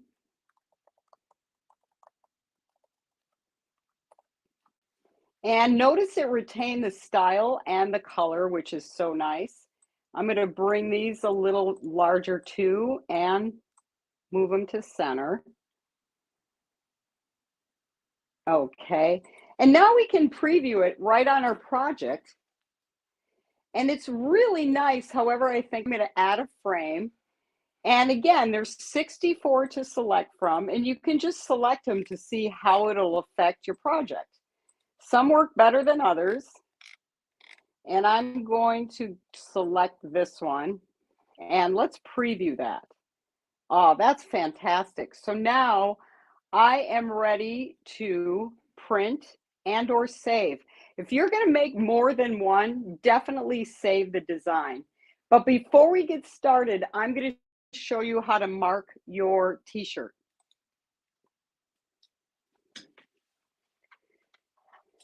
So notice I have the center already marked. This is a protective cover that comes with the tray that also acts as your guide for marking. You can see the center, and I'm just going to go in and with my disappearing pen, mark these dots, which are going to be the center and the corner of the frame. So what I'm going to do is put the t-shirt in my frame with the neckline going first. Okay, so let's come over back to the printer.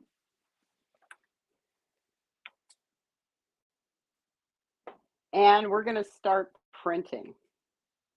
Okay. The great thing about this system is that you can actually press the t-shirt before printing. And I'm going to hand it over to Blaine for a minute. Blaine, do you have any questions going on out there or some specials you want to talk about before we get started printing?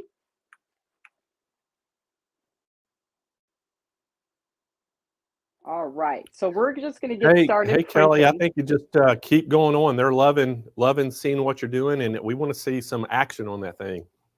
Awesome, great. So let's get started printing. I'm going to preheat my my heater, and what you can do, let me show you how this is marked now that it's in the tray. If I open the tray, you can see that the neckline is in front and everything else is under the tray. You can just quickly tuck it under there. And my marks are lined up on the corners and the center. And what I'm waiting for is the heater to be up to 165. And what's cool about this is it can press your t-shirt before you print it. So we're getting ready to be there. So I'm just going to unlock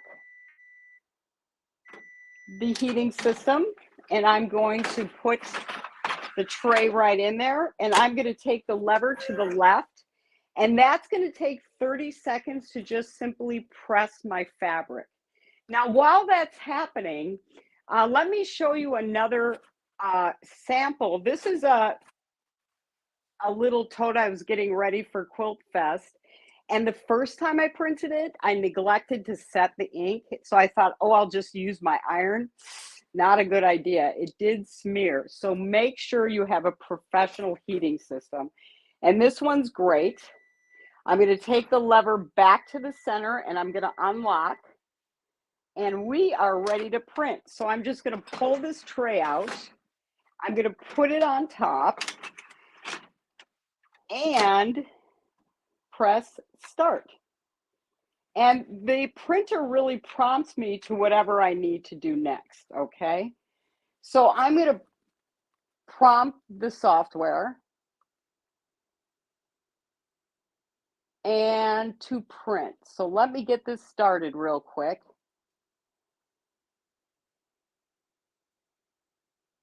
And we'll see how easy it is to print.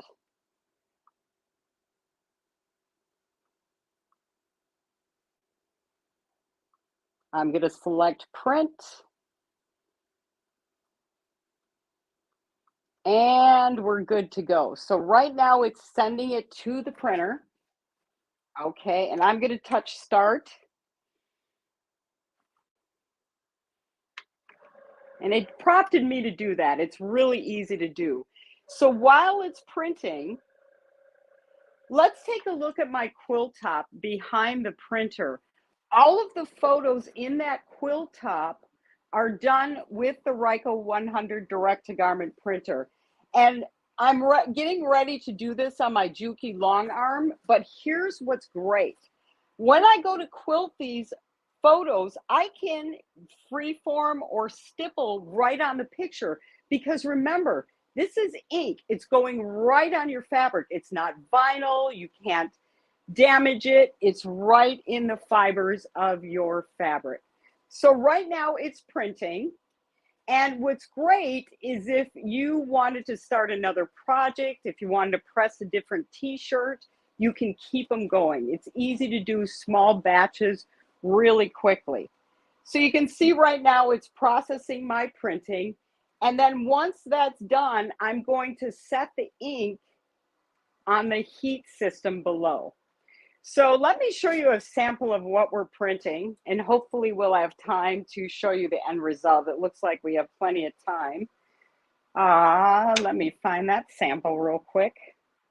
And here's our finished product. But we'll see it come out. It looks like it's almost done. And while this is printing, does anybody have any questions on the direct garment printer by Ricoh?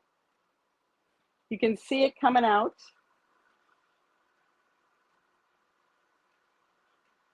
It's just processing the printing.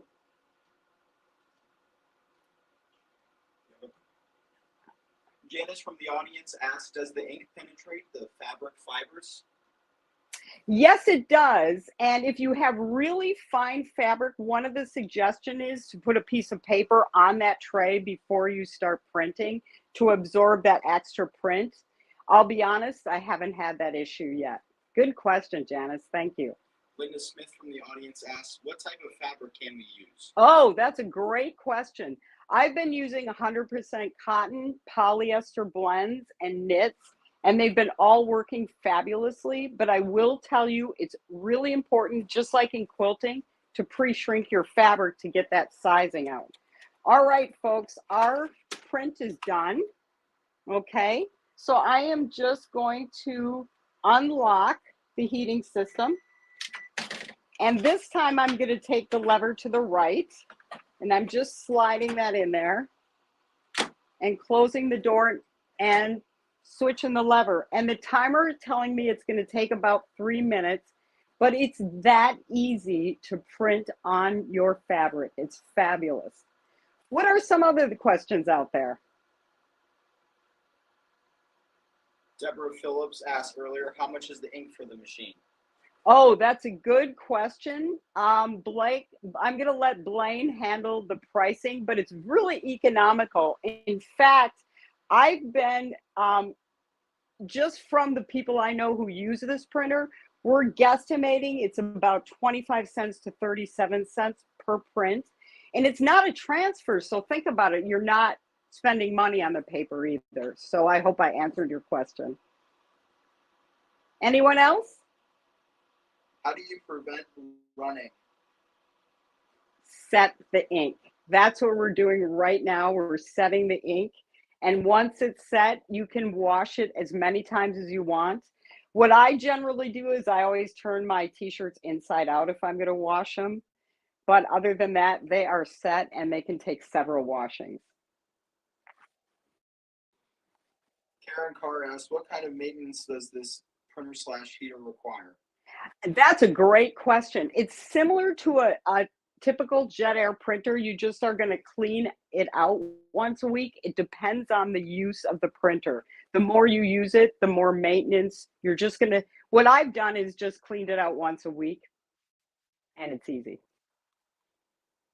Is there any smell when heating ink? Do you think you need a ventilation area? No, not at all. There is no odor.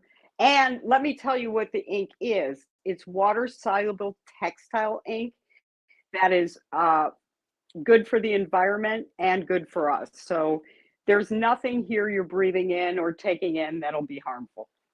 Does it print white? Asked from Nana. That's an excellent question. No, it does not print white. It is similar to a jet air print. It's black, blue, pink, and yellow. It does not print white. So what you want to do is stay with light colored fabric. How well does the printed fabric stand up to multiple washings? Very well. We've had one we've washed over 30 times that looks really good. And there's some options for lighter weight fabric. You can use less ink, or there's a vivid setting, which you can actually go over the garment twice. And I believe I did that on #amazing. I'm not sure why I did it, but I just thought it was a good way to seal that black on that t-shirt. All right, our heat setting is done. And again, the printer lets me know that. So I'm just going to take this lever back to the center, unlock the heating system, and take out the tray. Okay. And there's our design. And we want to close that. And let me show you how to take it out. It's really easy. You're just going to open it. And remember that our neckline was in front. So we're just going to take it off the tray. And you're not stretching it on. It's really easy just to guide the t-shirt on here. And I'm just going to close the tray and insert it back in the printer. And a couple of my friends have a couple of the heating systems and then the printer so they can keep things going if you like to do small batches. But this is fabulous for personalized gifts, for making club t-shirts. In fact, my son is in a frat and the first thing he did was frat shirts and then went back home. All right, Blaine, are there any questions on the RI100? Any more from your audience? Yeah.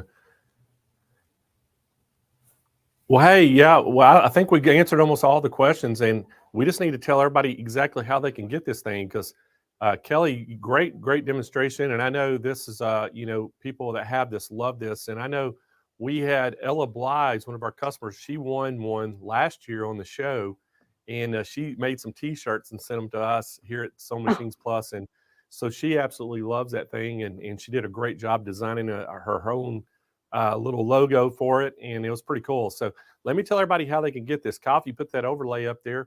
And again, guys, this is the Juki Ricoh R100 direct to garment printer. It is $3,900.50 or $3,950.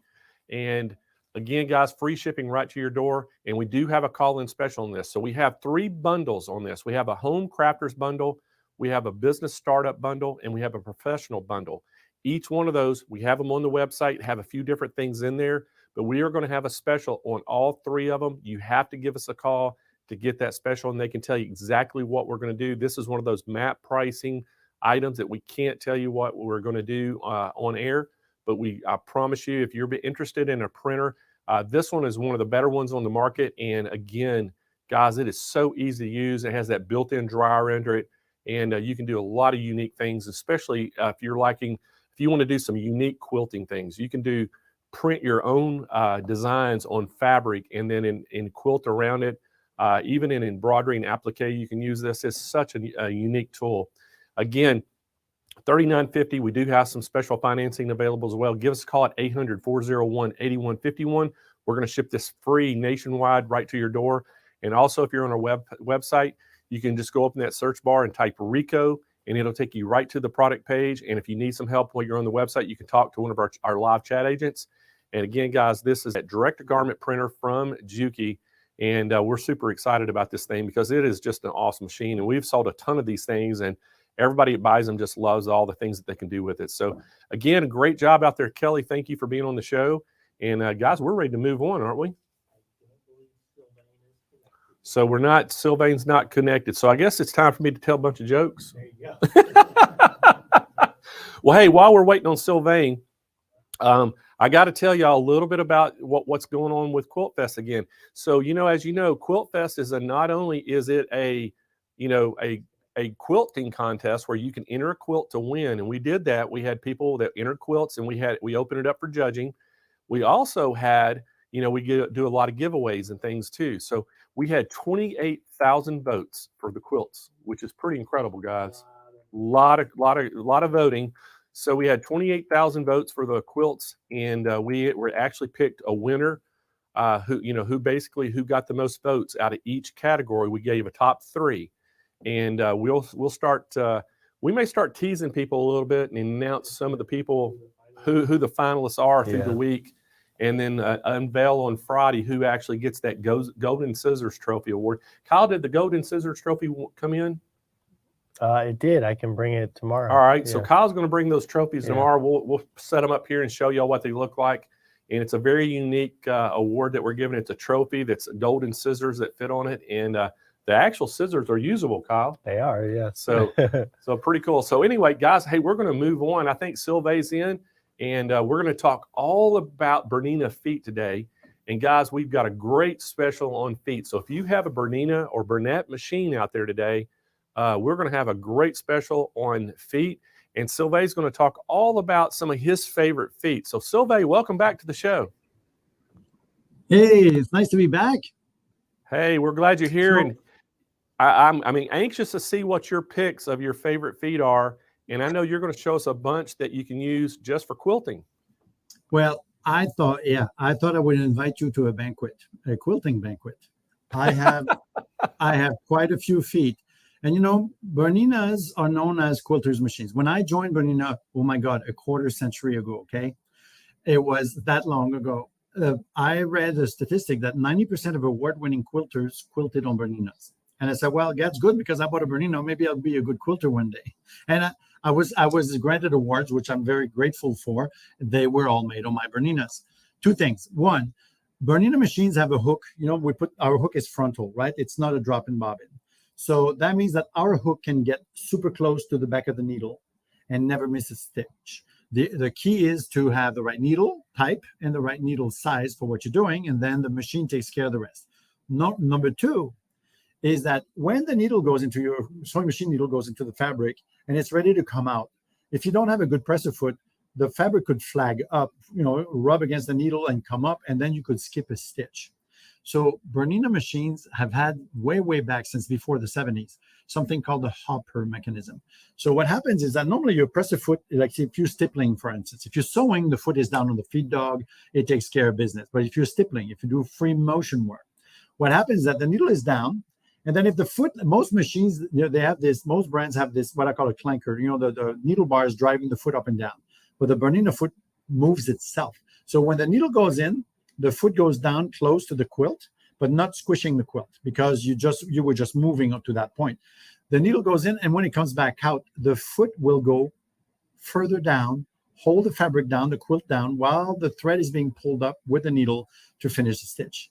So every time it does this, it's like there's a hand almost built in that holds the quilt down while you take the stitch. That means skipping a stitch while stippling is difficult, which is a good thing. You don't want to skip stitches. Another thing is that when you stipple free motion, and we'll talk about several free motion feet. When you do free motion, which is fun, this is when you can go at it and be yourself, right? The thing is that the sewing machine needle, it's designed one way. It likes the thread to come in the front and out the back. It does not like to go in those crazy directions if you want. It's not designed for that. So if you go in crazy directions, which that's what we want to do with stippling, the thing that you need to pay attention to is that if you use a straight stitch plate, the single hole plate, right? That will force the thread, no matter what crazy directions you're going into, the thread will come through the plate and be straight down in the middle where the hook can always get to it easily, so it doesn't skip stitches. So if you stipple at all, and if you don't have a straight stitch plate, regardless of any brand of machine, you need to get a straight stitch plate. It is your best foundation, literally, for good free motion stitching. So that the foundation being set, let's talk about quilting. Now we start by piecing. Yesterday I did some piecing on a Bernette, and you want a 1/4 inch foot to do your piecing generally, right? Because that's what most quilting, especially in the US, is done at. By the way, if you do heavy quilts like wall quilts that have like mine embroidery and they get heavy, I use 1/2 inch seam allowances because that gives me more grip over the feed dogs to feed that beast. My quilts can weigh 20 pounds. So that gives me a little more grip when I assemble the quilt. But for my regular general quilting, I want a 1/4 inch foot.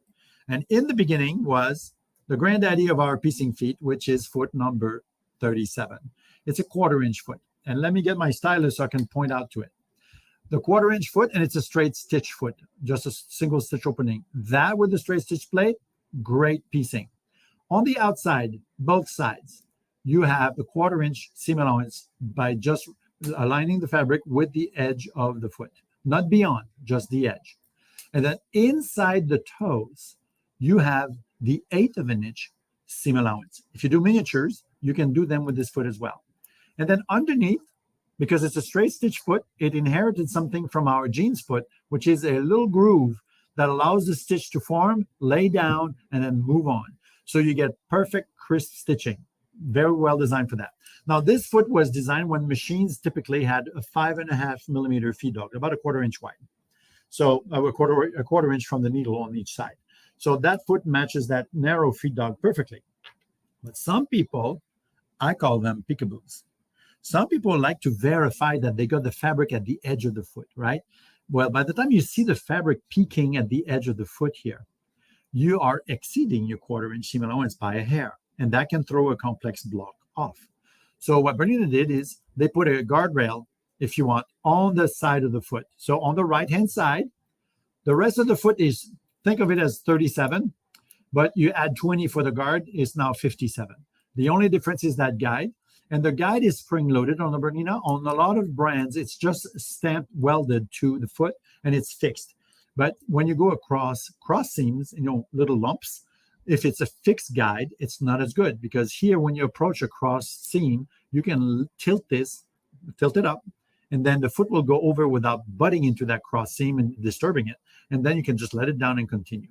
So that is basically straight stitch foot, 1/4 inch wide with a guide. So a guard, if you want, so that when you piece, you don't exceed. Now the question comes, what happens when you keep innovating, which Bernina does, and you develop 9 millimeter feed dogs? The 9 millimeter feed dogs were created for a couple of reasons. One, we have jumbo bobbins now, 70% more thread. Talk about piecing all day long and not refilling a bobbin. And when you stipple, you keep going, you don't break your flow. That bobbin will last you the day, right, or the night. So that allows for bigger bobbin. It allows for built-in thread cutters, which the 5 millimeter machines could not do.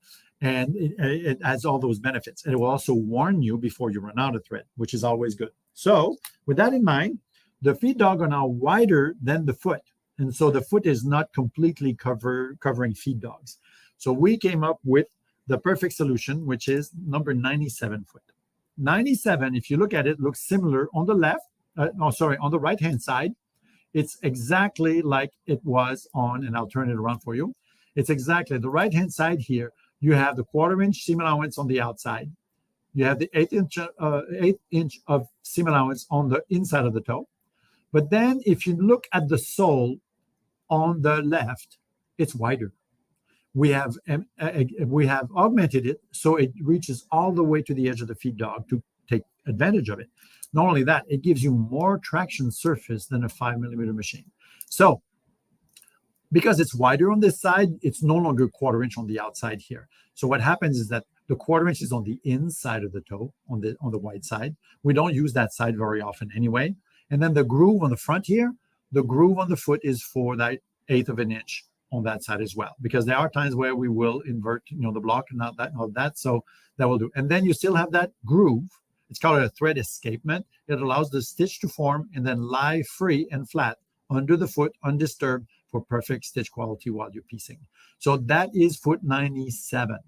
So that if you have a 9mm machine, and these, by the way, these 3 feet so far are available for vintage Berninas, anything from the 1630 and before. And they are available for all the, what we call the new style or modern style Berninas with a needle threader, right? A built-in needle threader from 97 and on, 1997 and on. So it's available for both. So if you have questions on which one will fit your machine, you just take a photo with your phone of what machine you have. You basically, then you'll know the model will be written on it. Then the store can tell you exactly what foot fits your machine. Now, the 9mm feed dog did not stop there. As I mentioned, Bernina continues it with innovation. We then added dual feed to the machines. So what if you have a dual feed enabled machine, a new 5 series, a 7 series, or an 8 series, you do yourself the favor, get the dual feed version of either number 37, which is 37D. The difference is that at the back here, there's a cutout that allows you to engage the dual feed bracket, and that gives you extra traction from the back of the foot. So as you piece, you keep it fed from the back and the bottom, both at the same time, so you keep your piecing more even. And as I mentioned yesterday, when you piece, if you're going to do a lot of cross seams, reduce your presser foot pressure by about 1/3 to 1/2. And you will see that when you cross your cross seams, it doesn't resist and they stay put better. Remember, the calibration of a sewing machine is for 2 plain layers of fabric. When you start adding cross seams and additional layers temporarily, that you can accommodate for, because your machine lets you control the presser foot pressure. So we have 37D, D for dual feed. We have 57D for dual feed, and we have 97D for dual feed. And on the modern Berninas and on all the current series, I learned something last week. 25 years, I'm still learning. When you put a straight stitch foot like this on the machine knew. I never realized this because, for very exception, I've been a good boy. Every time I use a straight stitch foot, I use a straight stitch plate, and I tell the machine I'm using a straight stitch plate. So that would center the needle, stitch with 0, we're done. But somebody told me, no, the machine recognizes a straight stitch foot. And I was like, really? So I took the straight stitch plate off, put a regular plate on, and I tried the foot, and the machine would narrow the stitch to about 1.1mm, which fits in the opening of that foot. So there's a safety built in. Bernina believes in safety, and they do everything they can to protect you and your investment. So that's for the piecing, the patchwork feet. The 3 of them are available. All of them, the old ones, the old vintage machines can use the first 3. There's no dual feed on the vintage machines. And if you have a 5, 7, or 8 series machine, do yourself a favor. You go ahead and try, get the dual feed version. So that's for piecing. Now, one last little thing. With foot number 97, there's an additional bonus. It comes with a seam guide. Now, this looks like your grandma's old, garage sale machine seam guide that used to attach to it with the screw holes on the top of the machine. This one's a little different. Notice that there's a notch cut out of it on the back here. There's a notch cut out of it. That means that this seam guide will. Let me do this so you can see. Let's see. Best way will be this way. So when you put this against the machine, it will notch against the foot. So it serves as a guide rail against the foot. And then that notch on the back allows the feed dog to come up, move back, and move the fabric without knocking into the guide, because the guide will be over the feed dog. So everything works. It's like a Swiss watch. It's all precisely put together so that your fabric will not exceed the 1/4 inch. It is fed from the bottom and the back, and it will guarantee you a 1/4 inch seam allowance every time. So 97D is the way to go. And the screw is even included to attach it to your machine, and the screwdriver is included to attach it to your machine, to the seam guide. And the screw, you'll notice, is a domed screw. It's flush like this. It will not snag into your fabric, or your fabric won't trip over it. So it does not interfere with the flow of your project. So that is for the patchwork feet. There's 6 of them. The 3 plain ones, if you want, are available for vintage machines, and the dual feed versions are for the new machines. Works every time. Personally, I own the 3 dual on my personal machine at home. I own the 3 dual feed versions because they came out a few years apart. So whenever the new one came out, I got 3, 4, 5 years of use out of the previous one, but I benefited from, and I didn't mind getting the new one when it came out because I got to benefit from the advances that go with that. So that is for patchwork. Now, once you put the top together and you're ready to quilt the quilt, now we're in business. We're at the point where we want to quilt. There are different ways to quilt. And let me address a question we get all the time. And it's a good question. I would ask that question if I didn't work for Bernina. Here I have to answer it, right? So if you want to quilt like straight line quilting, echo quilting, stitch in the ditch, you could use a dual feed foot if it's a small project. Like number 10D is an edge joining foot. It has a guide in the middle. I've used this to follow a ditch and stitch in the ditch on my art quilts. But when they're small, the thing is that dual feed, let me show you again. Dual feed is yay big, that little opening at the back of the foot. Now there's a walking foot. The walking foot is about 5 times the surface area from the top that will come and match up with a feed dog and move your fabric. So dual feed is great for small projects. Think mug rugs, placemats, table runners, things that weigh less than 5 pounds. You can go to town. If you already have foot number 1D on your machine, which I typically do, and the dual feeds engaged, I could quilt it right then and there, right? But when it gets heavier, when I get to 15, 20 pounds on my quilts, I need the walking foot. Because the walking foot is 5 times the performance. So the way to remember this, dual feed is 5 times the convenience. Walking foot is 5 times the performance. You need both. 95% of the time in my sewing, I use dual feed. But when the going gets heavy, there's no better way than the walking foot, and I still use it. So the walking foot is your ticket. And when it's reduced, it's actually the perfect occasion to add that. And the walking foot comes with 3 different soles. There's the old-fashioned metal sole that we use. We call it the plaid sole that used to be for matching plaids and stripes, right? And then there is this one, which is an open toe sole. That's the one I like for quilting because it lets me see where my needle is going. And yet there is a tiny little groove here in the middle that lets you spot where your needle is going to be. So the open toe sole I love for quilting. There's a edge guiding sole in the middle that you can use. For instance, I stitch all my bindings because they're wall pieces. So I will have sometimes the edge guide sole, put the inner edge of the binding against that, and then move my needle over a little bit and then edge stitch on the binding. Super easy. The thing is that with the walking foot, if you have a quilt and a binding, the binding has like at least 2 more layers than the quilt. And it has the layers underneath as well. So typically it has 3 layers for the quilt and 4 layers for a double folded binding. That's 3 to 7. So one is a little, if it's not very much thicker, it's a bit thicker, but your quilt will squish down naturally. The binding will resist squishing more. So when you put pressure with the presser foot, your binding will relatively seem thicker, even than when you put it on. So with the walking foot, you have 1 toe, 1 pad on the quilt, 1 on the binding, and it comes to you. Both stay together. If you've used a regular presser foot that straddles the 2, you'll notice that your binding has a tendency to shear a little bit. And then you get these little slight diagonal puckers forming sometimes because there's more drag on the binding than on the quilt. So this is, think of it as all-wheel drive on your car. This keeps everything even and balanced. Love, love, love the walking foot. And the Bernina walking foot, if you've listened to it at full speed, it is quiet. It is definitely a grade above anything else on the market. It's a beautiful piece of equipment. So that is for when I quilt the quilt with the feed dogs. Now, if you want to stipple, if you want to do free motion, oh, there's much fun to be had there. I am not a 100% proficient stippler. So I still have my ace in the hole that I will show you last, okay? That'll be dessert. If you want to stipple, we have stippling feet. The Bernina has a darning foot number 9. It used to be included with all the machines, the vintage machines, like from 40 years ago.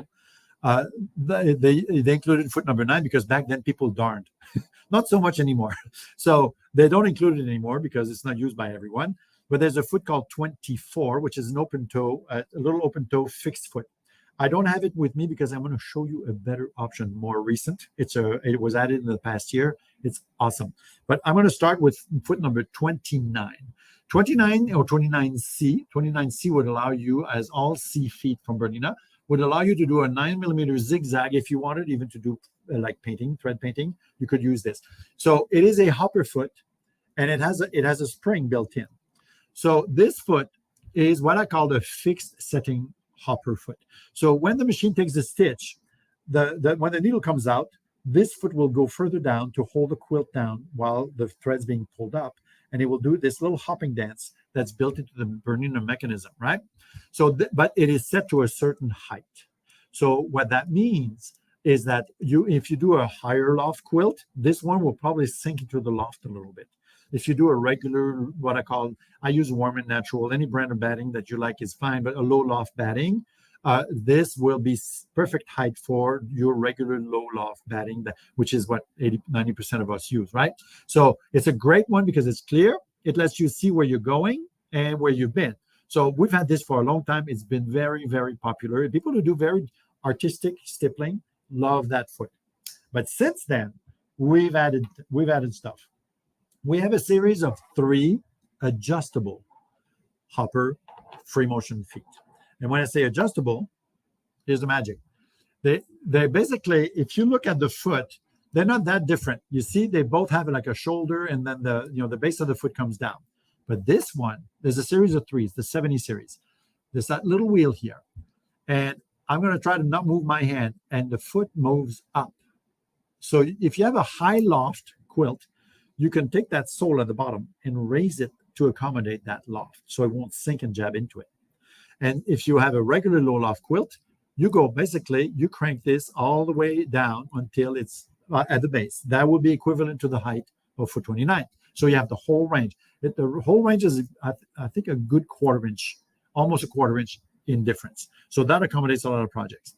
So this is your stippling foot now, adjustable, benefit number 1, and it has an open toe configuration. You see that? So you can see exactly what the needle is doing. So people who do like feathers, fancy stippling, I'm not that good, but fancy, I do loops and noodles and pebbles. I'm still at the pebble stage. But because I do embroidery and quilting with my embroidery machine, I'm still learning with stippling. So this, on top of that, has cardinal points built in so that you can start gauging. And a little tip, if you have this foot, which I strongly, if you do basic stippling, regular plain old stippling, this foot is your ticket. So what I do on my foot at home, I took the smallest little red Sharpie permanent marker, and I colorized those little cardinal points. And those become like, my targeting spot where I know exactly what's happening around. So foot 73 is your open toe, adjustable height, stippling foot. So it's progress over previous feet, and it works wonders. Now, if you want to do ruler work, I am not doing ruler work yet. I'm not. It's not my origin in quilting, but I've had to do samples. And the first time I had to do a little video. I had never done it before, and it worked. So it made me look good. I wasn't good at all, but it made me look good. This is foot number 72. There's 2 versions. 72, adjustable. And then you have your ruler work, what we call the fence, which puts the needle a quarter inch from the edge of the foot. So basically put your stitching a quarter inch away from the ruler, right? So there's 72, and there's an alternate version that just came out recently called 72S, S for slit. This is 72S. There's a tiny little slit on the edge of the foot that will allow the thread to pass through, so you no longer have to play tricks to thread the foot when you place a thread and all that. So what Bernina does over the years, they take feedback from the user base. When we say the user base, a lot of it is from the US, because in the US, we are crazy in a good way. We do a whole bunch of stuff that other countries look at us and they go like, oh, you can do that with your machine? So we quilt on all sorts of stuff, layers, appliques, you name it, right? So 37 came out. We improved with 57, and we further improved for the bigger machines with 97. This trend to continually improve is across the whole product line. So 72S or 72, if you don't need the slit, they work the same. So if you buy the foot, do yourself the favor, get the slit, because it will let you pass your thread more easily. So the 72S, for in this case, lets you follow a ruler super easy. I don't have them with me, but there are additional goodies that you can put on this foot. They're accessories you can add to the foot. One is a set of 3 little couching inserts. They snap on the bottom of the foot. They have a small, medium, or larger hole where you can literally, as you follow a ruler, you could couch a cord as you go. Yeah. So that would be, and then the other one is there are clear, what we call echo quilting snap-on add-ons that you can put that will push from 1/4 inch from the needle, that will push this out to 1/2 inch, 3/4, and so on. So there are the foot is the base, and you can add on to it for more versatility. I have one more adjustable foot. So far we have a regular stippling foot, but with adjustable height and open toe. Love that. We have the ruler work foot in 2 versions. They're basically analogous to each other with their extra goodies. And if you are creative, you like to do, let's say, floating appliques. You want to do appliques like a butterfly, you stitch it down, you have your felt wings, you may have stitched on them, but you want the edges to stay loose so that it floats on your quilt. Or you want to do like florals, you want to applique with suede, leather, anything like that. Foot 74 is an adjustable stippling foot. So the top of the foot is the same with a little wheel. You can adjust, and then at the bottom here is this glider cup. The cup will allow you to go over obstacles, and it will glide and accommodate them without tripping and jabbing into them. So for creative types, this is kind of your all-terrain textured surface adjustable foot. Love, love, love that foot. So that is for free motion. Now, I kept dessert for last. I have one more foot to show. And if your machine is capable of using it, more likely than not always, but more likely than not, most models will come with this foot included. It's called the Bernina stitch regulator, right? So the Bernina stitch regulator, what it is, it's a presser foot. And when you mount it, this is the sole of the foot. I have right now the open toe sole on the foot. You see that? Open toe sole. And then on the bottom here, that little black rectangle here, that's a black and white camera. And it takes thousands of pictures a second and feeds this to the computer in the machine. So as you move, it's able to track the pixels that from the photo it took and the next one and the next one. And it's able to determine how fast you're moving and tell the motor, the computer, speed up or slow down. So this is awesome. I am not a very proficient stippler yet. This is my training wheels, and it makes a huge difference on the quality of my stippling. So, your first stippling project could be simple. My first one was a big batik. It was a dragon from my son's bedroom, and I just contoured the dragon with the scales and everything with the BSR. And that was, if I missed it, it was so busy a batik that it didn't matter. So something like that was good practice, right? So this, if your machine does not have BSR, it's older than 2005. You really ought to check at the store and test drive a stippling with a stitch regulator. It does wonders. So stitch regulator comes with the open toe sole. And they're just a little pinch and slide the soles off. It comes with a closed sole, which it can be useful if you have like a lot of tight stitching, and there's a lot of little puffiness, ridges that form, that allows you to bridge over them. And then there is a glider cup, if you want, not as big as 74, but it has a glider sole that allows you to do echo quilting because the 1/8 of an inch are marked along the way. And if you always use the same, on mine at home, I have actually reddened the groove so that I could actually use it for tracking. So this is dessert. This, if you're new, you want to try your hands at stippling, the stitch regulator is definitely a way to go. So Blaine, that covers the basic of the quilting feet. There's a few more, but I left them out. Well, hey, Sylvain, I got a big question for you. If any Bernina or Burnett machine we sell, can we throw you in with it I to have a go couple of more minutes. and teach them hands-on? Did you hear what I said? I don't hear. Yeah, Blaine, I don't hear you if you are on. All right, can you hear me now? I just heard a tiny. Hello. I don't hear. Yeah, I think it's on your side, Sylvain. Not sure if he can hear me or not, guys. Sylvain, can you hear me? So he can't hear me, so he can't say no. So we're gonna talk to Sylvain behind the scenes and see if we can throw him in with any Bernina or Burnett purchase, right, Kyle? All right. Well, let's tell everybody a little bit about the Bernina feet. And again, we do appreciate Sylvain coming on today and telling us all about that. He is such a wealth of knowledge when it comes to all the Bernina and Burnett machines and all the feet.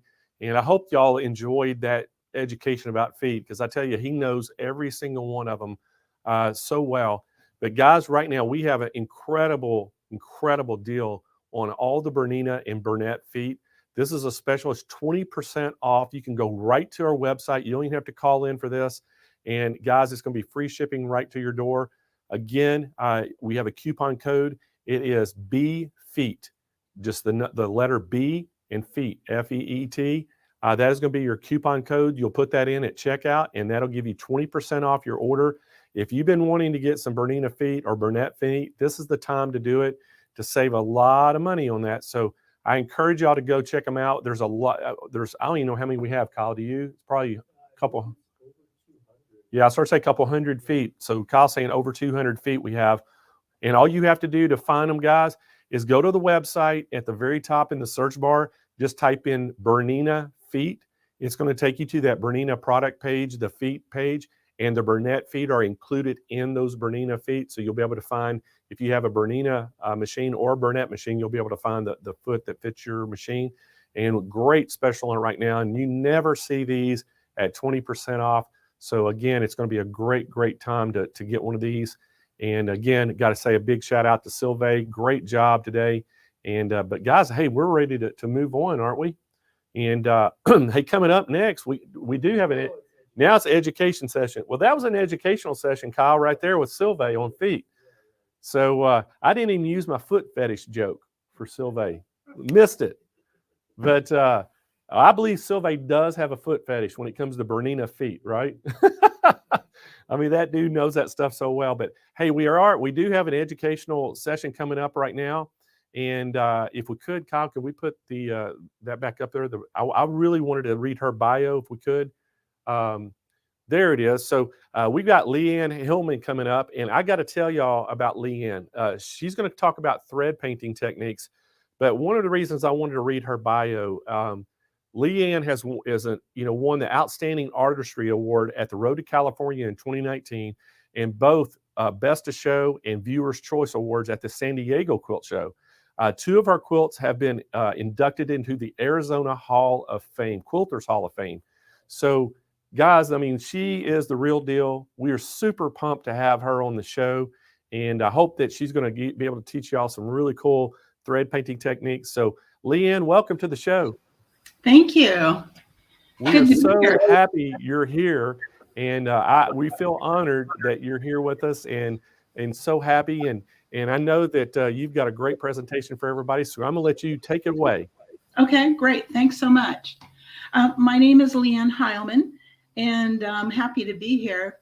It's so good to be able to share some of my experience. I do have a lot of experience with thread painting, but first I wanted to just mention that thread painting is kind of a strange term. There's a lot of different ways that people do thread painting. There's the really super dense type, which is almost like a tapestry. Jennifer Day in Colorado is one that does that. It's just fabulous. Nancy Prince does another type of thread painting. It's applied to the surface of the quilt, and she won a big prize a few years ago at Rhode for her winter scene, which was just outstanding and beautiful. And then, of course, Hollis Chatelain's a really well-known quilter, and I don't know if you'd call hers thread painting, but she does a lot of really dense quilting on faces and figures, which is just stunning. So there's a lot of ways to do that. Personally, I don't do the super dense thread painting because I don't want, I like to use the differences in dimension in my art quilts. So mine is done pretty selectively. So there's two types that I do, and one is directly on the quilt. This is a little sample that I have. It's a shrub. I do landscape quilts among other types, and often in the middle ground of a landscape quilt, I need something to fill in. So this is one that I use. That's done directly on the surface of the quilt. Another type that I use is this type, which is applied. You create this figure and then apply it to the quilt. So this works well as a foreground because, of course, it has that extra dimension. So I am not going to do this one today. I'm going to talk about the thread painting done directly on the surface of the quilt. So you'll see that on the back of this sample, I have you can see the stitching, but I also note the thread that I've used, and actually two threads. And I start out with a picture on the back so that I can always go back and repeat this because I certainly will use this many times in quilting. So that's the kind that I prefer to use. What I start out with is an image, and I am not a professional photographer. I don't even think I'm a particularly good photographer, but I'm good enough that I can get these kinds of images when I'm wandering around the neighborhood. So this is just an image that I caught on my camera, and this will serve me well.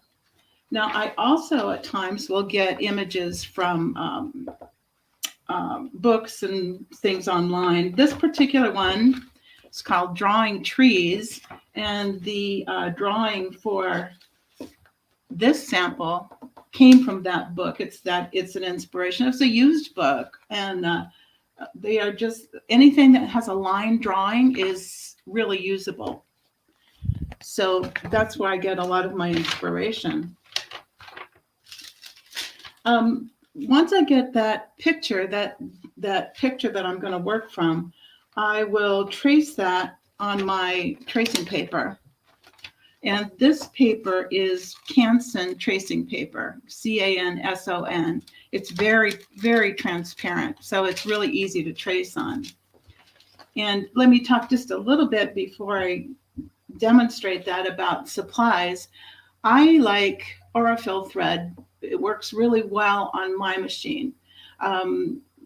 Machines have different, they're almost like people, they have different preferences, but I love Aurifil because it's not, there's no fuzz on it. And so I know that I can adjust my tension if I need be, and it's really consistent. Now, I will sometimes use a heavier thread. This particular thread is Wonderfil, which is a good brand too. It's a perfectly fine brand. It's also 50 weight, just like my Aurifil, but it actually has a lot of fuzz to it, which is not a problem as long as I know that and I'm willing to adjust my tension. Sometimes I will use a heavier thread, even as heavy as a 12 weight. But again, you're always adjusting your tension. And every time I sit down to free motion quilt or do thread painting, I have my little sample or my little testing piece. In fact, I just tested it before we went on air, made sure that my tension was reasonably okay. I did adjust it a little bit. I had been using a different thread, so I did some adjusting. So there are some beautiful variegated threads, which are really nice for some purposes. I will use them on tree leaves where I want the light and dark of the leaves, but you have to be careful that you're not getting a light where you want a dark. For example, on the trunk of a tree, I want to have it all dark. So I'm a little bit careful when I use variegated threads. I just use a regular Microtex needle in my machine. That's what works best for me. A 12 or a 14 works well with those 50 weight threads, even a 40 weight thread, not a problem. It was really interesting listening to Sylvain. I loved getting all that information. And it was a reminder that I need to get a different sole plate for this old machine that I have. But, and those are effective. But I do have an older machine. I use a FOF older machine, and it is just a wonderful free motion quilting machine. So I have other machines, but that seems to be my go-to when I want to do detailed free motion quilting. So you don't have to have a fancy machine, but I think all those feet that Sylvain was talking about would just be lovely to have. So the product that I'm going to use today that I'm going to demonstrate with is a sulky product. It's called Heat Away Clear Film Heat Removable Topper or Stabilizer. If you're an embroiderer, you might be familiar with this. This is something you could use on top of terry cloth if you wanted a topper. But it's a really great little product. And of course, you can do that. You could trace your drawing on tissue paper or some really light paper and stitch on top of that. And I've done that, but then you have to pick out all that paper. And it's time consuming, and it also has a tendency to loosen those stitches, which you don't want to do. So once I have traced my drawing, which looks like this, you can see that I didn't get every little blade of grass in my tracing. Not necessary. I'm getting the basic structure of this plant, and shrubs have a rather elliptical bottom, a base to them, which you can just imagine. And so they're not coming from one point, they're coming from an oval. So you can imagine that, but you don't have to because we have it in the photograph. So the photograph is the key to making it easy, basically. We're just following that photograph. I'm going to get this stuff out of the way here for a bit and move my camera so that you can just see a little bit of what I'm doing here with these tracing. There we go. Just bear with me a minute here. So to do this marking, I just use a Sharpie marker, nothing fancy. And all I'm doing is just using my Sharpie to trace these lines. You don't have to be particularly artistic to do this. Well, you don't have to be artistic at all either. Actually, you can just, if you can trace, you can do this. And it does not have to be exact. In fact, don't make it exact. Don't make it perfect. Because nature is not perfect. If it was, it would be boring, right? And the whole idea of making something is to do something unique and not like a machine. That's my personal preference, is I want everything to be unique and creative and original. So you can see here what I'm doing, just marking in those lines. You can see some of these blades of grass are tipping over or are bent, which is what nature would do.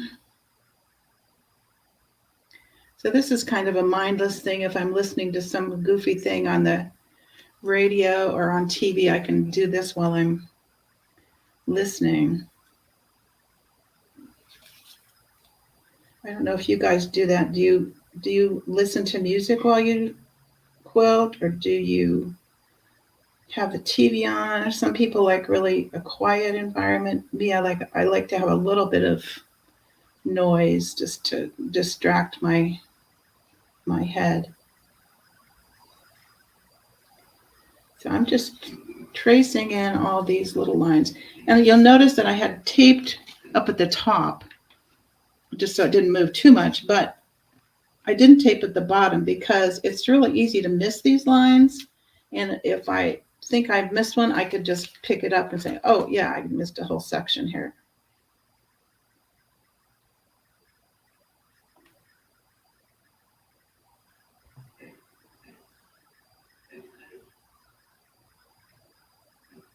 So super easy, nothing to stress about. And you don't have to be able to draw to be able to do this. You just have to be able to take a half good picture and then just find the major lines in it and then trace it. Now this is real. I'm going to stop there because you get the idea of what's happening there. And I love these little organizer things. Gosh, I have these all over my house now. Well, all over my sewing studio. So I'm going to go to one that I've already traced out, just so you see it. So I've traced this.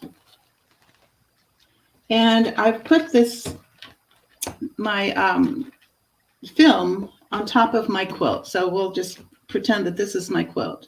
And I'm going to be putting this in. I've already started stitching a little bit here. But I'm going to put it under the machine so you can see it.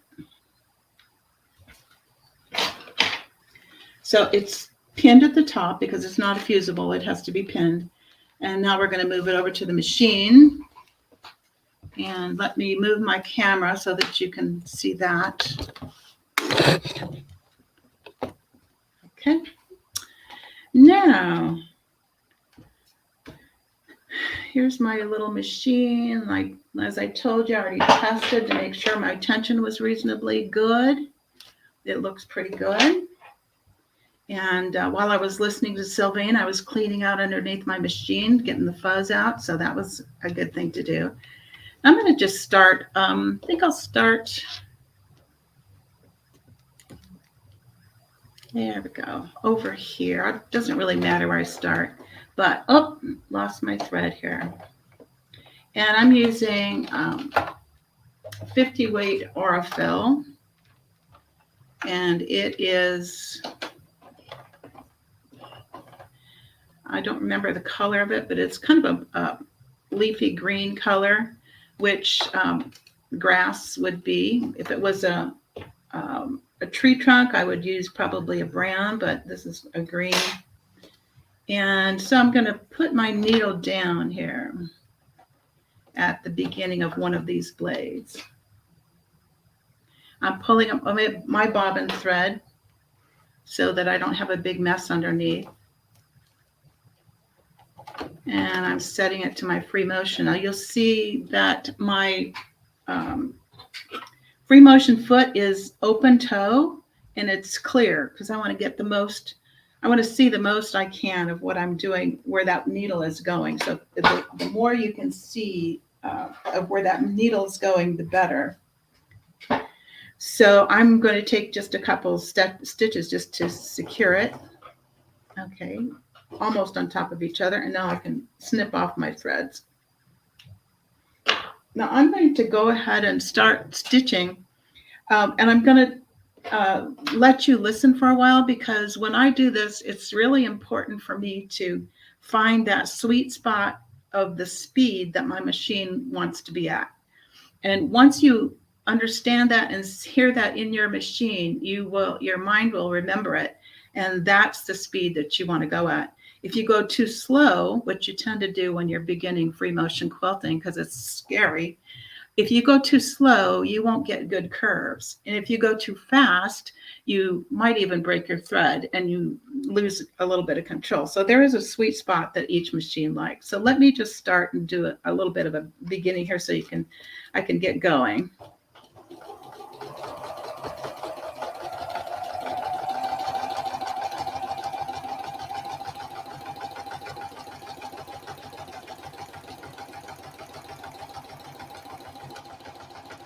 I'm moving from one blade of grass to another. And you'll notice I am not necessarily hitting all the lines the way that they're drawn, and that's okay. One thing that is a skill that you learn doing this is how to sew backwards. You can see I'm going up, and also how to backtrack. Because I want to, especially up at the tips of these leaves, I want them to be very skinny. Down at the bottom, of course, a blade of grass is going to be thicker. So I'm not worried about too much about getting the thickness of the bottom because I can go back later and do that. But I want to get at least all of them stitched on. And I'm going to move over here just to catch this one that's bending. And I can move around, and if I need to, I can do a little thread in between these blades. And you'll see I'm backtracking. I think a little faster would be better. Oh yeah, now we're getting there. And I'm just getting all of those blades stitched.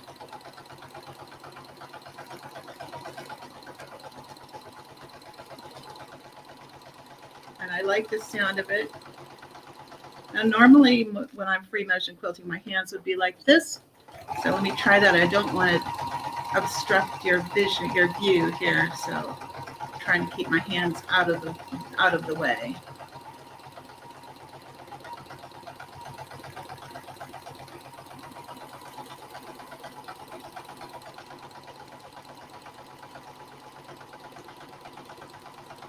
Stitching all of those lines.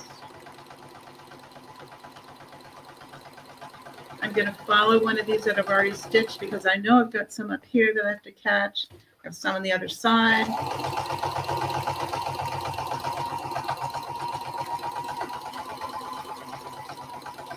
I'm not worried about stitch length. There's nothing fancy about this. This is just getting the structure of this shrub.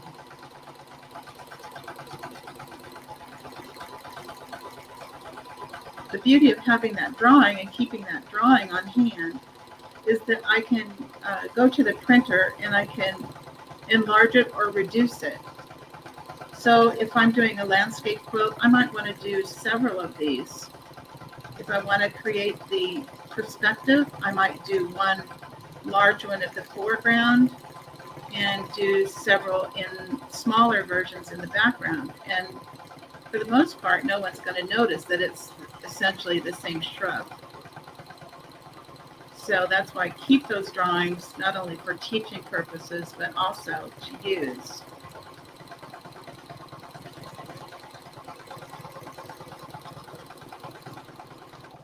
So basically that's what I'm doing. I'm stitching out that whole piece. And you'll see that this is what it looks like on the back. You don't notice that I've missed lines or sewn out of the lines. It's not anything that you'd notice. So I have one here that I finished stitching out. So I'm going to pull this down here for you to see. So it's all stitched out, and I've gone over the bases a few extra times just to make them a little thinner. And that's great. And you'll see that the back looks really nice. But we're not finished. I need to get rid of the excess of this film. So I'm just going to cut off the extra. Get my big scissors here.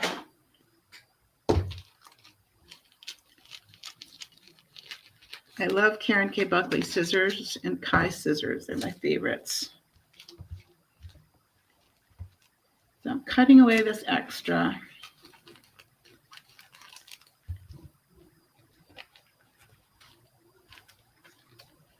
And I don't see any questions in the chat. If you have a question, go ahead and put it in, and I'll attend to that.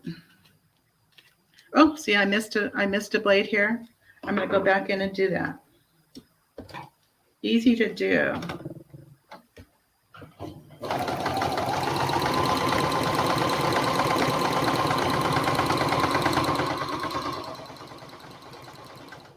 Okay, fixed.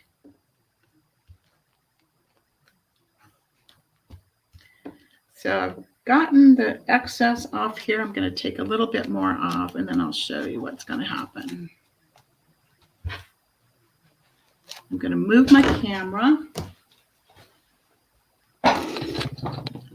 over to this area. I've got my little Aliso iron. I love this iron. This is such a neat iron. My favorite. I haven't had it that long, but oh, I love it. Isn't this weird that you would put your iron on plastic? It just seems sacrilegious almost.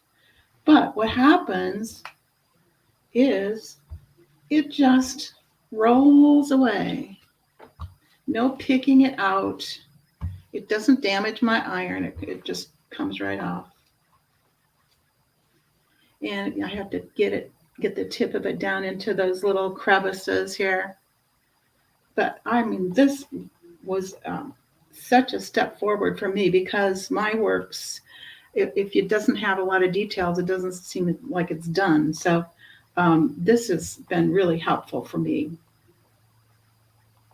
A lot of times I'll go into the internet and investigate what things really look like. And that's how I get an idea of the detail that I need. Not that I'm copying images, but because I don't want to do that, but just getting an understanding of how things are constructed and made really helps when you're doing an art quilt. So you can see that it's really cutting nicely. I can wipe my iron off a little bit, and all these little pieces of plastic are just going away. Now, we're not done yet, actually. I've only got one color of thread on there.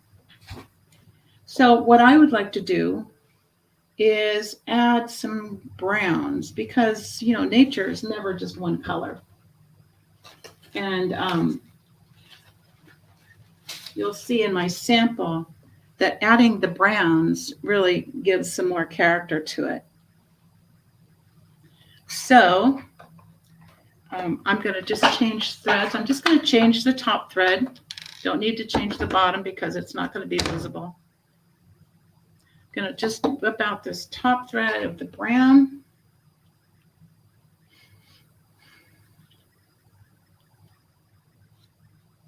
I can find the end of the spool. There it is.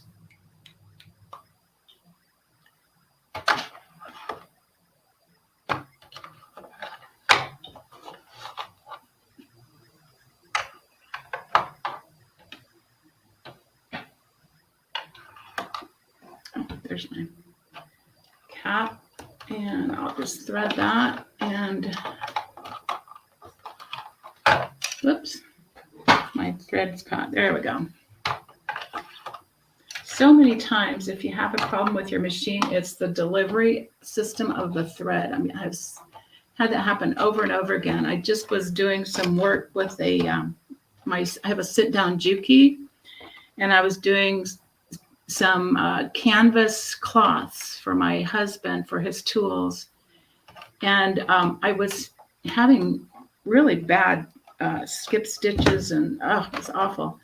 And finally, after I'd finished the job and I'd compensated for it as best as I could, I looked at it one day and realized that the top thread had a big loop in it, And no wonder it wasn't feeding well, and I didn't have a good stitch in it.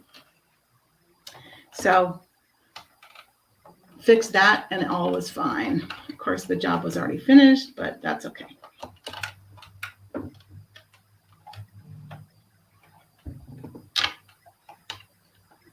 Okay, so getting this threaded here. Going to move my camera over again.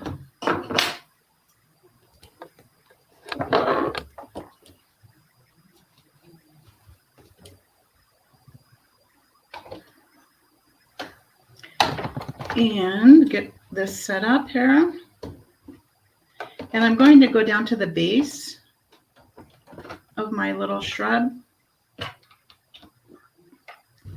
And let me get my bottom thread pulled up. There it is. I'm just going to fill in that base a little bit, just to give it a little bit more realism, a little more character.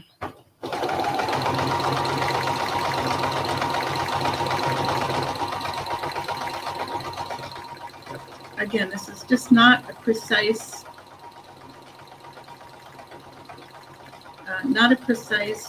thing to do, and you can get more creative as you go, as you get more comfortable.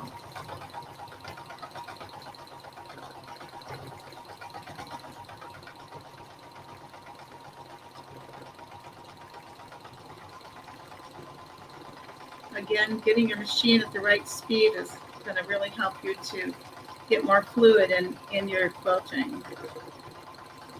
And once you hear it, you're going to know it. Okay, so that's enough that you can get the idea of that. So let me move my camera up here again. Great. Okay. So I've shown you the sample of the applied thread painting.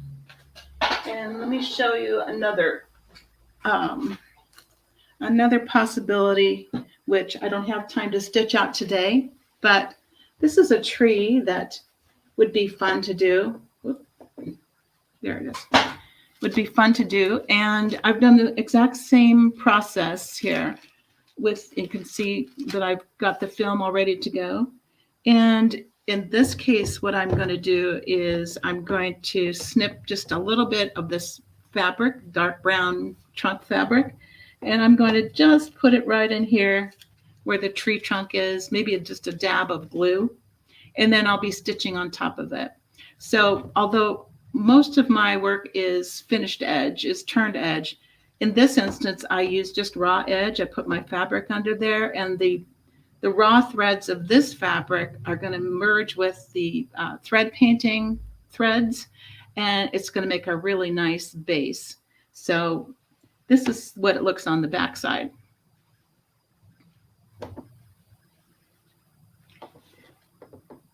So again, the same technique. You can use it with any details.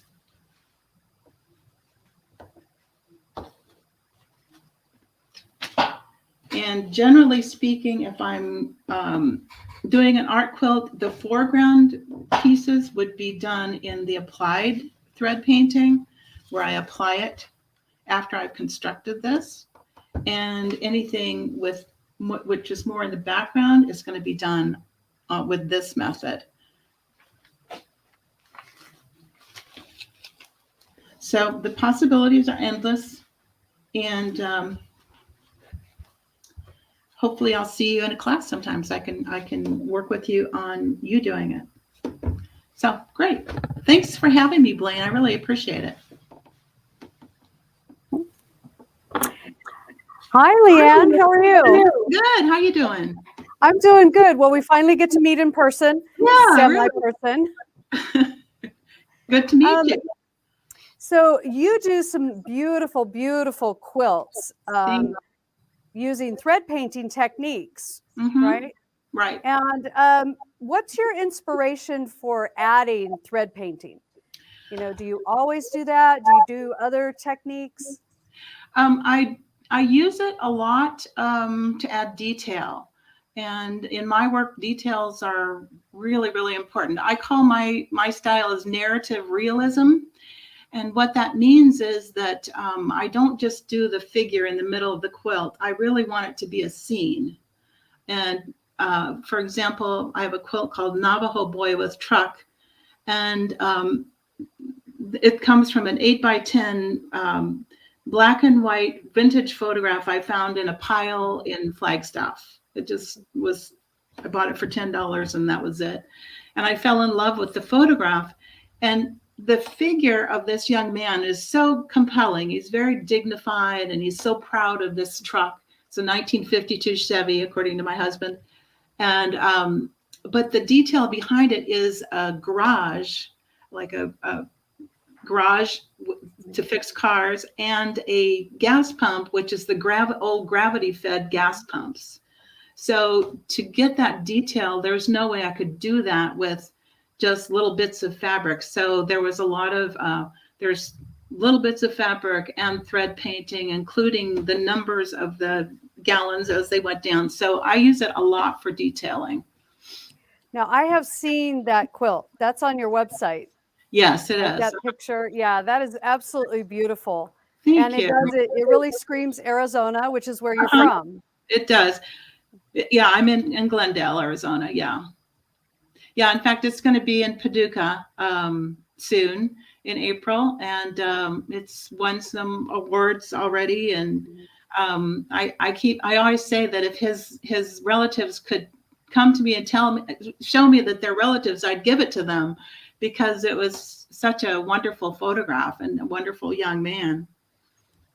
So you took a picture and turned it into a masterpiece. Oh, yes. Thank you. I took the existing picture, and that particular one is a black and white. Well, it's actually kind of a faded sepia photo. So I had to make up the colors too. So it was really a big challenge, but it was really a work of love. Well, I know thread painting takes some practice and some patience. And so, you know, if you're just starting out with thread painting, you know, practice, right? Somebody asked if you teach any classes online. I'm taking the summer off, which I usually do, and I'm going to be teaching. I will be teaching more in the fall and into 2023. Kind of revising my class definitions right now. Well, and hopefully we're going to have you come out to our San Diego stores. Yes, I'm looking forward to that. Well, thank you so much for being on our show, and you have a fabulous week. Oh, you too, Candace. Thanks a lot. All right. Well, thank you so much for that demo. Hopefully you guys are enjoying some of these education segments we're doing. A little bit of, you know, just a tiny bit of information each time to teach you something new. So we have Kim Sandberg and Kristina Whitney back with us from Handi Quilter, and they're going to be talking about the Pro Stitcher Lite Robotics. Hey, ladies, you guys back from lunch or? Oh, yeah. I don't know. What time is it there? In between. It's in between. 2:30 here. Yeah. Okay, so we're now an hour difference. You're an hour ahead of us now. Correct. Yep.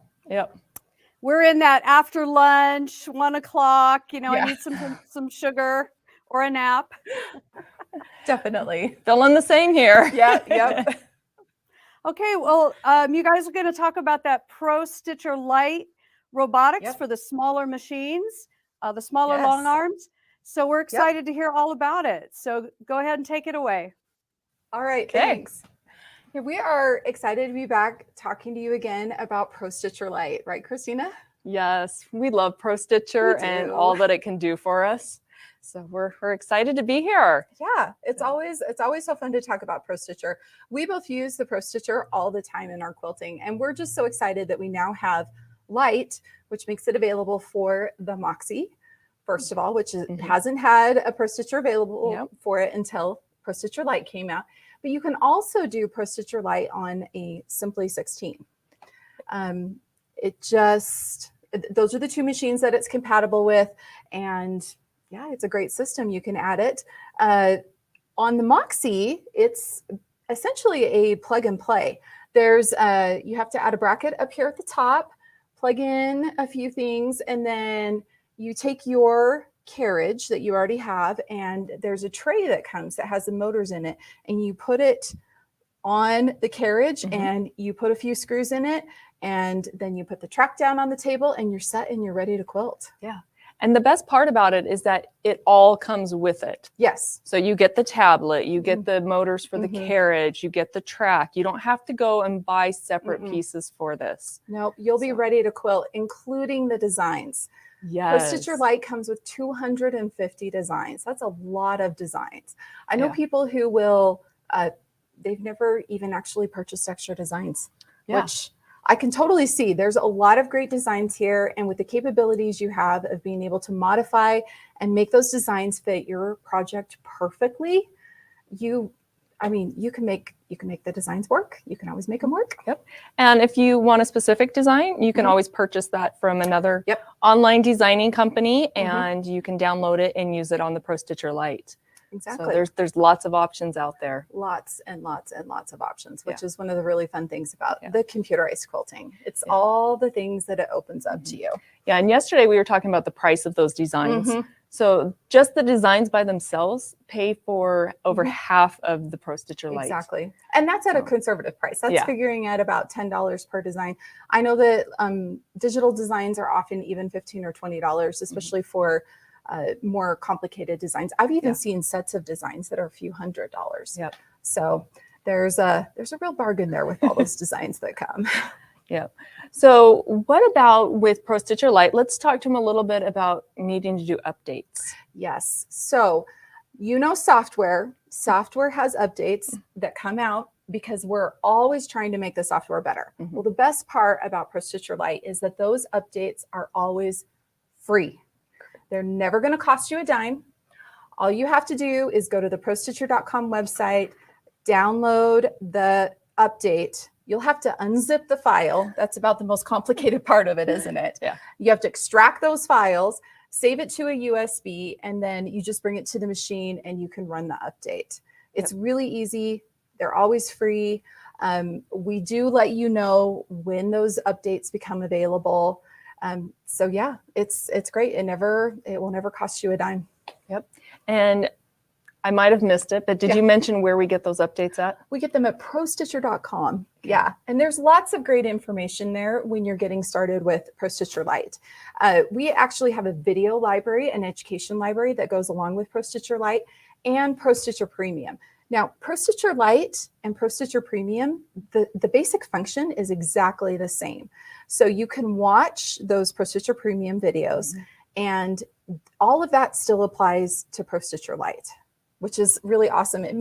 There's over 40 different videos to get you started, and every single one of them has a downloadable PDF, so you can print them out, take them to your machine with you, follow along step by step, which is really great.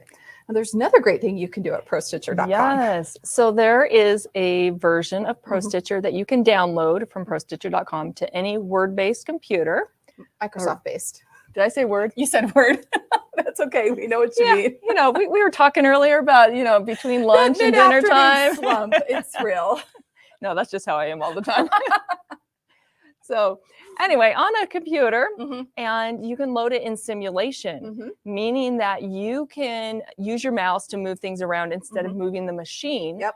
And you can practice and play with all of those different buttons and get really comfortable with the program and not feel like you're going to ruin a quilt or something. Absolutely. So it's a great way to learn new things. It is. And that's free. You can download Pro Stitcher Lite, install it for free. It's not going to cost you a dime. That's another great thing. Yeah. And again, that's at prostitcher.com. Yeah. And the installation instructions are there also. So if you are technologically challenged, it's got the steps for you. Yeah. So. We've got you covered on everything there. Yeah. So what are some of the cool things we can do with this? I know yesterday we showed something. Today we're going to show a little bit of a different technique, but you can stitch blocks, you can stitch borders, you can stitch corners, you can stitch triangles. I mean, you can do all different kinds of things. But I think the thing that most people use a robotic system for the most is edge-to-edge designs. So we wanted to show you today how easy it is to set up an edge-to-edge design, how fast it is. And then we're going to stitch a row And we won't do the whole quilt because, you know, even though it is mesmerizing to sit and watch the machine run, we won't do that. Time. So we'll set up a mini quilt, and we'll stitch a row, and then we'll show you how easy it is to advance those designs so that you can work all the way from the top to the bottom of the quilt. So yeah. So when you say we're going to set up an edge to edge, that means that it's just one design that covers the entire quilt. Yep. It's not a design here and a design here with something else. It's just the same thing throughout the entire quilt. Exactly. And it's one design that will stitch continuously from one edge of the quilt to the other edge of the quilt, hence the name edge to edge. I do know there's a few other names for it out there. Continuous line, border to border. I'm trying to think if there's any other. Some people say point to point. Point to point. It's just, they're designs that are, when they're drawn, they have the start and the stop point on what's called the same plane, meaning you can draw a straight line through them, a straight horizontal line through them. And that way, when we load them in here, the designs snap together and it stitches out in a continuous line. So, okay, let's set up. So the first thing you always need to do with Pro Stitcher Lite is set up your frame space. So let's walk through those steps here on the screen. I'm going to let Kim push the buttons today. I got to push them yesterday. So we'll take a look at what we've got going here on the screen. And the first thing I need to do is move my machine over to the left side, and I'll touch the refresh button here so that you can see. So we're up here in the left side of the frame. The refresh button, so you can see my crosshairs on the screen, and my crosshairs represent where my needle is in the frame. I'll select the area tab up here at the top, and then I want to open my frame space. So I'll touch frame space on the ribbon. In the sidebar over here on the right-hand side, I'm going to touch to corner, and that adds my first point for frame space. Well, now I'm going to pass the machine over here to Kristina, and we're going to set up a frame space about right there. And she's going to touch to corner again.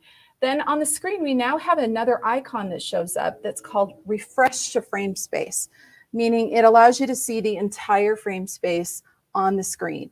This represents on the screen the amount of space I have in my frame. So now we want to set up an area inside that frame space.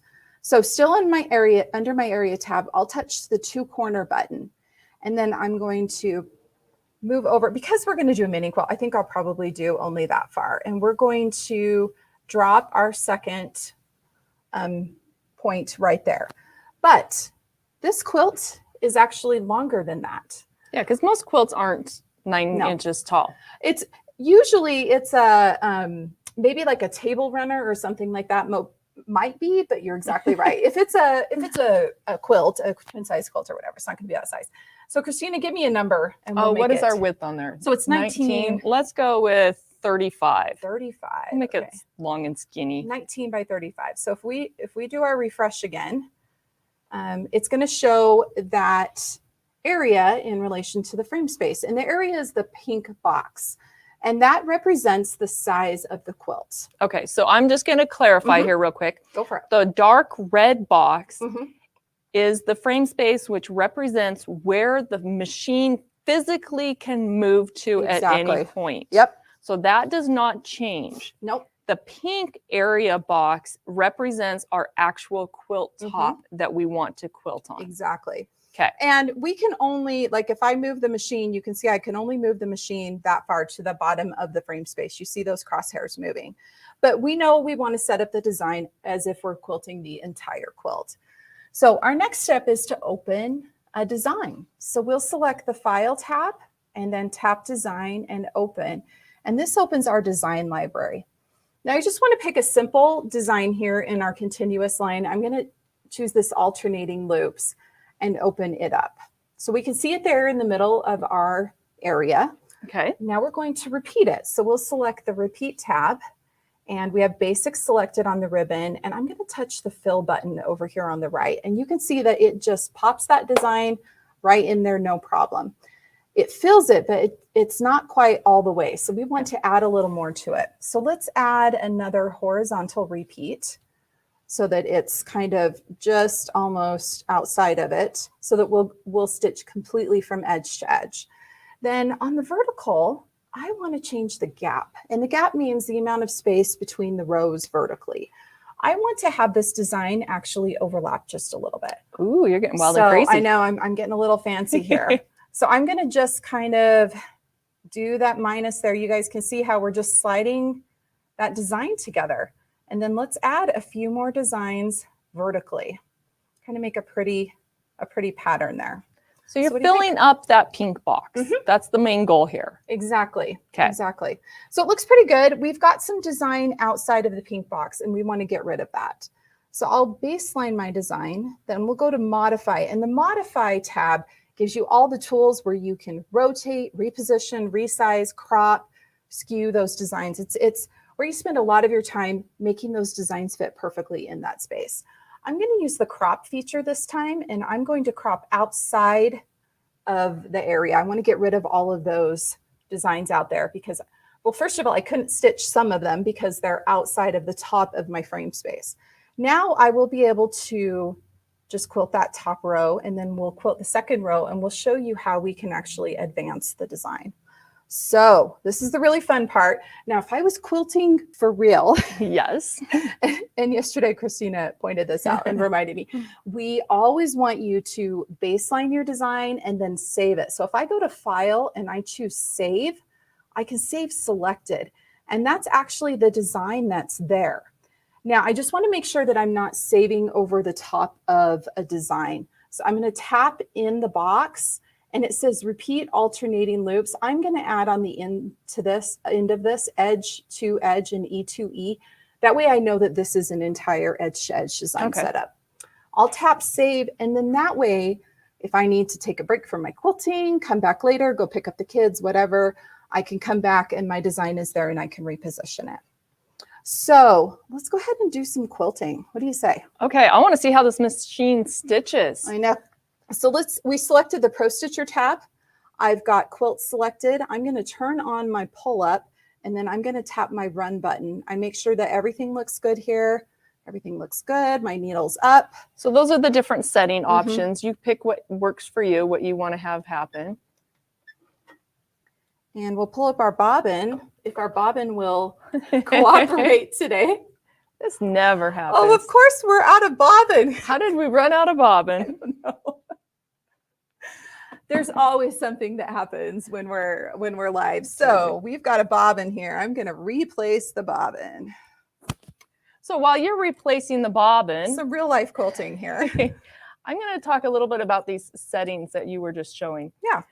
We haven't talked about OptiStitch yet. No, we haven't. So OptiStitch is a new system that the software programmers have created, and it allows the software to pick the optimal speed going in and out of curves and throughout the design so that it stitches out the best. So you can change like oh, we're stitching. Yeah. That was a quick bobbin change. Well, you know, I am a little practice. Yeah, so the machine can determine how fast it will stitch, and it also allows you to like come in faster or slower going into different points.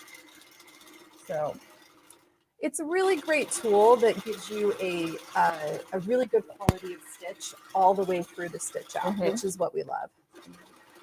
So you can see here that this design, when I opened it originally, it had a loop at the top and a loop at the bottom. You can see that we've actually cropped off that top loop. And look at how perfectly it's stitching that. And if you're watching the screen, you can see those orange crosshairs moving. That's your needle, your machine moving as it stitches. And then it turns the design yellow where it has already stitched. Exactly.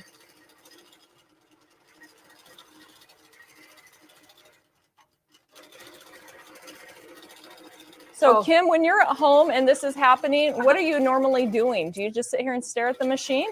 Sometimes, I'll freely admit that. Normally, I try to plan. If I'm running an edge design, I'll have another project going. I'll have some ironing I need to do, some pressing I need to do, not shirts and stuff, like a quilt project, of course. Of course. And then I'll have maybe I'll have some piecing I'm going to do. Maybe I'm doing some cutting. All right, we've hit the end of our row. Let's go ahead and I'll loosen my thread here. And notice the machine stops itself at the end of the row, gives you a warning to trim your threads. Yep. And then you can move on to the next row if it fits within that frame space. And you know what? Our next row does. So let's let this one stitch out Okay. and then we'll do some advancing. So come here and touch resume. Yep, and the that machine again. Oh, fabulous. It knows exactly where to go. It always knows exactly where to go. It's nice. You don't have to set anything up. You just let the machine do its thing. And this is where we're going to see those two designs come together.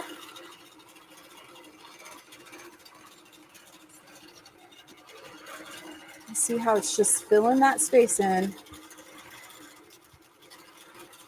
I'm really liking how you had them overlapping like that. It's kind of fun, isn't it? Something different. Yeah. So we talked about how it comes with 250 designs. Think about each one of these designs, how you can manipulate it and change it to come up with new designs. Exactly. I know one of my favorite things to do is to take a simple design like this and even choose another basic design like this. And you can have alternating rows. You can set it up so that you can have one design quilt on the first row and a different design quilt on the second row.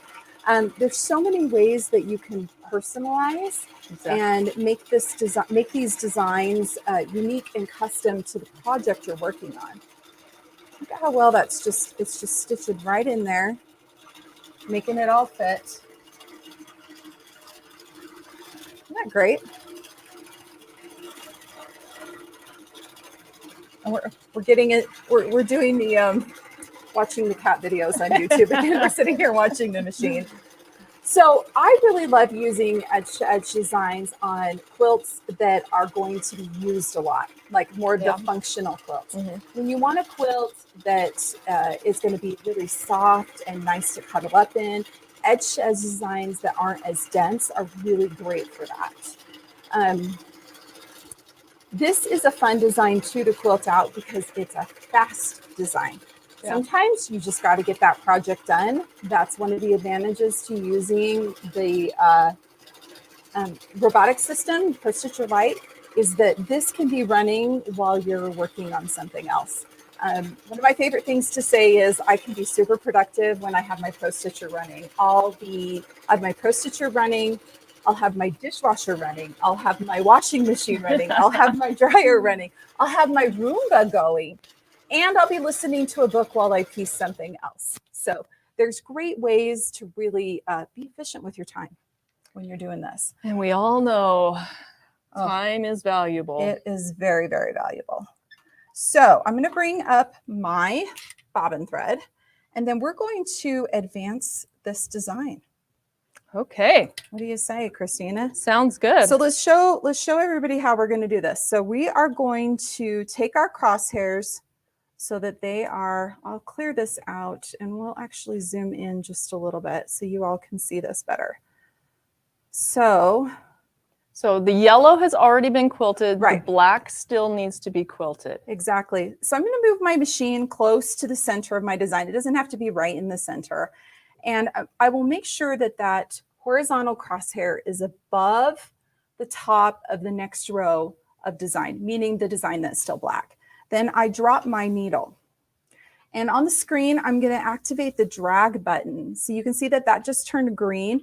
Now I will take our side clamps off, and then Kristina is going to grab the back pole. What does that drag button mean? So it means that that design is now attached to my crosshairs, meaning my machine. And as I move the machine, you guys watch here, it's going to actually move it up out of the area, which is just fine. That's just fine. The area is really there just to set it up. So right there's perfect. Yeah, we've advanced it. That's great. So do we have enough room for that next row in that? We do have enough room. Robot? And it's within my frame space. Perfect. You guys can see that there. And we'll easily be able to quilt that next row. Now, this is, oops, Kristina, what did I just do? We never do something like that. Never. Okay, so this is a very common issue. It is. So we hit that drag button when we first put the needle down and then we advanced it. When we're done, we hit that drop button, but oftentimes it gets forgotten. Exactly. So Kim is moving the machine back into position. So she found her needle hole and just moved the needle back to where it was. And I'm going to put my needle down right there and drop it. Then what I'm going Yes. to do to check and make sure that I'm actually lined up where I should be, I'm going to put the machine right over where 2 of the lines cross. And then I'm going to zoom in and take a look at that, because actually I think I'm a little bit off. What do you think? I should Little be bit right off. there. But a you little know bit. what? We can easily fix that. We sure can. Reposition. And I'm going to use my little nudge buttons here to move. Oh, let's go back out a little bit more. I'm going to use my nudge buttons here to move that design back into the correct position. So one thing with Pro Stitcher Lite and Pro Stitcher Premium is that we've got all of these different functions, and sometimes you can get from point A to point B going in multiple directions. Exactly. And so we like to show different ways to do the same thing. So we dropped that design. When she hit that drop button, it disconnects the design from the machine. So Kim can freely move that machine around without the design following it. Exactly. So the design is locked in place, and now we can set it up and get ready to stitch the next row. Exactly. And the machine knows right where to go. It's going to come over here and start. We'll touch resume, and it's going to take that first stitch, and it will just keep stitching. So, you know what? I'm going to go ahead and hit pause. I'm wondering if we have any questions. We've seen a lot of comments scrolling by. We can take a look here and see. I mean, it's really easy to just work your way through that quilt, recover from your mistakes, because yeah, that was a mistake. Haha. Totally did that on purpose. You planned it. We love, though, how easy and intuitive using Pro Stitcher Lite is. After you just got to put a little bit of time in, do some practice, you'll have it down, and you'll be quilting up a storm of quilts. And then I always like to say, you know, there is a learning curve. There is. It's software. It's a robotic Exactly. system. You are going to have to play with it and practice. Throw some fabric on there and just play. You don't have to put your heirloom quilt on and expect it to quilt out perfectly. Exactly. So, you know, put the time in. Again, prostitcher.com has great information. You can download that simulation program there and practice with that on your computer. Exactly. And the luxury of your own couch. Exactly. And not standing at the machine. Exactly. So there's great options out there for education and learning how to use the program. Exactly. It's fun and easy to use, and it will help you finish more quilts, which is our goal.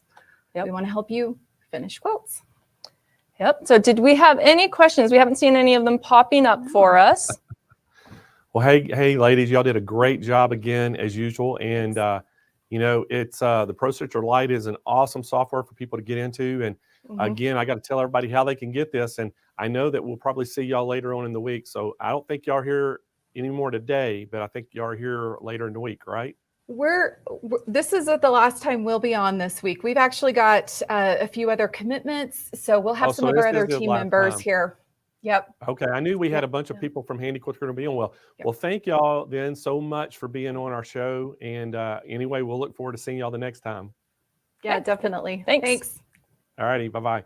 All right, guys. So we got to tell you all about the Pro Stitcher Lite. And again, Pro Stitcher Lite is a little bit different version than the full-blown Pro Stitcher. Now, the Pro Stitcher Lite is only going to work on that Moxie, the Handy Quilter Moxie, and the Simply 16. That's the two machines that the Pro Stitcher Lite works on. And again, guys, we have the introductory price of $59.95 for the robotic system, and you are going to get that $400 gift card with that purchase. Again, if you want to give us a call, we do have another little special gift for you if you do call in, but you can order this right on the website without any help and get that $400 gift card. But we do have another little gift. If you give us a call, we can get you hooked up on at the call center. But again, guys, $59.95 for this, and it works on the Moxie and the Simply 16. Now, the Pro Stitcher, you know, a lot of people I think ask about the Pro Stitcher. You know, the Pro Stitcher works on all the other Handy Quilter long arms, and then Pro Stitcher makes it for a couple other companies besides Handy Quilter that actually make it for us. They make a version that'll work on our King Quilter. They make it on a version that works on the Baby Lock quilting machine and the Janome. So they do work on other other machines other than the King Quilter and Handy Quilter. So again, that's the Pro Stitcher full version. If you want to look at that, but you can go look at both of them on our website. just up in the search bar, type in Pro Stitcher, and both of them should come up, the Pro Stitcher Lite and the full version Pro Stitcher. Again, guys, it's $59.95. We have some financing available, and we're going to give you that $400 gift card. And we got another little special gift if you call in that they can talk to you about. And it's going to be some great financing available as well. And we're going to ship that right to your door absolutely free. So, guys, another great presentation by Handi Quilter. Thank them so much for being one of our sponsors. And a great job with, Kelly and Kristina as usual. And but guys, well, the show's going to continue on. And next up, hey, we have got Brother in the house. We're going to talk all about that NQ 1700E. This is an embroidery only machine. And hey, we have Sarah Vetzer here. And Sarah, how are you doing today? Hey, Blaine, I'm good. How are you doing? Hey, I am doing great. We're having so much fun, and I am glad that Brother, set you up to come and have some fun with us and get to show everybody about that 1700, because this has been a hot machine this year, and we haven't been able to keep them in stock, but we got just a big shipment in of them late, like the last couple of weeks. So we have plenty of them in stock, ready to ship, free shipping nationwide to the door, and we got a great price on it. So we just got to let you show everybody how to use it. That's awesome. Yeah. So I'm going to tell you guys all about the 1700E. Like Blaine said, that is Brother's midline embroidery only machine. And this is really great for you quilters out there. If you are thinking about starting your embroidery journey, this machine is really easy to use. It's intuitive. So if you're a little bit scared to get started, this machine makes it easier for you to do that, to learn how to do embroidery, and you're going to have so much fun with it if you do try. If you are a seasoned embroidery pro, this is also a great addition to your existing machine lineup. It has a lot of high-end features that you would be used to, and you'd be very comfortable using a machine like this as well. So, as you can see, it is a pretty compact machine. It's about 28 inches long, and it weighs only 20 pounds without the embroidery unit attached. So I live in an apartment and I need to move machines around a lot. And I know that when you're quilting, your quilts are really big and you need a lot of room for them. And so maybe you have to move some machines out of the way if you're working on a big quilt. So I can tell you with confidence that 20 pounds is not too much to lift and move out of the way. It stores really nicely on a shelf when you're not using it. And it also doesn't take up a lot of space on your table when you are using it. So again, embroidery only. If you have a sewing machine already that you love and you're not ready to part with, but you want to start embroidery, this is a great addition to your sewing room. You can start embroidering your quilt blocks and all that fun stuff. So this machine comes with 258 embroidery designs, and it's ready to go out of the box. So you can take it out, plug it in, and you have 258 designs to work with, 13 lettering fonts, and you can do so much editing right on the screen. So you don't even need a computer to do all that fun editing stuff and make all of your own designs on there. Let's see, what do I want to start with? There's so much to go over. So the last version of this machine was the 1600E, and this is the upgraded model. And one of the really exciting things that Brother added here is that wireless capability. So if you have embroidery designs on your computer, you can now transfer them with PE Design 11 if you have that, or Brother's free embroidery transfer software, which is called Design Database Transfer. It's free to use and download on PCs. And you can now transfer your embroidery design straight from your machine, straight from your computer to your embroidery machine with a click of a button wirelessly. So you don't have to use that pesky USB anymore, plugging it in, ejecting it, all that fun stuff. You don't have to worry about that anymore. Transferring designs wirelessly, I can tell you I do it every day, and it is so easy to do. And it's kind of addicting. I mean, I could just transfer 10 designs at once in a second. But also, I'll say that if you are not comfortable with using wireless, you still have a USB port, so you can still transfer stuff with a USB stick if you're more comfortable with that. Another great thing about the wireless capability is that the machine will now notify you if you need a software upgrade. that's something that I always forget to check for. And it's really important to make sure your machine is up to date with the software. And if your machine is connected to your wireless network, it will now give you a little notification that says it's time to go to the Brother Solutions Center and download an upgrade. And that's awesome because it keeps everything running smoothly for you. And we love our sewing and embroidery machines. We want to keep them up to date and running top notch. So that's a really great feature as well. So the machine comes with 2 different hoops. You get your 5x7 frame, which is great for so many different uses. And then you also get the really impressive 6x10 frame. Now, this is like almost the size of the machine. I mean, it's crazy that this machine can embroider with such a large embroidery area, 6 by 10 inches. One of the samples that I love to show to illustrate how awesome that hoop is this jacket. So the back of this jacket, I was able to embroider in that 6 by 10 hoop, and this is an included design on the machine. And because the machine stitches at 850 stitches per minute, this stitched out in less than an hour. It also cuts your jump threads. So lots of good stuff going on here. And if you're thinking about doing really big embroidery designs on a really big quilt, then you can do that with that 6 by 10 frame. It's a really awesome embroidery size for sure. Now, the other thing that's really cool, and I think will appeal to the quilters out there, this is Quilt Fest, you can make your own quilt labels. I love quilt labels. I think they're so cute. So these are just a few ideas that I tried out. And with those 13 lettering fonts, you can kind of create your own message, put the year on there, add some really cute designs. And again, with that 6 by 10 hoop, you can make a giant quilt label if that's what you want to do. Make a really big impact on your quilt there. And we're going to get up close and personal with the machine in a few minutes, and I'm going to show you all those fonts and all the editing and everything that the machine has to offer. But I just like to show a few examples first. Another one I love to show is this little bunny lovey. It says "Some Bunny Loves You" on there. And all this text I was able to edit and put together right on my machine screen. So we have a 5-inch color LCD screen. It's a touch screen. And it makes it really easy to see your design layout and to edit your text and make a whole beautiful design right there on the machine. One of the optional accessories that you can purchase with the machine is the flat magnetic frame. This is a 5 by 7 frame. It has 6 magnets. And it's called the flat magnetic frame because it's truly flat and it slides right onto your machine, right under the presser foot without even having to lift that presser foot up.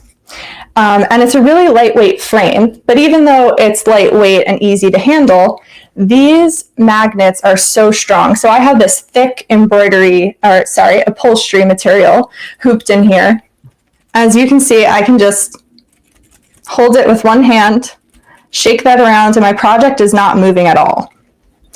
And again, it makes difficult things really easy to hoop, like this bunny lovey with this fluffy head and the really fluffy material. I had 2 layers of stabilizer on here. This hooped like a dream in this frame. So I really recommend that flat magnetic frame for using with this machine.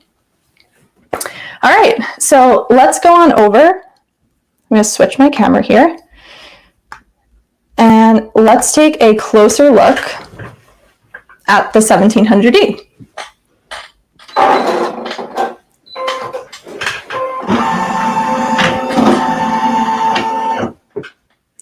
So right here on the screen, you have your wireless icon right here, and that'll light up blue when you're connected to your network. She's just waking up, so yep. There it is. She just connected to the network there.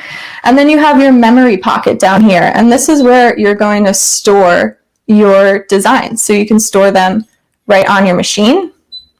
You can access that USB if, like I said, if you're not comfortable using the wireless transfer. You can still plug your USB in and access those designs right there. And then this is the pocket where your wireless designs will land when you transfer those.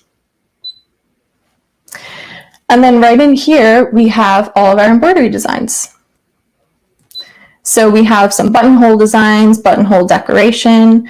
This crown category is filled with some of those newer designs. Here's that zebra one that I showed you on the jacket back. And as you're scrolling through your designs here, it shows you how big they are. So this one is 10 inches, and it shows that it can only be put in that 6x10 hoop. It previews that hoop size, and it grays out anything that you're not able to use. So like I said, really intuitive, and it really just holds your hand in the whole embroidery process. And then right here, you have the preview button. So you can get a nice big preview of your design, and you can select the hoop type, and it'll preview it inside of your hoop so you can get an idea of the layout in that sense as well. Okay, so then back here, we have a whole other category. There's 14 pages of designs here. Here's that deer that was hooped in my magnetic frame. You could scroll through using those arrows on the front of your machine. And then we have some of our fonts. So these are the really beautiful monogram fonts. There's two different kinds. There's a gold one with flowers, and there's a blue one with flowers as well. So that has the whole alphabet in there for you. And then these are your 13 lettering fonts right here. And so if you wanted to go ahead and make a quote label, you can select one of these fonts. You can type out your message. You can enter special characters and numbers. And you can type out multiple lines of text here. So if we want to type out, let's see,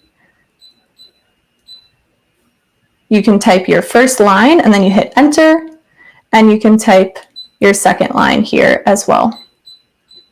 You can toggle between large, medium, and small fonts, depending on how big you want that your label to be or the text to come out. And then you can go ahead and set it. And it drops it right there, and you can see there's two separate lines of text. And now we're on our editing page. So actually, there's one thing I want to show you on that first page as well before we moved, and it's the frame patterns. You have tons of frame patterns to choose from, and I find this really helpful for making those quote labels as well, because if you wanted to make a diamond shape, you can go ahead and select your shape. You can set it.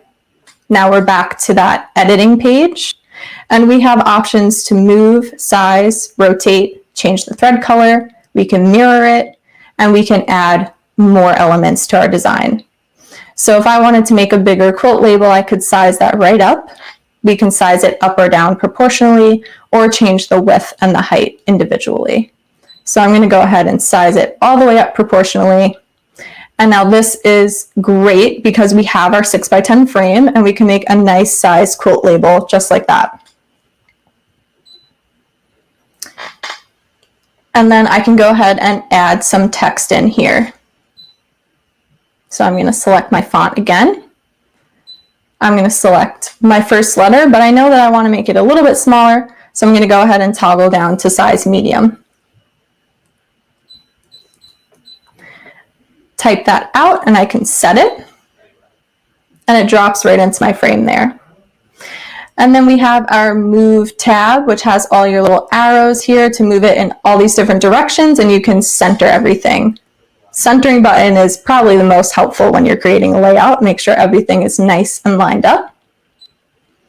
And then you have your thread colors in here. You have all your thread palettes right here, and you could use the arrows on the screen to filter through. So these are kind of our pinks and yellows. I can use the arrows on the front of my machine to filter, like this is the blues and greens. And then back to these arrows, these will show us different blues and greens. So there's really so many colors loaded in here for you to use and program as you're creating your designs there. So then you have the option to save that to your machine at this point if you'd like.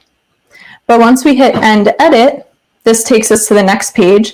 And I want to highlight some more of those high-end functions here. So one of the really great functions is the trace.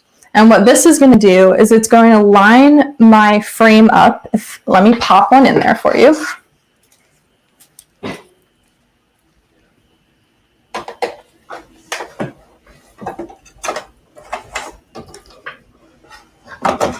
This is the flat magnetic frame. So that slides in really easy. And I'll just show you guys that again. Like I said, I am not even touching the presser foot, and it slides so easily right under there. And then it slides right into the side, and you just lock it right down. Couldn't be easier to put that hoop in there. So with my trace function that I have on screen right now, when I select a certain position, right now I'm in the center, the hoop is going to move.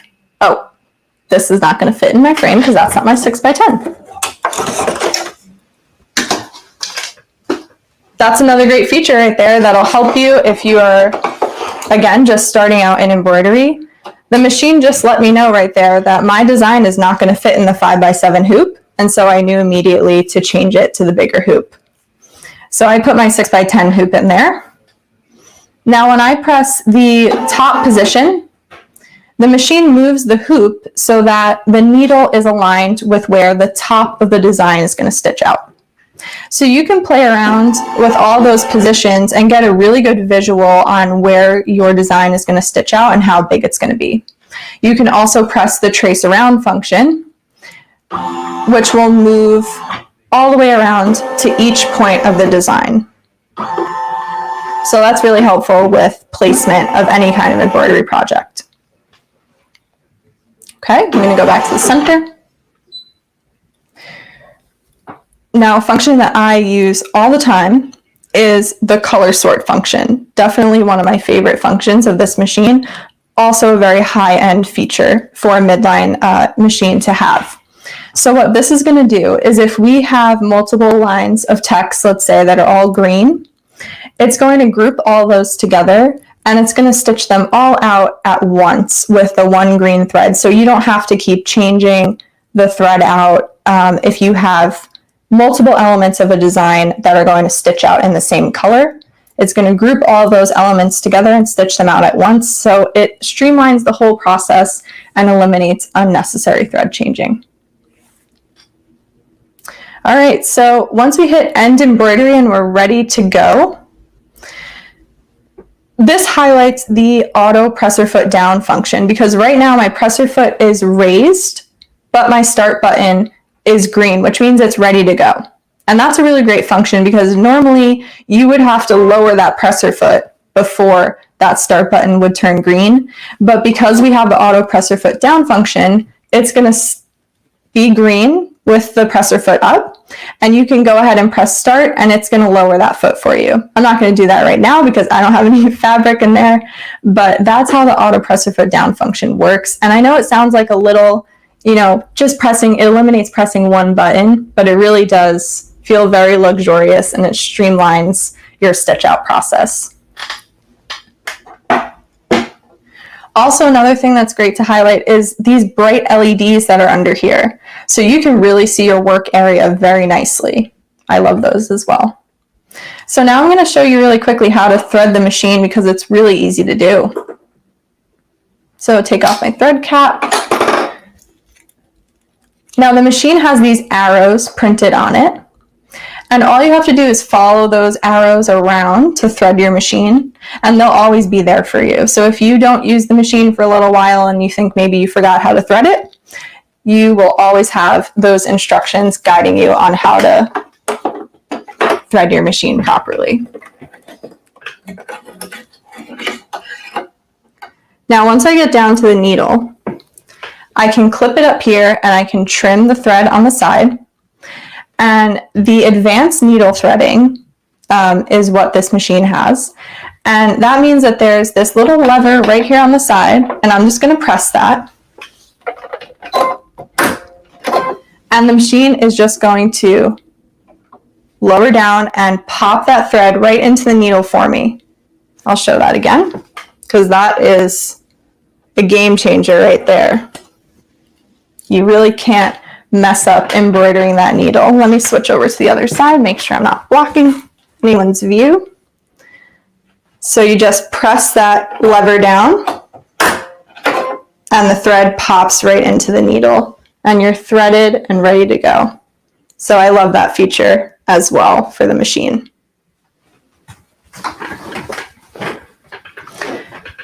Okay, so that is the NQ1700E in a nutshell.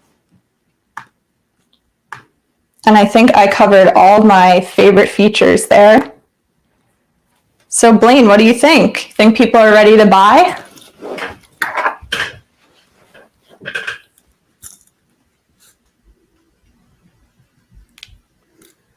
Well, hey, Sarah.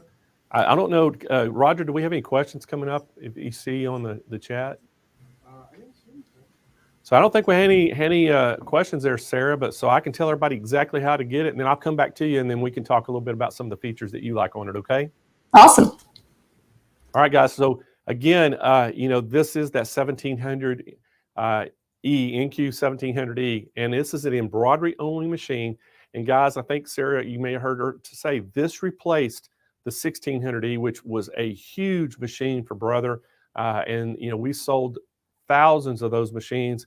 This one is taking its place, and it has, hasn't slowed down a bit. This is a really popular machine with Brother. Again, guys, our price is $19.99 on this, but we do have quilt show pricing. You do have to call in, and we have two really nice bundles that we have with this and some pricing that I think you're really going to like. So if you've been in the market for one of these embroidery only machines, I think you ought to take advantage of this. We have free shipping nationwide right to your door. And then Nick's team also has some special financing that they can talk to you about as well if you want to get those low monthly payments. And then if you want to go to our website, just go at the search bar at the top of the page, type in NQ1700E. It'll bring up that product page. You can read all about it. And then we have live chat agents can answer your questions as well if you have any questions about it. But again, guys, it's just a great, great machine. And, Brother, what can we say about Brother? And but anyway, let's go back to Sarah real quick. And so Sarah, tell me real quick, what's one of your favorite features about this machine? I think the wireless capability really stands out as a favorite feature. Brother has that license for Disney design, so you can get Disney, Marvel, and even though the machine doesn't come loaded with any of those, you can go onto iBroidery.com and you're still able to purchase them and stitch out on your machine. So here's a quick example of one that I did. This is the Black Widow. This is a Marvel character, and I was able to purchase this on iBroidery.com, stitch it out on the 1700E back here. And then I cut it out and I added some glue backing. You can see that's a little shiny there, and made myself a little patch. So that's definitely one of my favorite features. Well, Sarah, too, and what a lot of people really like about this, it comes with two hoops. It comes with a 5x7 and that 6x10. But that 6x10 is actually huge. I mean, people just don't realize how big that is. You can do a back of a jacket really easy. Yes. Definitely. It is a really impressive hoop. I can show that again.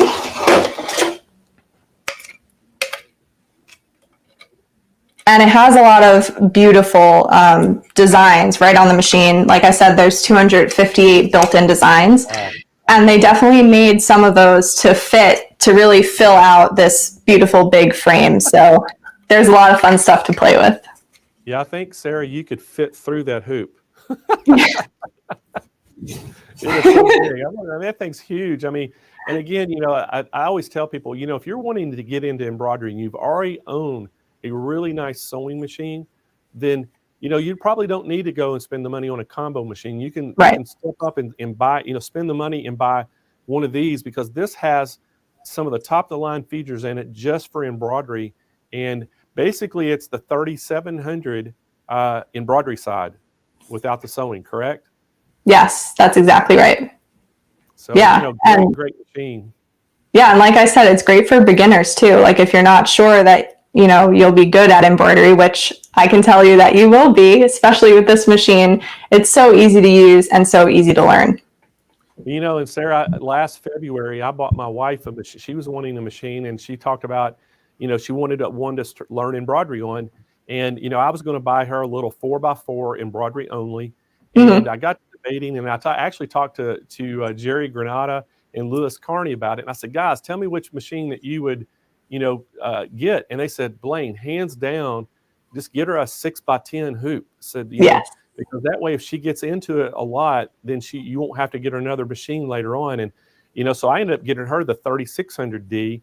And the 3600 has the sewing, but it has the exact same embroidery features as this 1700. So, and it's a great, great machine. And it does really nice embroidery stitches on it. So can't say enough about it. But again, Sarah, thank you so much for coming on our show. We were always, it's a pleasure when you come on, and we enjoy you being here.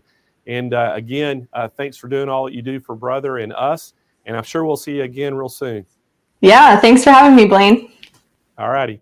So, guys, there it is again. We're going to throw it right back up on the screen one more time before we move on. But again, guys, this is the Brother NQ1700E embroidery only machine. It's $19.99. We do have a call-in special, guys. We're also going to ship this free nationwide right to your doorstep.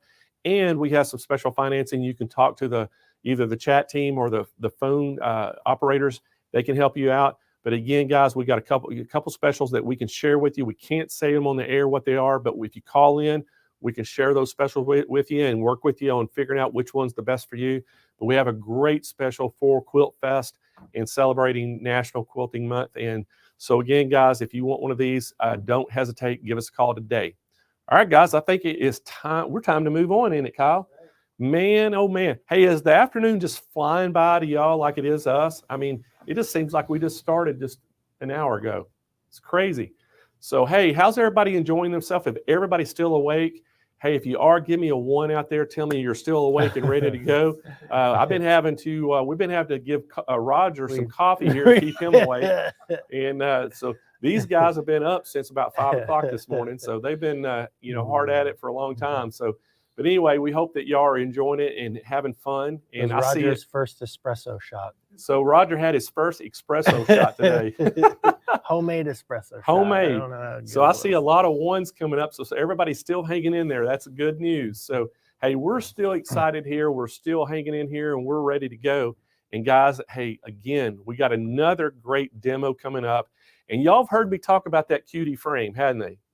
So I got to tell you about this cutie frame. I'm a big fan of this cutie frame because I go to a lot of trade shows through the years, and we would be demonstrating, a quilting machine on a big 10 or 12-foot frame, and people will walk by our booth and they were like, oh, I would love to have that. I'd love to get into quilting. I just don't have the room. I can't tell you how many times I've heard that. And here's what I'm going to tell you. We're getting ready to show you a product that if you've ever thought about getting into quilting, this is a no-brainer. I'm telling you, we're going to show you a frame that will fit any domestic machine on it, all the way up to a 19-inch throat space quilting machine on it, and it's portable. The table I'm at right now, this is a 6-foot table. You can set that on top of that on this table right here and go to quilting. You can put it on your dining room table. You can put it on your kitchen bar. You can take it in your RV and put it on your kitchen table in the RV. It is so portable. You can even put it on the picnic table outside of the RV. This thing, you can turn it vertically, store it in the closet. You can slide it under the bed. Just take your machine off. You can put a machine on this thing in a matter of minutes to set it up. And I'm super excited that we've got, Grace back in the house. I'm going to show this. We have Melinda Romero on, and then we have LJ back, which this is Nathan Erznoznik's daughter. She's back again. So, ladies, welcome to the show. Thank you. Hi, Blaine. Thanks for having us. We're super excited to be here. And I know you're talking about the cutie, and we're just like, yes, let's get on there. We're ready to talk about the cutie and show all of you about it. Yes. Hey, man, I tell you, this is one of my favorite products because the reason so is because, again, I think y'all heard me. I've heard so many people tell me, I would love to have that. I don't have the room. I'd love to be able to get quilting. I can't afford a big, expensive quilting machine. So now Grace has made it to where if you own a domestic machine at home and you have a kitchen table, you can get into quilting. Exactly. Yeah. And you know what? I think to your point you'd made there, Blaine, is actually, let's see if any of you at home quilting have ever thought, you know what, I'm ready, just like Blaine had said, to get into quilting, but I don't have the room. I can't afford it, right? How many of you have done that? Go ahead and put a 2 in the chat, because I'll tell you what, that's where I'm at. Me too. I can't fit a 12-foot frame. I can't fit an 8-foot frame in my house. Yeah. And then I don't have $10,000, go spend on something. So this, and what we're going to talk about actually behind us here, is the QT frame. And I'm super excited. So if you're ready or good, Blaine, I think we'll kind of just go over this QT frame and the amazing features that it has. I know I see a lot of 2s in there, because really, again, you're always ready to get into quilting and do what you love, but you just don't quite have the budget or the space for it. So Melinda, why don't you share a little bit about how this QT kind of solves that? So the QT frame, it has a footprint of 4 feet wide, 2 feet deep. So it'll literally fit on any flat solid surface. Again, that's within that diameter, 4 feet wide, 2 feet deep. So whether it's a little lifetime table that you can pick up easily from Home Depot, Costco, or any place like that, or a larger counter or a larger table, this QT is so versatile, it will fit anywhere. Yes, that's great. And I think one thing that we talked about, that even though we say it only sits at about 4.5 feet, people are like, I can't, even then I can't spare 4.5 feet in my quilting room, right? I need to have space for my fabric, my thread, right? I got to have all that space for cutting fabric and all that as well. So with this, actually, it is light enough, and it is actually designed as well that you can lift it up very easily and store it on its side. So not only is it small, but it actually doesn't even need to have a dedicated space, even though it only sits at about 4.5 feet. Which is amazing, right? Yes. That kind of goes back to Blaine's point there, that you can take it in an RV, you can pull it out if you go on a picnic, which I've definitely had some people do that. And I know, Melinda, I think there's sometimes, have you heard any stories about people taking this kind of on the road with them?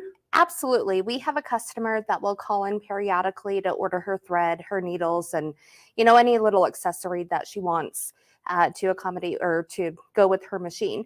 Her husband is a long haul trucker. She will go with him on trips, and she will take her QT with him. And I'm not sure if she's quilting literally while he's driving on the road or just during stops. Maybe. But she takes her QT with her and quilts while on the road. And it amazes me, that she has that passion. She wants to be with her husband.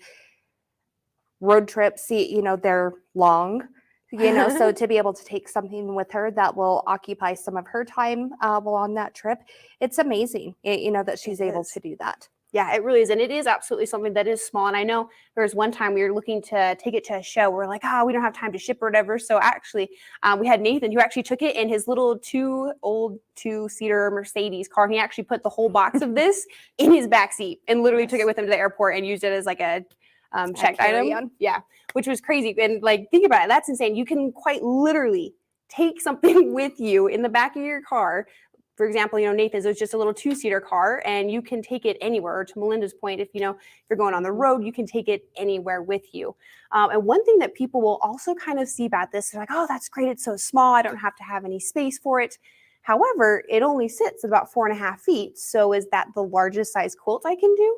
Melinda, why don't you kind of go ahead and share with that? So the greatest thing I really think about the QT is you can quilt something just as small as a crib size, a table runner, something small, but all the way up to a king size or larger.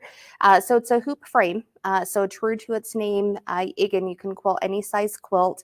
And again, you're just hooping or shifting the fabric to complete your rows. As you complete your rows, then of course you can progress the fabric to complete the length of the quilt as well. So again, whether you're looking for, that smaller project, or you have your eye on the prize and want to complete that great, that large project, you can definitely do it all on the QT. Yeah, and I'll just step aside here just so you can kind of see that this is actually exactly what Melinda was talking about here. As you can see, this is just a small little quilt top that we have that's actually just kind of printed out. But as you can see, it just simply is clipped on, and then we just let that fabric that we're not working on just kind of simply drape over the side there. And then any excess or anything in the front or even in the back here is simply rolled up and kind of held into place. And I do want to kind of transition into, well, people say, okay, that's great. I can do any size quilts. I don't need to have a dedicated space. But then let's talk about how you can actually use your own domestic machine on it.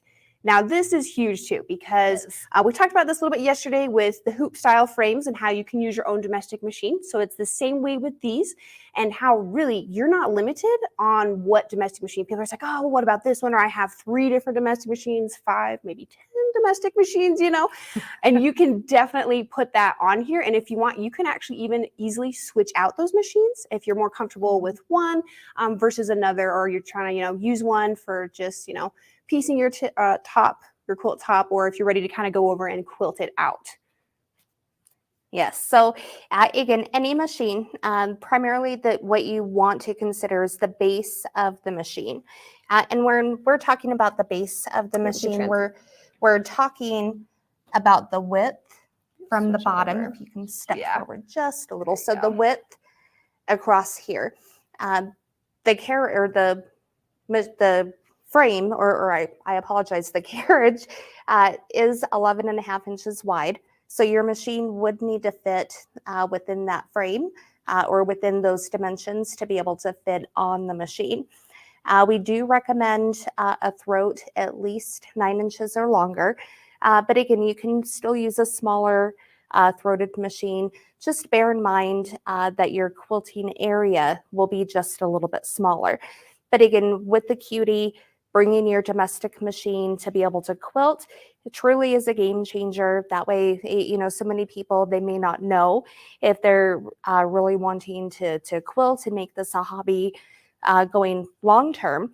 But if they already have that domestic machine at home, they can certainly, you know, give quilting a try with the QD and really determine for themselves, this is the craft, this is the hobby that I want to pursue. And they will definitely fall in love with it. Yeah, absolutely. One thing I like to mention as well is with your own domestic machine, with again that being a hoop style frame, is that even if you do have a machine that is maybe a little bit smaller in a throat space, that with the ability to roll up that fabric or that quilt top, and actually you can roll it on top of the rail that sits in that throat space of your machine, so that you really don't lose any throat space throughout your entirety of your quilt. Because I know people often like, oh, that's great, but again, okay, what if I'm going to do a king size quilt, right? Like, how does that really look? And yes, you know, as you advance your quilt, it is going to build up a little bit, but again, with the style of the frame, you can very easily just tuck it on top of that rail again that sits in that throat space, so you can still use your full 9+ or even maybe 7 inches if you have a little bit of a smaller throat space machine. Yes, yes. So in, you know, people of all the customers that we talk to, people that have different sizes of machines, it doesn't matter again if it's a smaller, you know, 6 or 7 inch throat, or, you know, 12, 13 inch throat, they all have the resounding, I love the QD. So it, you know, definitely will take their quilting to a whole new level, and definitely open up doors, you know, to begin getting into the quilting and hopefully later down the road, possibly even upgrade, you know, to something a little bit bigger, just depending upon, you know, what's within their parameters at that time. That's wonderful. And I think we've talked about so much about this, and we'll go a little bit more into how even more versatile it is, how you can do it standing or sitting. And again, a little bit more of how you use a domestic machine on it. But Blaine, let's maybe go back over to you and let's hear some of the amazing pricing that we have for this QD frame. Well, thanks, LJ. Hey, guys, we do have a great price on this. And right now with the QD frame, you can save $300. And again, Kyle, if we can put that overlay up there for everybody and let them see that. Again, great special on this. And then at $689, guys, you can get that. That's a $300 saving. And we also have that Fabric and Friends accessory pack add-on that you can add on for $200 again, which is a great value as well. That's part of the special on this. You do not have to call in for this. You can go right on the website and order this and check out. And we are going to do free shipping right to your door. And if you did need some financing, I think they do have like some 12-month financing or 6-month financing they could help you out with. If you do want some of that, you're going to have to call. You will have to call in the 800 number to get some of that. So, hey, guys, let's go back to you in the studio there. And what I'd like to see, LJ, and I'd like to see if y'all could show everybody how the machine fits on the carriage and how easy it is to take that on and off, because I think that's a huge selling feature of that machine is the ease of use. And if y'all could show that, man, that would be great. Oh yeah, absolutely. Yeah, let's take a step over here. Let me show you. Let me go ahead. I'm just going to cut the thread here really quick. So this is, just like Blaine had said, a very, very easy process as far as actually taking on and off your domestic machine. So simply what you're going to do is, if you're ready to move, is I'm actually going to unclip this. This is just going to kind of let that fabric loosen a little bit here. You pull off these clips. Very, very easy. As you can see, I can do it one-handed there. It's very light. So if any of you may have arthritis or anything, there's no worries on, trying to be able to pull it off or anything there. And then actually all you're going to do, so I'm just going to let this drape over the front, and there's actually these little levers that you simply are going to kind of push out, and you'll see it releases it. So I can pull it out there and do the same thing with the other side. And then now all that I'm going to do is actually, to pull it out, I simply am going to just lift it. And it comes out literally just like that. And then this is where I'm just going to kind of leave it set up there. And this is where you can take your domestic machine and easily, literally lift it off that surface. And so that's with, hey, I want to use it for piecing my top, and then I'm ready to actually go and quilt it. You can do that again very easily. It just quite literally sets on this top thing. And then we also do, just to give you some stability, we give you some base clamps that can come sit in here. Right here again, that just kind of helps give some stability to that machine, but literally lifting it off, putting it on. It is that easy to do. And then again, to put it back on, we'll just grab this rail. You simply just kind of thread it through the throat space of your machine. We'll kind of just lock in here for you. And then you simply slide it right back over there. Do the same thing with this other side here. And then again, you're really pretty much now ready to go. You'll just come put your fabric back on here.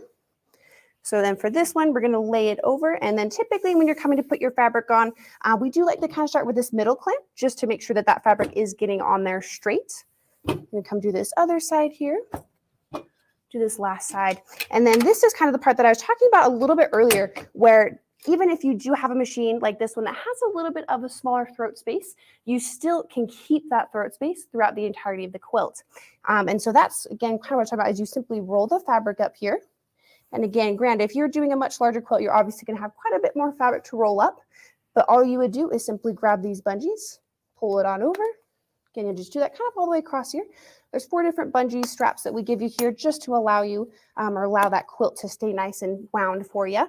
And then again, this is where you could literally pull it up on top here and keep all that wonderful throat space that you have. We'll come back over here. And then one thing I do want to mention as well is actually how you can easily use this frame, whether you're standing or sitting. So for this one, if we go back out here, you can actually see that this one, or the tables that we have it on, is actually height adjustable tables, which is something that we just picked up for, I think it was like $40, $50. Yeah, it's like something at Home Depot, anything that you have. And so again, this one we have adjusted. So for this one is probably a little bit more, hey, I want to stand and quilt, versus this one, which is a little bit more maybe, hey, if I'm ready to sit. And one thing I do want to show is, I'm going to just pull this out here. This is just the foot pedal. So this is if you're, again, using your own domestic machine. There are stitch regulators that you can get for it. And really quickly, let's take a minute. Linda, tell us, what is the stitch regulator? So the stitch regulator, it will eliminate the need of your foot pedal. So if you can imagine, trying to quilt, moving the machine, and managing, the foot pedal, that can, be a little bit tricky. But the Sure Stitch will eliminate the need of a foot pedal. It will combine your speed control and stitch regulation all in one, just to ensure that all of your stitches are the same size, same length. You're not skipping stitches. You won't have super short stitches and then all of a sudden super long stitches. And the Sure Stitch, it's compatible with many machines. We have 2 different versions. So, just depending upon what machine you have, I'm sure, fingers crossed, we should have something that would work for your machine. Again, just to eliminate that need of the foot pedal and make quilting just a little bit more easier. Absolutely. And I will say, like Melinda had mentioned, is it isn't quite compatible with all domestic machines. However, it is with quite a big handful. So we just encourage you guys that if you are interested in the QD and possibly get it with the stitch regulation or that Sure Stitch, to reach out to Sewing Machines Plus, because they are experts and they can look up if that is compatible with the machine that you have. And again, maybe if you have 5 or something, you might be able to get it and have it work with a couple of different ones of that. Right. One thing, again, I want to go to is if you don't have that stitch regulation, which is fine. Again, you don't need it. It is something that is very helpful. when doing this because it kind of can help bring your focus back into the design work of what you're quilting out. However, if not, again, you can simply use your foot pedal. And so when people say, they're like, okay, wait, back up. How do I use my foot pedal, right? Because it doesn't quite make sense on how you do it. So literally all you're going to do is have your machine plugged in for the power. And then in that same port, again, obviously where your foot pedal plugs in, you're going to do it and then actually simply feed it around the back of the table or the surface that you have that QD frame on. One thing that you might find as well is depending on the surface that you have that QD frame on, it might be a little bit easier to kind of feed it through the front here or kind of over the top of the table surface that you're using.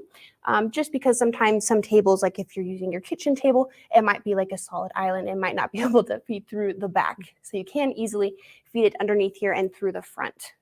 But I do just want to show you again how absolutely easy it is to come over and use your domestic machine.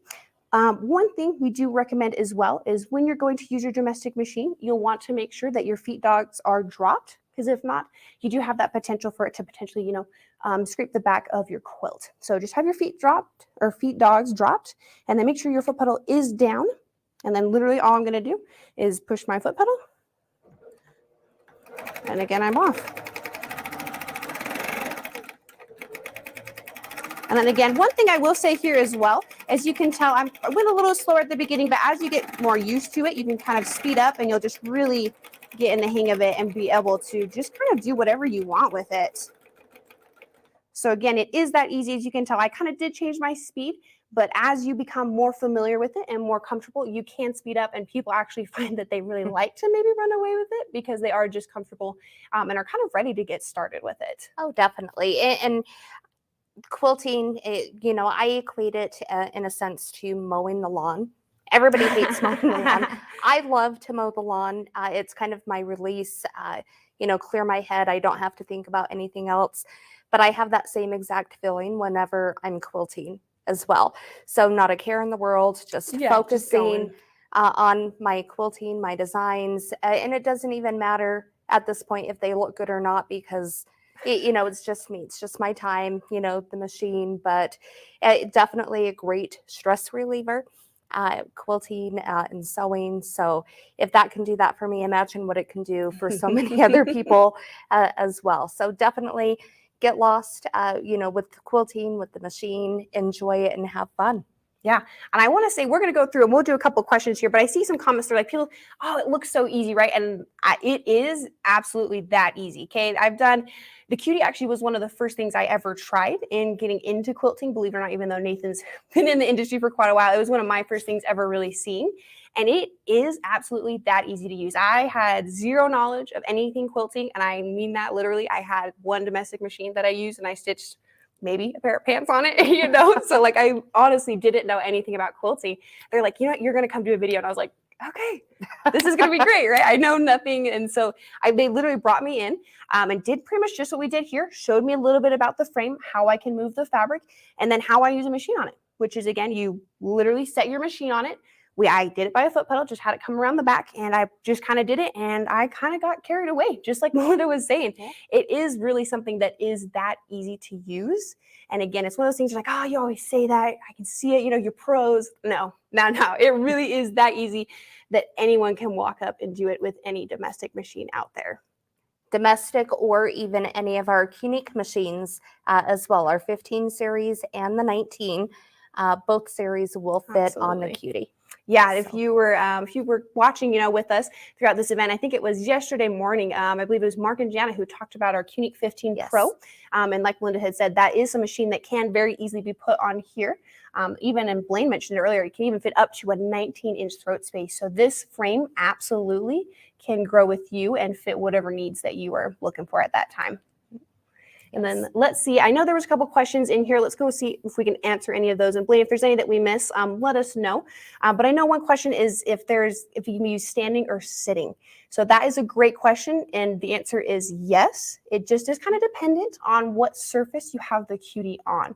So again, we mentioned it earlier, but these are tables that are height adjustable so that we can easily do it for standing or sitting. But if you have your own, sometimes you have a desk, you can use it on your desk, which would be more for sitting, or sometimes, again, if you maybe have in your kitchen countertop, that's maybe a little bit more for standing, but absolutely you can use that at any height that is comfortable for you. Yes. Then let's see, what about ruler work? See, that's a great question as well. So ruler work, yes, you can absolutely do ruler work. One thing that you will find that we do recommend is if you are using a domestic machine, you are going to want what we call a ruler base. And so that's just something that sits kind of on the side of the machine that gives you a surface to set that ruler on, but you absolutely can do ruler work with this cutie frame. Then let's see, Mon, did you have any other questions that maybe come up with this cutie frame? I think probably the biggest question is how easy is it to quilt large projects? And again, going back to whether it's a small project or a large project, you can do any size project on the cutie. Absolutely. And again, it's just a matter of hooping the fabric. So we have our zone, which would be the quilting area from left to right. So once we're at our end point, you would simply unhook your clamps, unhook the fabric, and shift the fabric either direction. So now your end point is going to be your starting point. So yes, there's definitely the moving and shifting of fabric. But again, to be able to quilt any size quilt, the cutie frame will allow you to do that. Oh yeah, it's huge. I think now people are like, with the larger quilt, there is still some of that management, of trying to shift the quilt.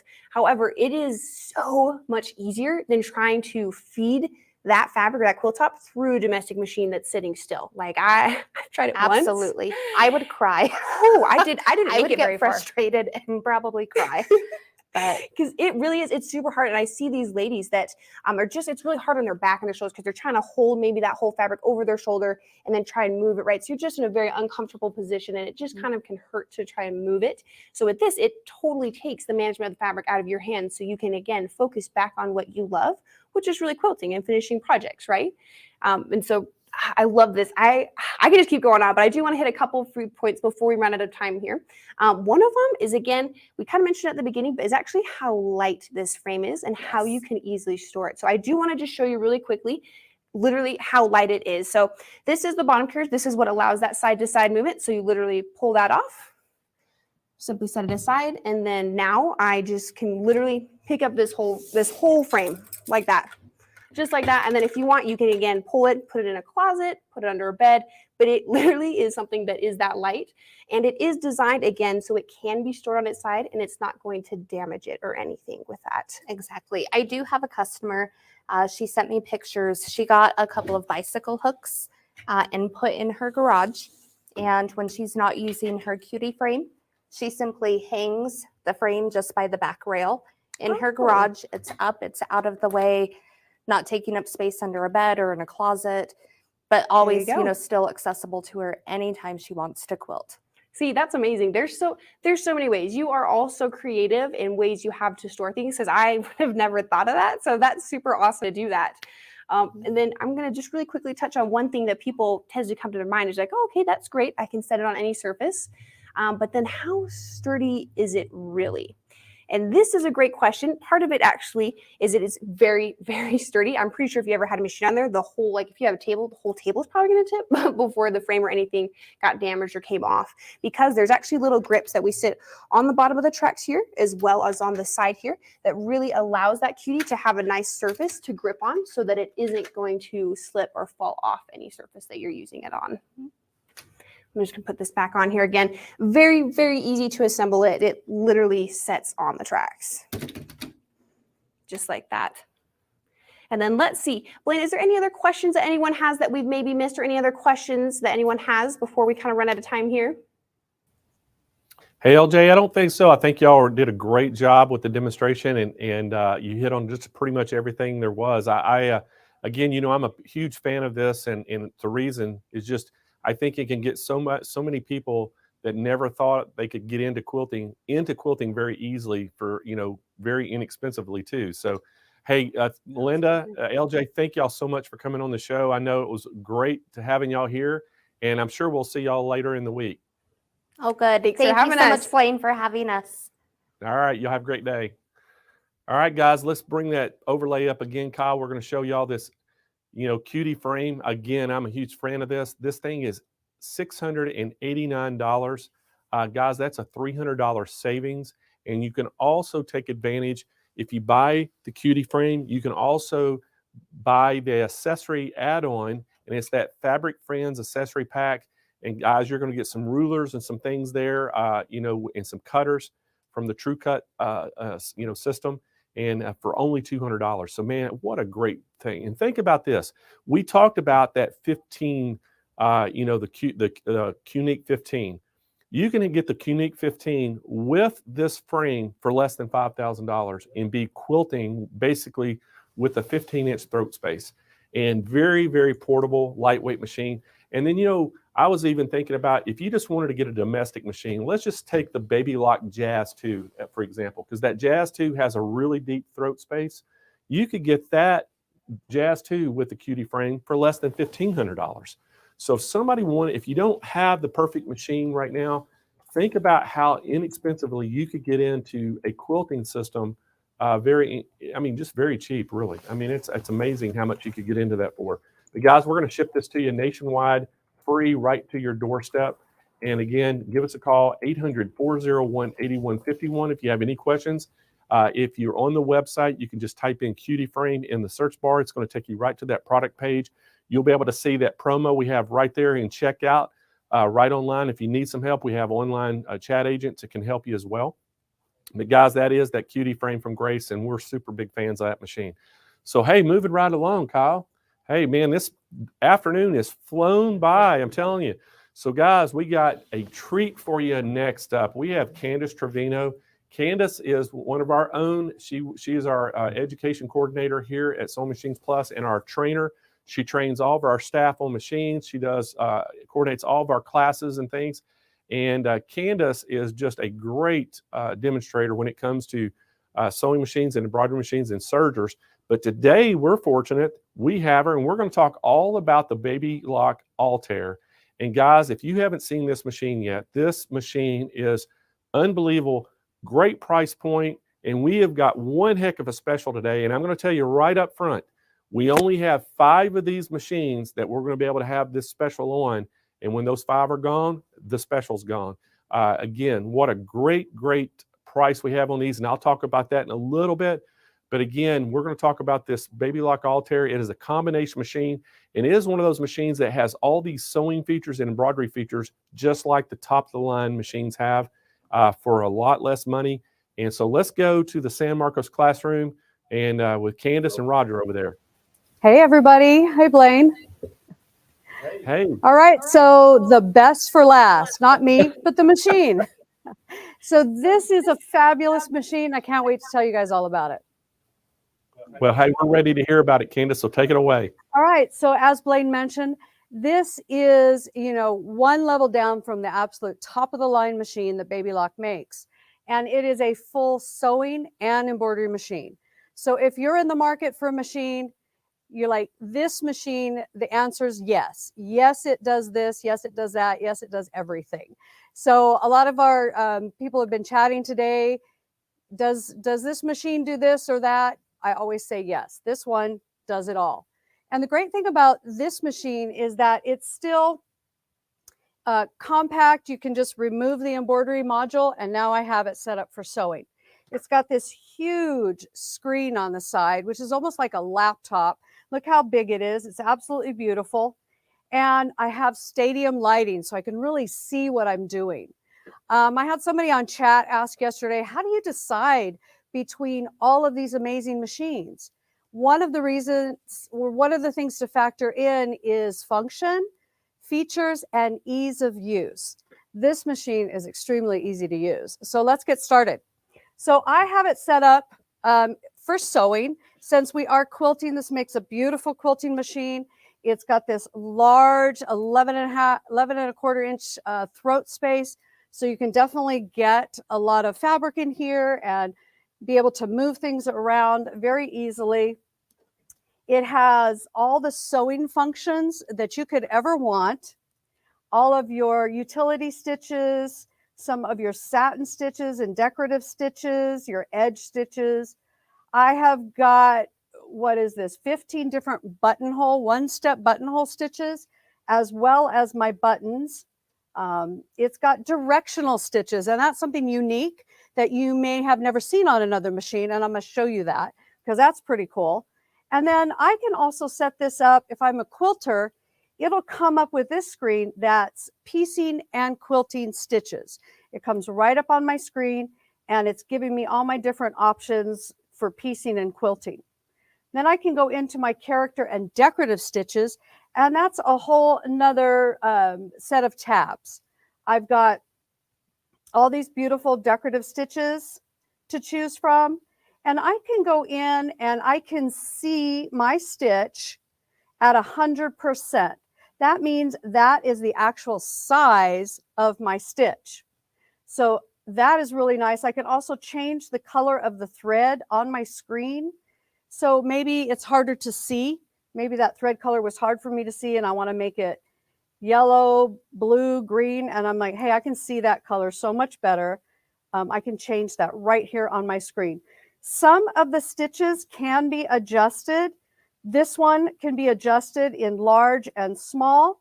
Some of them can be mirror image. Some can be flipped vertically or horizontally.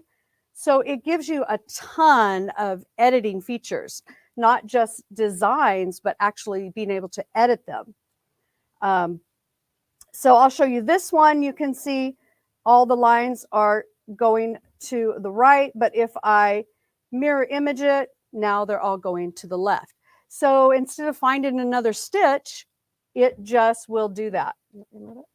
How's that? Better? Okay, we're trying to get rid of the glare that's on this screen, so we apologize for that. That's our wonderful fluorescent lighting in here. But I have a lot of different stitches that I can combine, as well as alphanumeric characters. I've got all these different fonts to choose from, scripting, and then I've got you know, a ton of beautiful things I can use in my sewing features. I can also save designs. If I'm working on something and I go in and I make some changes to it, I can change the length of my stitch on some of these. I can change the width of my stitch right here on my screen. I can also change the tension. And if I love this stitch and I'm going to use it often, I can save that to memory. So I have a memory that I can save right onto my screen. Or I can also save onto a USB stick. So that's kind of nice if I need to free up the space on here. Another thing we haven't talked about yet, but this is Wi-Fi enabled. So I have a Wi-Fi symbol up here, and I can send designs directly to and from my machine. We'll kind of talk about that when we get into embroidery, but this is Wi-Fi enabled. So let's go back in here. Another feature is this being able to see your design right on the screen and what it's going to look like. So it blows it up, and I can blow it up even more so I can really see what this stitch will look like. So I talked about some of these directional stitches, and that's something that we don't see very often on some of the machines. So let's go back into utility stitches, and I'm going to show you, we're going to stitch out a directional stitch. Why would I want to use that? What's the function of a directional stitch? Well, most of the time we're stitching forward and back, but what if I need to go to the side? You know, how do you do that? You can't do that on a regular sewing machine without turning your entire project. But this one will let me stitch in that direction. So I've got to start, stop. See it going to the side? Maybe I want to come down straight. I can go over. So these are the different directions it will stitch in. So it does straight stitch, and it also does zigzag stitch. So if I want to stitch, you know, a zigzag stitch in that direction. So this is really, really handy, especially if you're doing some kind of a quilt and you've got, you know, all your fabric in here, you can't really move it. Well, now you can move your stitch. So you just can change the direction of your stitch. I've got a scissors function right here that I can snip my thread and pull my fabric out. Another thing I can do on here is I can actually program this. So I can say, when I push this reverse button, go ahead and cut the fabric and lift my foot. So I can drop my foot here. I'm stitching away. And I've got it set for a safety stitch before it starts. So I'm going to stop it. I'm going to hit the reverse button. It will do a locking stitch, and it'll cut my fabric and raise the foot. And there you go. So you can program that, you know, if you want it to just raise the foot or just cut, you can program that too. So that makes it very user-friendly. It also has a knee lift. We can't really show that when we're doing demos, but it does have a knee lift for hands-free sewing, which is really great. You do get the dynamic walking foot with this machine. It comes with the machine. It has the belt here, so it makes constant contact with your project, especially if you're doing something like a quilt sandwich that has a lot of layers. You want the top and the bottom to be fed at the same ratio, at the same rate. So the dynamic foot is really fabulous. It plugs into the back. So it has the sensors, the fabric sensor. It can kind of sense some of the thickness and different things with your fabric. So you get the walking foot. You also get this beautiful case to keep all of your feet. So I really like this. You keep all your little feet and tools in here, and you get over 14 feet with this machine. So really nice case to keep all your tools handy, and you'll always know where everything is. You do get the, oops, let me put it right back here. You do get the opening here as well. You can see it's empty, so perfect for your M&Ms or Hershey's Kisses. So you can keep your stash in here while you're sewing away. So another thing I love about this, let me bring this one up, is this has a guide beam. So I'm going to turn this on. That's this little function right here. And hopefully Roger can get a good picture of that. It's a red light. Here, let me move it over on the white fabric. So you've got this red guide beam, and I can adjust it for where either where I want the needle to drop. You know, I'm going to follow along with the needle, or maybe I want to follow along saying, okay, that's the edge. I'm going to use that as my edge guide. Or maybe I want that, you know, as my needle guide. So I'm going to move that over right to the center. So now I can see, hey, that's going to line that up. And so when you go to sew, this is a great function to have that guide beam. It's nice and long. I have a speed control here, so I can control the speed. If I don't have my foot plugged in right now, but I could plug in my foot. And I love having speed control because some of us really like to push on the gas really fast. So having that speed control is nice. That way I can control if I'm doing something very detailed. So here, if you can see that, I'm lining that up to go right down the center.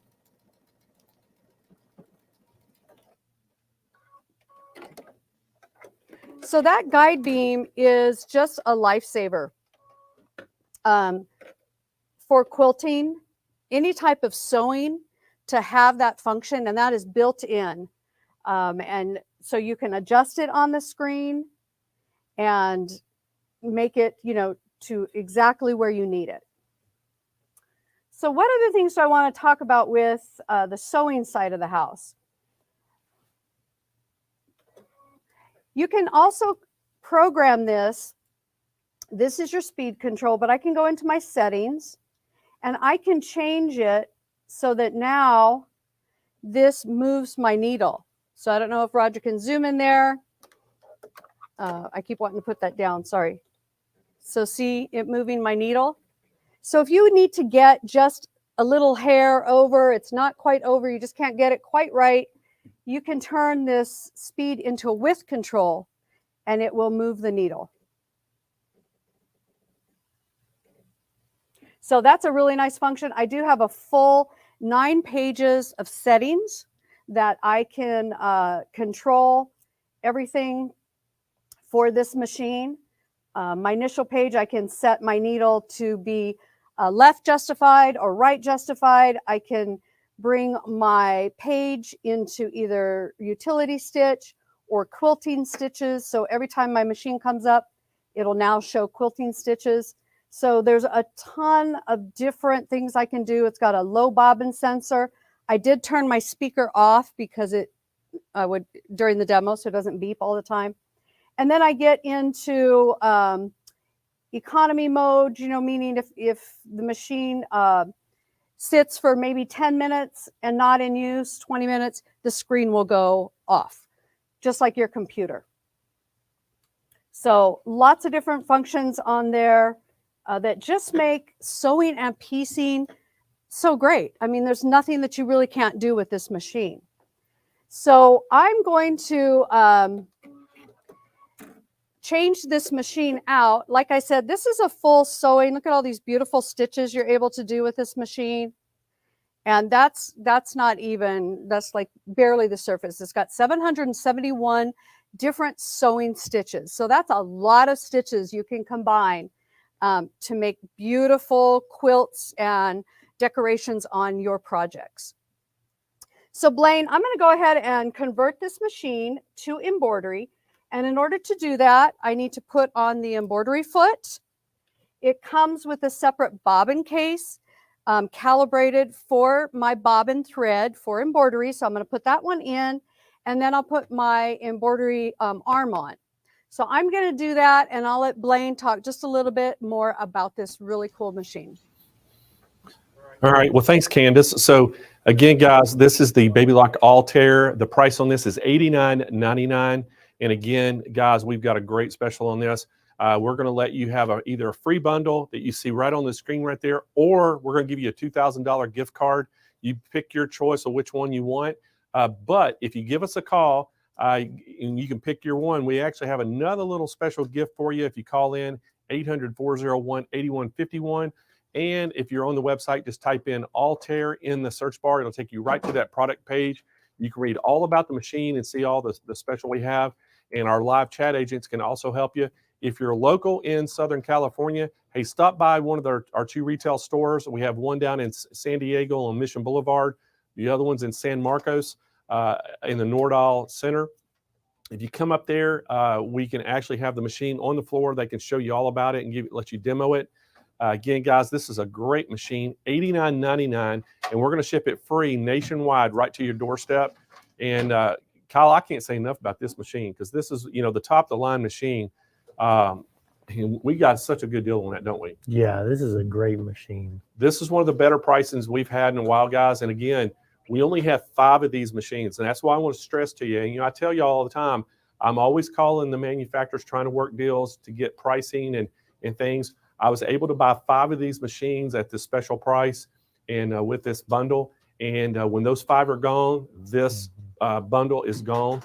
You will not be able to get that $2,000 gift card at all. But guys, what a great package this is. Last time we had this on the show, I think we had 7 and they sold out within 2 days. So yeah, I think if you remember, we were talking about this earlier, is we had some sneaky people out there yes. during Countdown to Christmas. I don't know if some of y'all that were on the show watched this and remembered that, but we had this as part of the Countdown to Christmas show, and we only had 7 of them that we had a special deal on. Well, somebody or some people, they looked ahead a couple of days ahead and saw what was on the show. They called in and bought them, and we were sold out before we even went on air with it. So these things, these things, very smart people, very savvy. So again, guys, we will sell out this today. These will be gone. So if you're interested in one of these, don't delay. Get on that phone right now and give us a call and get yours reserved because they will sell out. We only have 5 of these.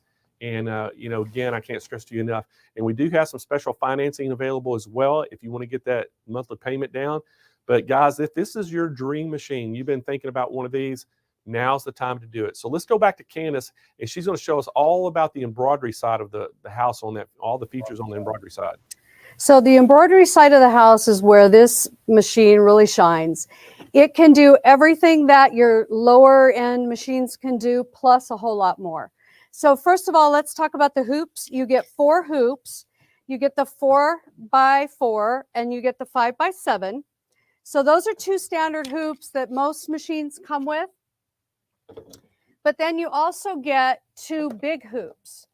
So you get the, this is the 9.5 by 9.5, and I've got a design in here we're going to work with. And you can see these registration marks. This is what my app is going to be reading when we're going to be doing some positioning. So I'm going to show you guys that in a minute. I'm going to pop this on here just so it's out of my way, a little bit out of my way. And so got to turn it on and reset it. It says move your hands out of the way, and it recalibrates the arm. But then you get this beautiful big 9.5 by 14 size hoop. I mean, this is a huge hoop, and you can just make so many great things with this. We have some beautiful embroidery behind me that's been done in some of these larger hoops. So it really extends the opportunity to do various projects that you just can't do with the smaller hoops. So some things that I love to do are kitchen towels. And so here's one I did in my little bit larger hoop. It says, what? I'm fine. So I love him. He's so great. This one, Roger, this one's for you. But first, coffee. And then, of course, it's St. Patrick's Day. So I, just did this cute little design. But you can see that needs a pretty big size hoop. That's a large embroidery design. It needs a nice size hoop to be able to do something like this. And something this big really makes an impact when you show it and use it or wear it. Another thing I love to do is make my friends aprons. So this is an apron in production. That's the bottom half of the apron. And here's some pockets. So that's the pocket. So I embroidered on the pocket, and then I can put it together. So, you may be doing quilts, but you may also be doing other projects. Of course, here's a cute little placemat quilt. And then instead of just doing a boring, name tag on the back or label, you can do something really cute and decorative to add to your quilt labels. So that says made by Cody's mom. So this one is really, really a cute one. I also love to do kitchen towels. And again, this is another design that was done. Now this one was done in a 5x7 hoop. So you can see it's a little bit smaller. And then additional things were added after it was stitched out. So having a variety of hoops is always really nice option. And this 9.5 by 9.5 is a really great size. So we're going to mess around with this one a little bit, but let's go into embroidery. The other thing this has is it has IQ Designer. And I'll go in here just a little bit. I could do a whole entire segment just on IQ Designer. That is your editing and creative software that's built into this machine. So many things that I can do with this. On other machines, I would have to take it to my computer, open software, and make all these edits. But with this machine, I can do it right on the screen. So it's really going to save me a lot of time and open up a lot of creativity. So here's my embroidery menu. So let's go in and take a look at a couple things. I'm going to go into the kids corner. Actually, let me take that off, Roger. So of course, we love messing with our kids corner, different designs. So I'm going to go in, bring up our cute little unicorn. And right on the screen, I can see a lot of information that is hard to see on a very small machine. Right here, it tells me the size, how many stitches, how many steps there are, and how long it's going to take to stitch out. And that is based on how fast this machine can go. So how fast does this machine go? Here, my max speed is over 10,000 stitches per minute, or over 1,500 stitches per minute. I can also take it all the way down to 350. And that's really great, because what if I have something that's extremely delicate, or I'm working with metallic threads, there's times when you want to slow your machine down. And this gives me a very large range of speeds to choose from. I like to sew and stitch around 800. I think that's a pretty good speed, but it will go all the way up to that 1050. So I changed it to 800, and it didn't really affect the speed a whole lot. But if you take it all the way down to 300, that might go to an hour instead of 45 minutes. Okay. So again, a lot of things I can see right on my screen. I can change the background on my screen if I need it to be a different color, so it'll show up better. I can adjust my screen right here without going into my settings to do that. All right, once I set it, let's talk about some of the editing features. Again, like I said, this machine can do everything that a smaller embroidery machine can do. So anything you've seen on the show that the small embroidery machines can do, this one can do. But it can do a whole lot more. So let's kind of focus on that. What else can this machine do? So I'm going to go into edit. The one that I like to talk about the most is called sizing. Other machines can size up to 20% or down 10%, but it doesn't recalculate stitches. This one has a second sizing button, and it can resize up to 200% depending on the design. But the best part, look, it's still sizing. The best part about that is it will actually recalculate the stitches so that I maintain the density and the spacing is all maintained, but it will do a beautiful job of recalculating that. On small machines, like I said, you would have to pull this into software, and you probably wouldn't even be able to do it because that's going to fit in those big hoops. So you've got to even have the big hoops. So this is something I absolutely love, is the sizing feature. And then I can take it all the way down really, really small. And this will also recalculate the number of stitches, because the last thing you want is a super dense itty bitty design. You want it to be beautiful when it comes out. So here is my sizing feature. And that is something that is unique to this machine and a few of these other top of the line machines, is to be able to size it and recalculate the stitches right on the screen. So actually, I'm going to go back into sizing. There's a piece of an empty square that'll take it back to its original size. I can move it from here too. I've got these moving arrows, and then the circle, the dots always center, but I can also use my finger to move things around. I do like this if I need to move it just a tiny bit. It does allow me to just barely move it. So I like having those arrows. I can also rotate this. Maybe my hoop is hooped at a different angle. I can just rotate this on the screen and be able to maybe even fit a few patterns in here. The other thing I like is to be able to rotate it just a tiny bit. I can rotate it like 1% or 0.1%. And that's really great if I don't hoop my project perfect. I can just kind of rotate my design. So that's nice to be able to have that feature. That's rotate. I can flip it. And the other thing I can do with this one is I can make a mirror image, a copy. It's a copy button. And then I could flip one of them and not the other one. So there I've got two cute unicorns on my screen. And now I'm ready to stitch out. This tells me, based on where I have these centered in my hoop, I have to use that large 9x14 hoop. I can't use the other ones. They're grayed out. So it's very intuitive. It tells me all these things I need to know. So if I go to embroider right now, it will show me that it's going to stitch out one complete unicorn and then it'll stitch out the other one. I don't want to do that. I want it to be a more efficient and effective. I don't want to have to do 50 million color changes. So I can do what's called grouping and sorting.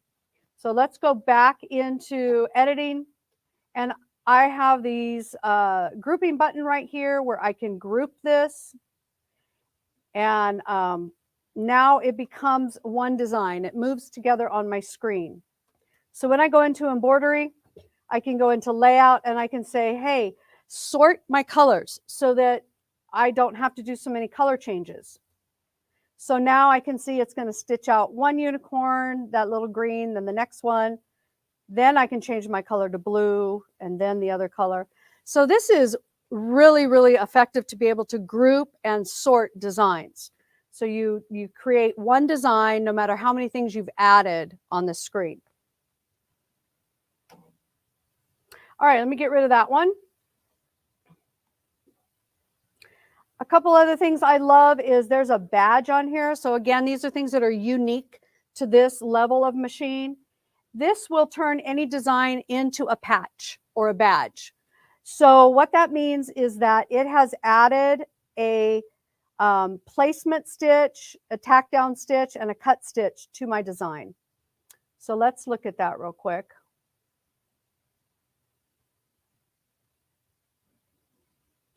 So the very last stitch of my unicorn is this black outline or dark blue outline. The next stitch is called a cut stitch, and you can see it's a little pair of scissors right here. So it's going to give me this stitch. I will cut that out of my project, unhoop it, cut it out, and then I'll hoop up something else, maybe my t-shirt, or I want to put this on a towel or a bag or something like that. I'll hoop that up, and my next stitch is a placement stitch. So it'll stitch this out on my new project, and then I just place my already embroidered project down on the placement stitch, and the next stitch will be a satin stitch. So it will actually turn anything into a patch, which is fantastic, all with the touch of one button. So one button operation will do that. All right, let's go home and go back into embroidery. So I'll show you, go back into our kids. I'll pull the little panda. These are always fun to play with. So another thing that this will allow you to do is stippling. It has a stippling button right on the screen, and it will create a standard stippling around my design, on the back of my design, which is fantastic. I can change the distance of the stippling to the design, and I can change the spacing within the stippling. So we'll see what that looks like. I just made it a little bit bigger. So now you can see it's quite a bit bigger. But let's say I don't really like that one, because to me, that's boring. So I don't want to do that stippling.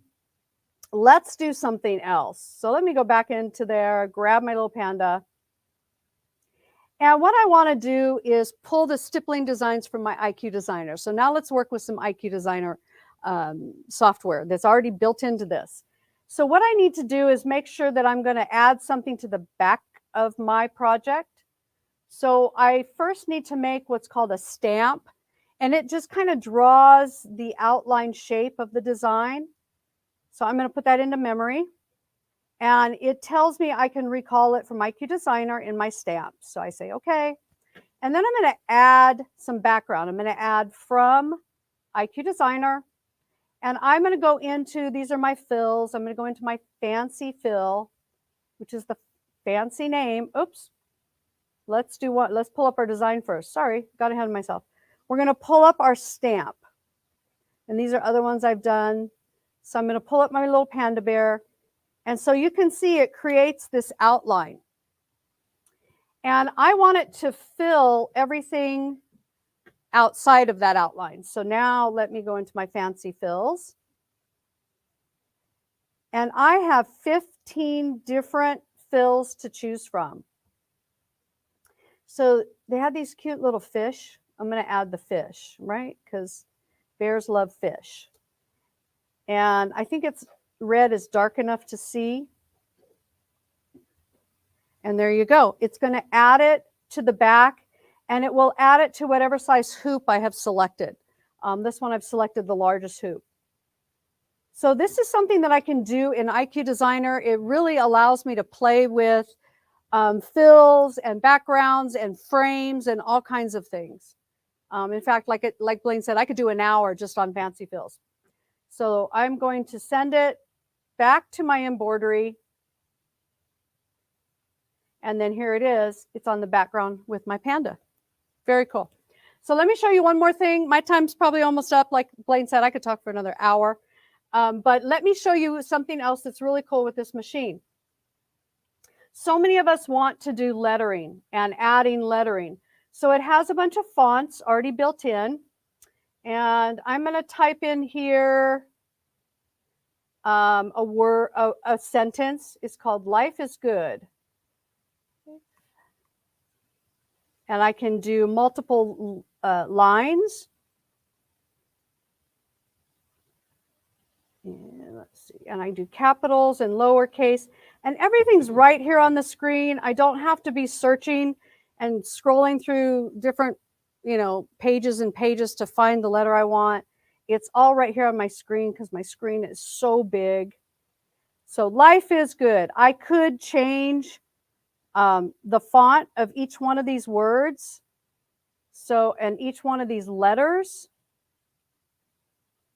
by selecting different things. So let's do this one. I'm going to change that one. Nah, I don't like that. I'm going to put it back. Right? So I can just audition different scripts to see which one I like the best. Okay, so I'm going to go with that. So this is something that I want to add to a design. So I have this design I've already embroidered, and I want to add that up here. So I could guesstimate where it is, or what I can do is take a picture of what's in my hoop and send it to my machine. So let's do that. So I'm going to set that down for a second. This machine has an app. It's called IQ Intuition. So I can pull up the app, and it says easy frame for positioning. So I'm going to type that. It says hold this up. I'm going to say okay. And when it sees all of the registration marks, it gives me a 1, 2, 3. It says, do you want to send that to the machine? I say, yes, send that to the machine. Now let's go ahead and hoop this up now. And then right here on the screen, it says an image was sent. Do you want to pull it in? Yes. Attach the frame. Okay. It really doesn't let me do anything. Out of order, it gives me all the steps right here on my screen. It says, okay, I'm going to bring in the image, and there it is. And there's my image. Now I can see that doesn't look like I hooped that very well. So I might need to change this. I think I'm going to put it down, and it looks like I need to kind of rotate it a little bit. Maybe 1%. I don't know. I'm going to kind of try to get it in here with the trees. That's too much. And I could take it right down there. But by having this app, I can send information right to my screen so that I can always position perfectly. There's never guesswork involved. I can always put something exactly where it needs to be with this positioning app. Now, guys, I didn't even touch the surface of IQ Designer. I can go into IQ and draw on my screen. I can send pictures to my machine and stitch them out. I could take a drawing that my child did and turn it into embroidery. There's just endless creativity that you can do with this machine. So if you are in the market for an embroidery machine, a quilting machine, or a sewing machine, definitely consider this Baby Lock Altair.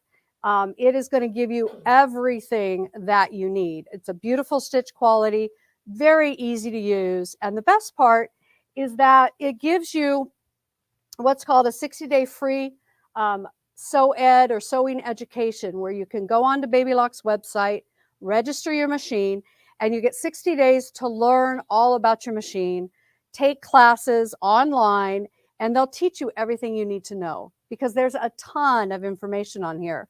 So having this class available to you is the perfect combination. I mean, it's really there to support you. Of course, if you're local, come in. I teach classes all the time. I've got IQ Designer coming up here in April, and we do teach more classes on how to use these big screen machines. But you will absolutely love this machine. So Blaine, how many of these did you say we have left? Well, hey, Candace, I don't know right now, but we started the show with 5 at this price, and who knows, they may all be They gone might by be now. gone. But I know they're probably going to sell out because this thing is such an awesome machine. And I know, again, you could have spent 2 hours on this thing because just, you know, the most impressive thing to me on this whole machine, you know, not only that huge hoop size, but the camera app feature that you can do from your phone. I mean, to me, doing that and making your positioning app where you can add text to it, an already design you have in there is, to me, it's unbelievable. It is, and just the screen is so fabulous. Look how big it is. Oh, I didn't show you the best feature with this machine. Oh my goodness, I have to thread it. Just take me 2 seconds. This has what's called a never miss needle threader. All right, so for the rest of you guys that are struggling to thread a machine, you have to change the thread a lot, right? When you embroider, all you have to do is push a button right here and it threads it. I didn't touch it. I didn't have to get out my glasses or one of those little devices. This is a never miss needle threader. It is worth all the money just for that option, that you're never going to have to worry about threading that needle. One button and it's threaded. That's pretty awesome, Candace. Again, you know, like we've just barely touched on all the features, but again, thank you so much, Candace. That was a great demonstration, and I know you'll be here later on in the week as well. And you're helping me out, kind of co-hosting this as well. So we'll see you tomorrow for sure. But guys, got to remind you how you can get this machine. Again, this is the Baby Lock Altair. This is the sewing and embroidery machine. And guys, right now we have a great special going. We're going to give you your choice. You can either get the free bundle with it, or you can get a $2,000 gift card. And if you call in, we're going to have another little gift that we can give you if you call us, or you can just go right online and you know, pick which bundle you want and check out. But we also have some great financing available, free shipping nationwide right to your door. And guys, I just want to talk a little bit about some of the things that you're getting with this machine. It has so much. I would actually encourage you to go to our website, just type in the Altair in the search bar and just go to the product page and look at all the stuff that comes with this machine. It is so much things. We could probably sit here and talk 30 minutes with just about the features of each one. But, you know, just to kind of hit on some of the things that it comes, the included accessories, you know, naturally you're going to get those 14 snap-on presser feet that come with it. You're going to get, you know, that positioning embroidery app, which is just awesome. And then you're going to get 4 hoops that come with it. You're getting that 9.5 by 14, that huge hoop. You're getting that 9.5 by 9.5. You're getting that 5-inch by 7-inch and a 4x4 hoop. And so you're getting that great starter pack with the embroidery hoops with it.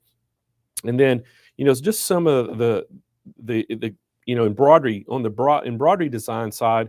Some of the things that come with this, you're getting 494 embroidery designs that are built in, including 200 that are Baby Lock exclusive, 10 floral red work designs, 10 border designs. You know, you're getting font embellishments. I think there's 32 total, 15 buttonhole embroidery designs in 3 sizes, so a total of 45.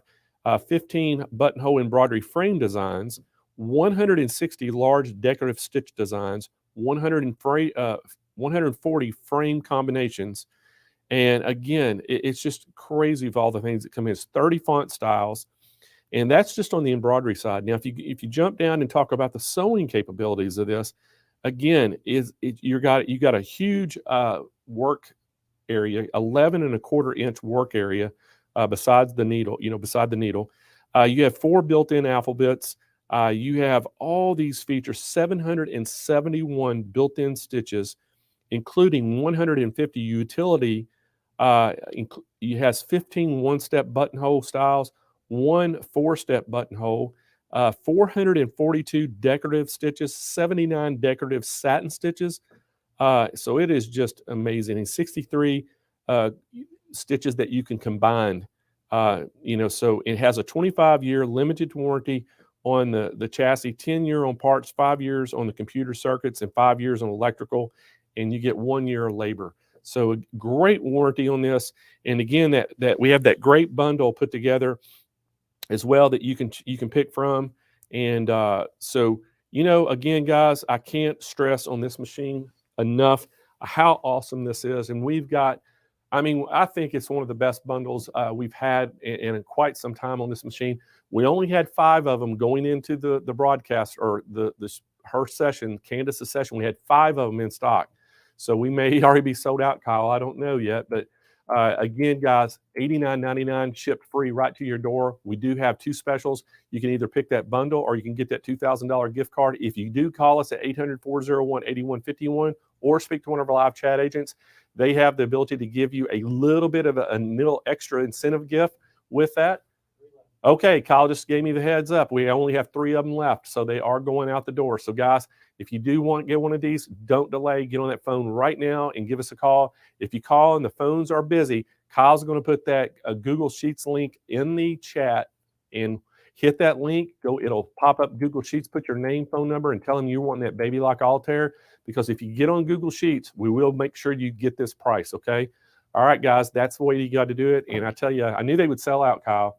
This has been a hot machine all year, and again, you know, the price is so good, and then the technology is so good. $2,000 gift card. That's pretty good. Yeah, $2,000 gift card is good. awesome. Yeah. I mean, it really is. So again, guys, hope y'all enjoyed today, and we had a great group of educators today. We had a great group of teachers that came in, and the 2 teachers we had was awesome. Again, I want to thank all of our sponsors that we had. We had some great sponsors, guys, and if it weren't for the sponsors, we wouldn't be able to put this kind of a show on with all the great gifts that we're giving away, prizes each day, and then the grand prize, that $50,000 Dream Studio, and then the prizes for the quilt contest. All that is just, you know, being able to happen because of our relationship with our sponsors. And again, guys, I want to talk about that. Can we put our list of sponsors up? But anyway, I think our sponsors, there we go. It's Brother, Handi Quilter, Grace Company is our platinum sponsors. Our gold sponsors are King Quilter, Janome, QBOT. The silver sponsors are Juki, Dime, Martelli. The bronze sponsors are So Steady, Bernina, Baby Lock, and Butler. And then naturally, our associate sponsor was Synchrony. And Synchrony is also throwing in some great financing for us. And they're also even giving us a couple gifts to give away. So I thought that was pretty awesome. So guys, could not do this without them. And again, we are going to, coming up next, we are going to pick some winners of the prizes. We got some great giveaways. And then we're going to announce our second finalist for that $50,000 giveaway, Kyle. Yeah. And I can't, you know, Roger's back there jumping up and down. He was about to fall asleep earlier. Now he's all excited about this. And Andre is all excited. And so we're super excited to give this away. But guys, the first thing we're going to give away today is we have we have quite a few sewing machines away. And can you blow that up a little bit so I can see it? 6 giveaways. Andrea, can you blow that up where I can see it? I can't see it. Larger font size. There you go. All right, so scroll it down. There we go. That's what I want to see, the prizes we're giving away. So guys, we're going to give away a Baby Lock Zest away. We're giving a Martelli small square template with it's a 2.3 inch by 9.5 inch, or 2.5 inch, I'm sorry, placeholder. We're giving that Handi Quilter cutie frame away. Guys, we're giving one of those cutie frames, 2 of these today. Today, we're giving 2 cutie frames away. We're giving a Janome 3160 QOV machine away. Janome 780D C sewing machine away. So we're giving, where's the other second cutie frame? I don't see it. I don't know if it's on there, but we definitely have 2 to give away. Oh, I got okay. it loaded up. So okay, so we're only giving 1 today away. No, 2 today. Okay. It may not be on that, but we're okay. So we are giving 2 away. All right. Well, I didn't know. I'm not seeing it. All right. So guys, are y'all ready to do this? So what we're going to do is we're going to give these prizes away first, and then we are going to announce our winner of not our winner, but our second finalist for that Dream Studio giveaway. Yep. And that's going to be pretty awesome. So first up, we are going to give away a Baby Lock Zest sewing machine away. And there you see it right there in front of you. That's what we're giving away. So Kyle, are you ready to spin that wheel? I'm ready. All right. Are y'all ready to see this prize being won? Are y'all ready? Give us a 1 out there if y'all are ready to win some stuff. I want to see a lot of chats coming through now. Everybody put your 1s in there. Let's get this thing going crazy. All right, Kyle, spin that wheel. Spinning. Here we go. Oh, I think we got to let have me some get the music. today. Yep. Let me get the music. I think we've got to have some upbeat, real Alanda Sylvester. So congratulations, Alanda. You are our winner. You win that Baby Lock Zest sewing machine. So Alanda, here's how you're going to claim your prize. Send us an email to contest, plural, at SewingMachinesPlus.com and let us know your shipping address and your full name, and we'll make sure we get that out to you. But again, that's contest, plural, with an S on the end of contest, at SewingMachinesPlus.com, and let us know that your shipping address and all that will get out to you. So congratulations, Alanda. All right, so do we have music going, Kyle? We do. I can hear it. I need to hear it. I need to hear it, guys. Don't y'all think I need to hear it too? Yes. Gets me excited, gets me fired up, Kyle. All right, so our next, oh, there we go. I hear some music now. All right, so our next giveaway product that we're giving away is going to be the Martelli small square templates. That's that 2.5 inch by 9.5 inch, and you're getting right there. Y'all see them right there. We're going to give those away. So Kyle, spin that wheel. Go. It's going. It's going. All right, Corey Brown. Corey Brown. So congratulations, Corey. So Corey, here's how you're going to claim your prize. Get that Martelli square templates. Just send us an email to contest, plural, with an S on the end of contest, at SewingMachinesPlus.com. Corey, let us know your shipping address, and we will get that shipped out to you as soon as we receive your information.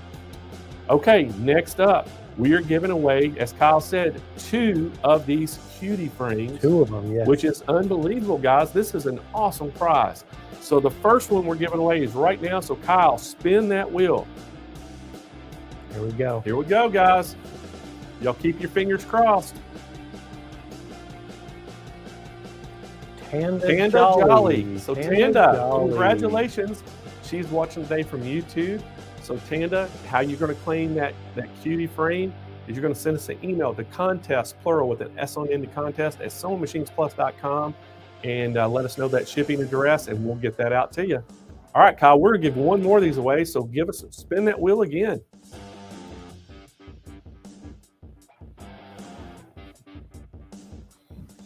And Crystal Harrell. So congratulations, Crystal. She's watching today from YouTube as well. So Crystal, you have just won yourself a cutie frame. So Crystal, here's what we need you to do. Send us an email to contest, plural, with an S on the end of contest, at SewingMachinesPlus.com, and let us know your shipping address. And as soon as we receive that information, we'll get your cutie frame right out to you. So next up, we are going to give away that Janome 3160 QOV sewing machine, and it's the Quilts of Valor. This is one of my favorite machines that Janome makes because I just love the colors and what it stands for. Quilts of Valor edition, and guys, spin that wheel.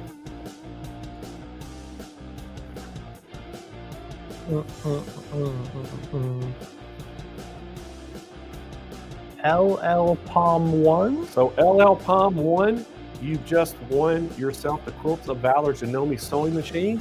So here's what we need you to do. Send us an email to contest, plural, at SewingMachinesPlus.com. Hey, let us know your real name. Also, make sure you put that LL Palm 1 in there, and give us your shipping address, and we'll get your prize out to you as soon as we receive that information. All right, guys, we're continuing to go. So we're going to do another Janome machine. Now one more to go. And this is the 780 DC. There you see it right there. Another great sewing machine from Janome, and we're excited to give this away. So Kyle, this is our last machine to give away. So spin that wheel. Everybody cross your fingers. Here we go. The lucky winner is... Let's go sew with Joanne. That's Joanne Banco. Is that Joanne Banco? I think so, yeah. Joanne Banco, you just won yourself a Janome sewing machine. Congrats, Joanne. Congratulations, Joanne. I just saw that Let's Go Sew with Joanne B, and I went, hold on, that's Joanne Banco. Yeah. So Joanne, you just won yourself. She's watching today from YouTube. And congratulations, Joanne, on that win. You are going to give us your shipping address. I think we probably have it anyway. Yeah. But send it to us anyway. Send us an email to contestplural@SewingMachinesPlus.com and let us know your shipping address, and we'll get that right out to you.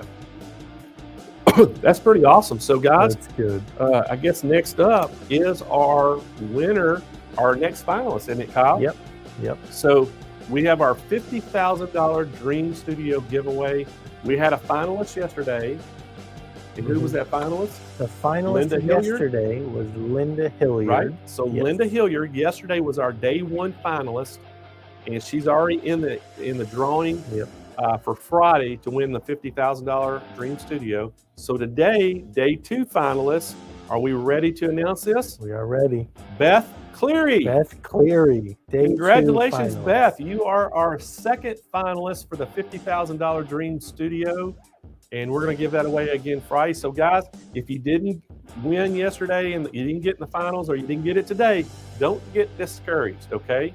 All you have to do in this, right, Kyle, just participate the next 3 days and you still have a great chance to get in there. So tomorrow, y'all come back. Hey, after the show ends today, go make comments, ask questions on Facebook and YouTube underneath the video. And then tomorrow we're going to start again. You can come on and ask questions, make comments all day long. That's going to enter you again to win and get into that $50,000 finals. And then again, guys, we got a ton of stuff to give away tomorrow as well. So you don't want to miss the show tomorrow. But guys, we sure do thank y'all for coming and hanging out with us for 8 hours today or 7.5 hours, however long it's been. So we got 2 days, 2 down, 3 to go. And so, hey, we still got a lot of shows left, and we hope that y'all will stick around and join us tomorrow as well. We're going to start the broadcast in the morning at 8 a.m. Pacific time, 10 a.m. Central time. And then I'll come on air about 15 minutes after the hour, and our first demo is going to be about 8:30. So you don't want to miss it. Hey, go tell your friends. Hey, wave goodbye to Kyle, Roger, and Andrea. They're all here. And I know Deb and her chat team has been at it hard all day long, and we sure do appreciate them. And, you know, Candace has been pulling triple duty. Not only has Candace been doing, helping me host up here, she's been doing chat and she's been doing demos. So she's had a really long day as well. So, but guys, we sure do appreciate y'all joining in. And hopefully we'll see all y'all tomorrow. Y'all have a great rest of your night.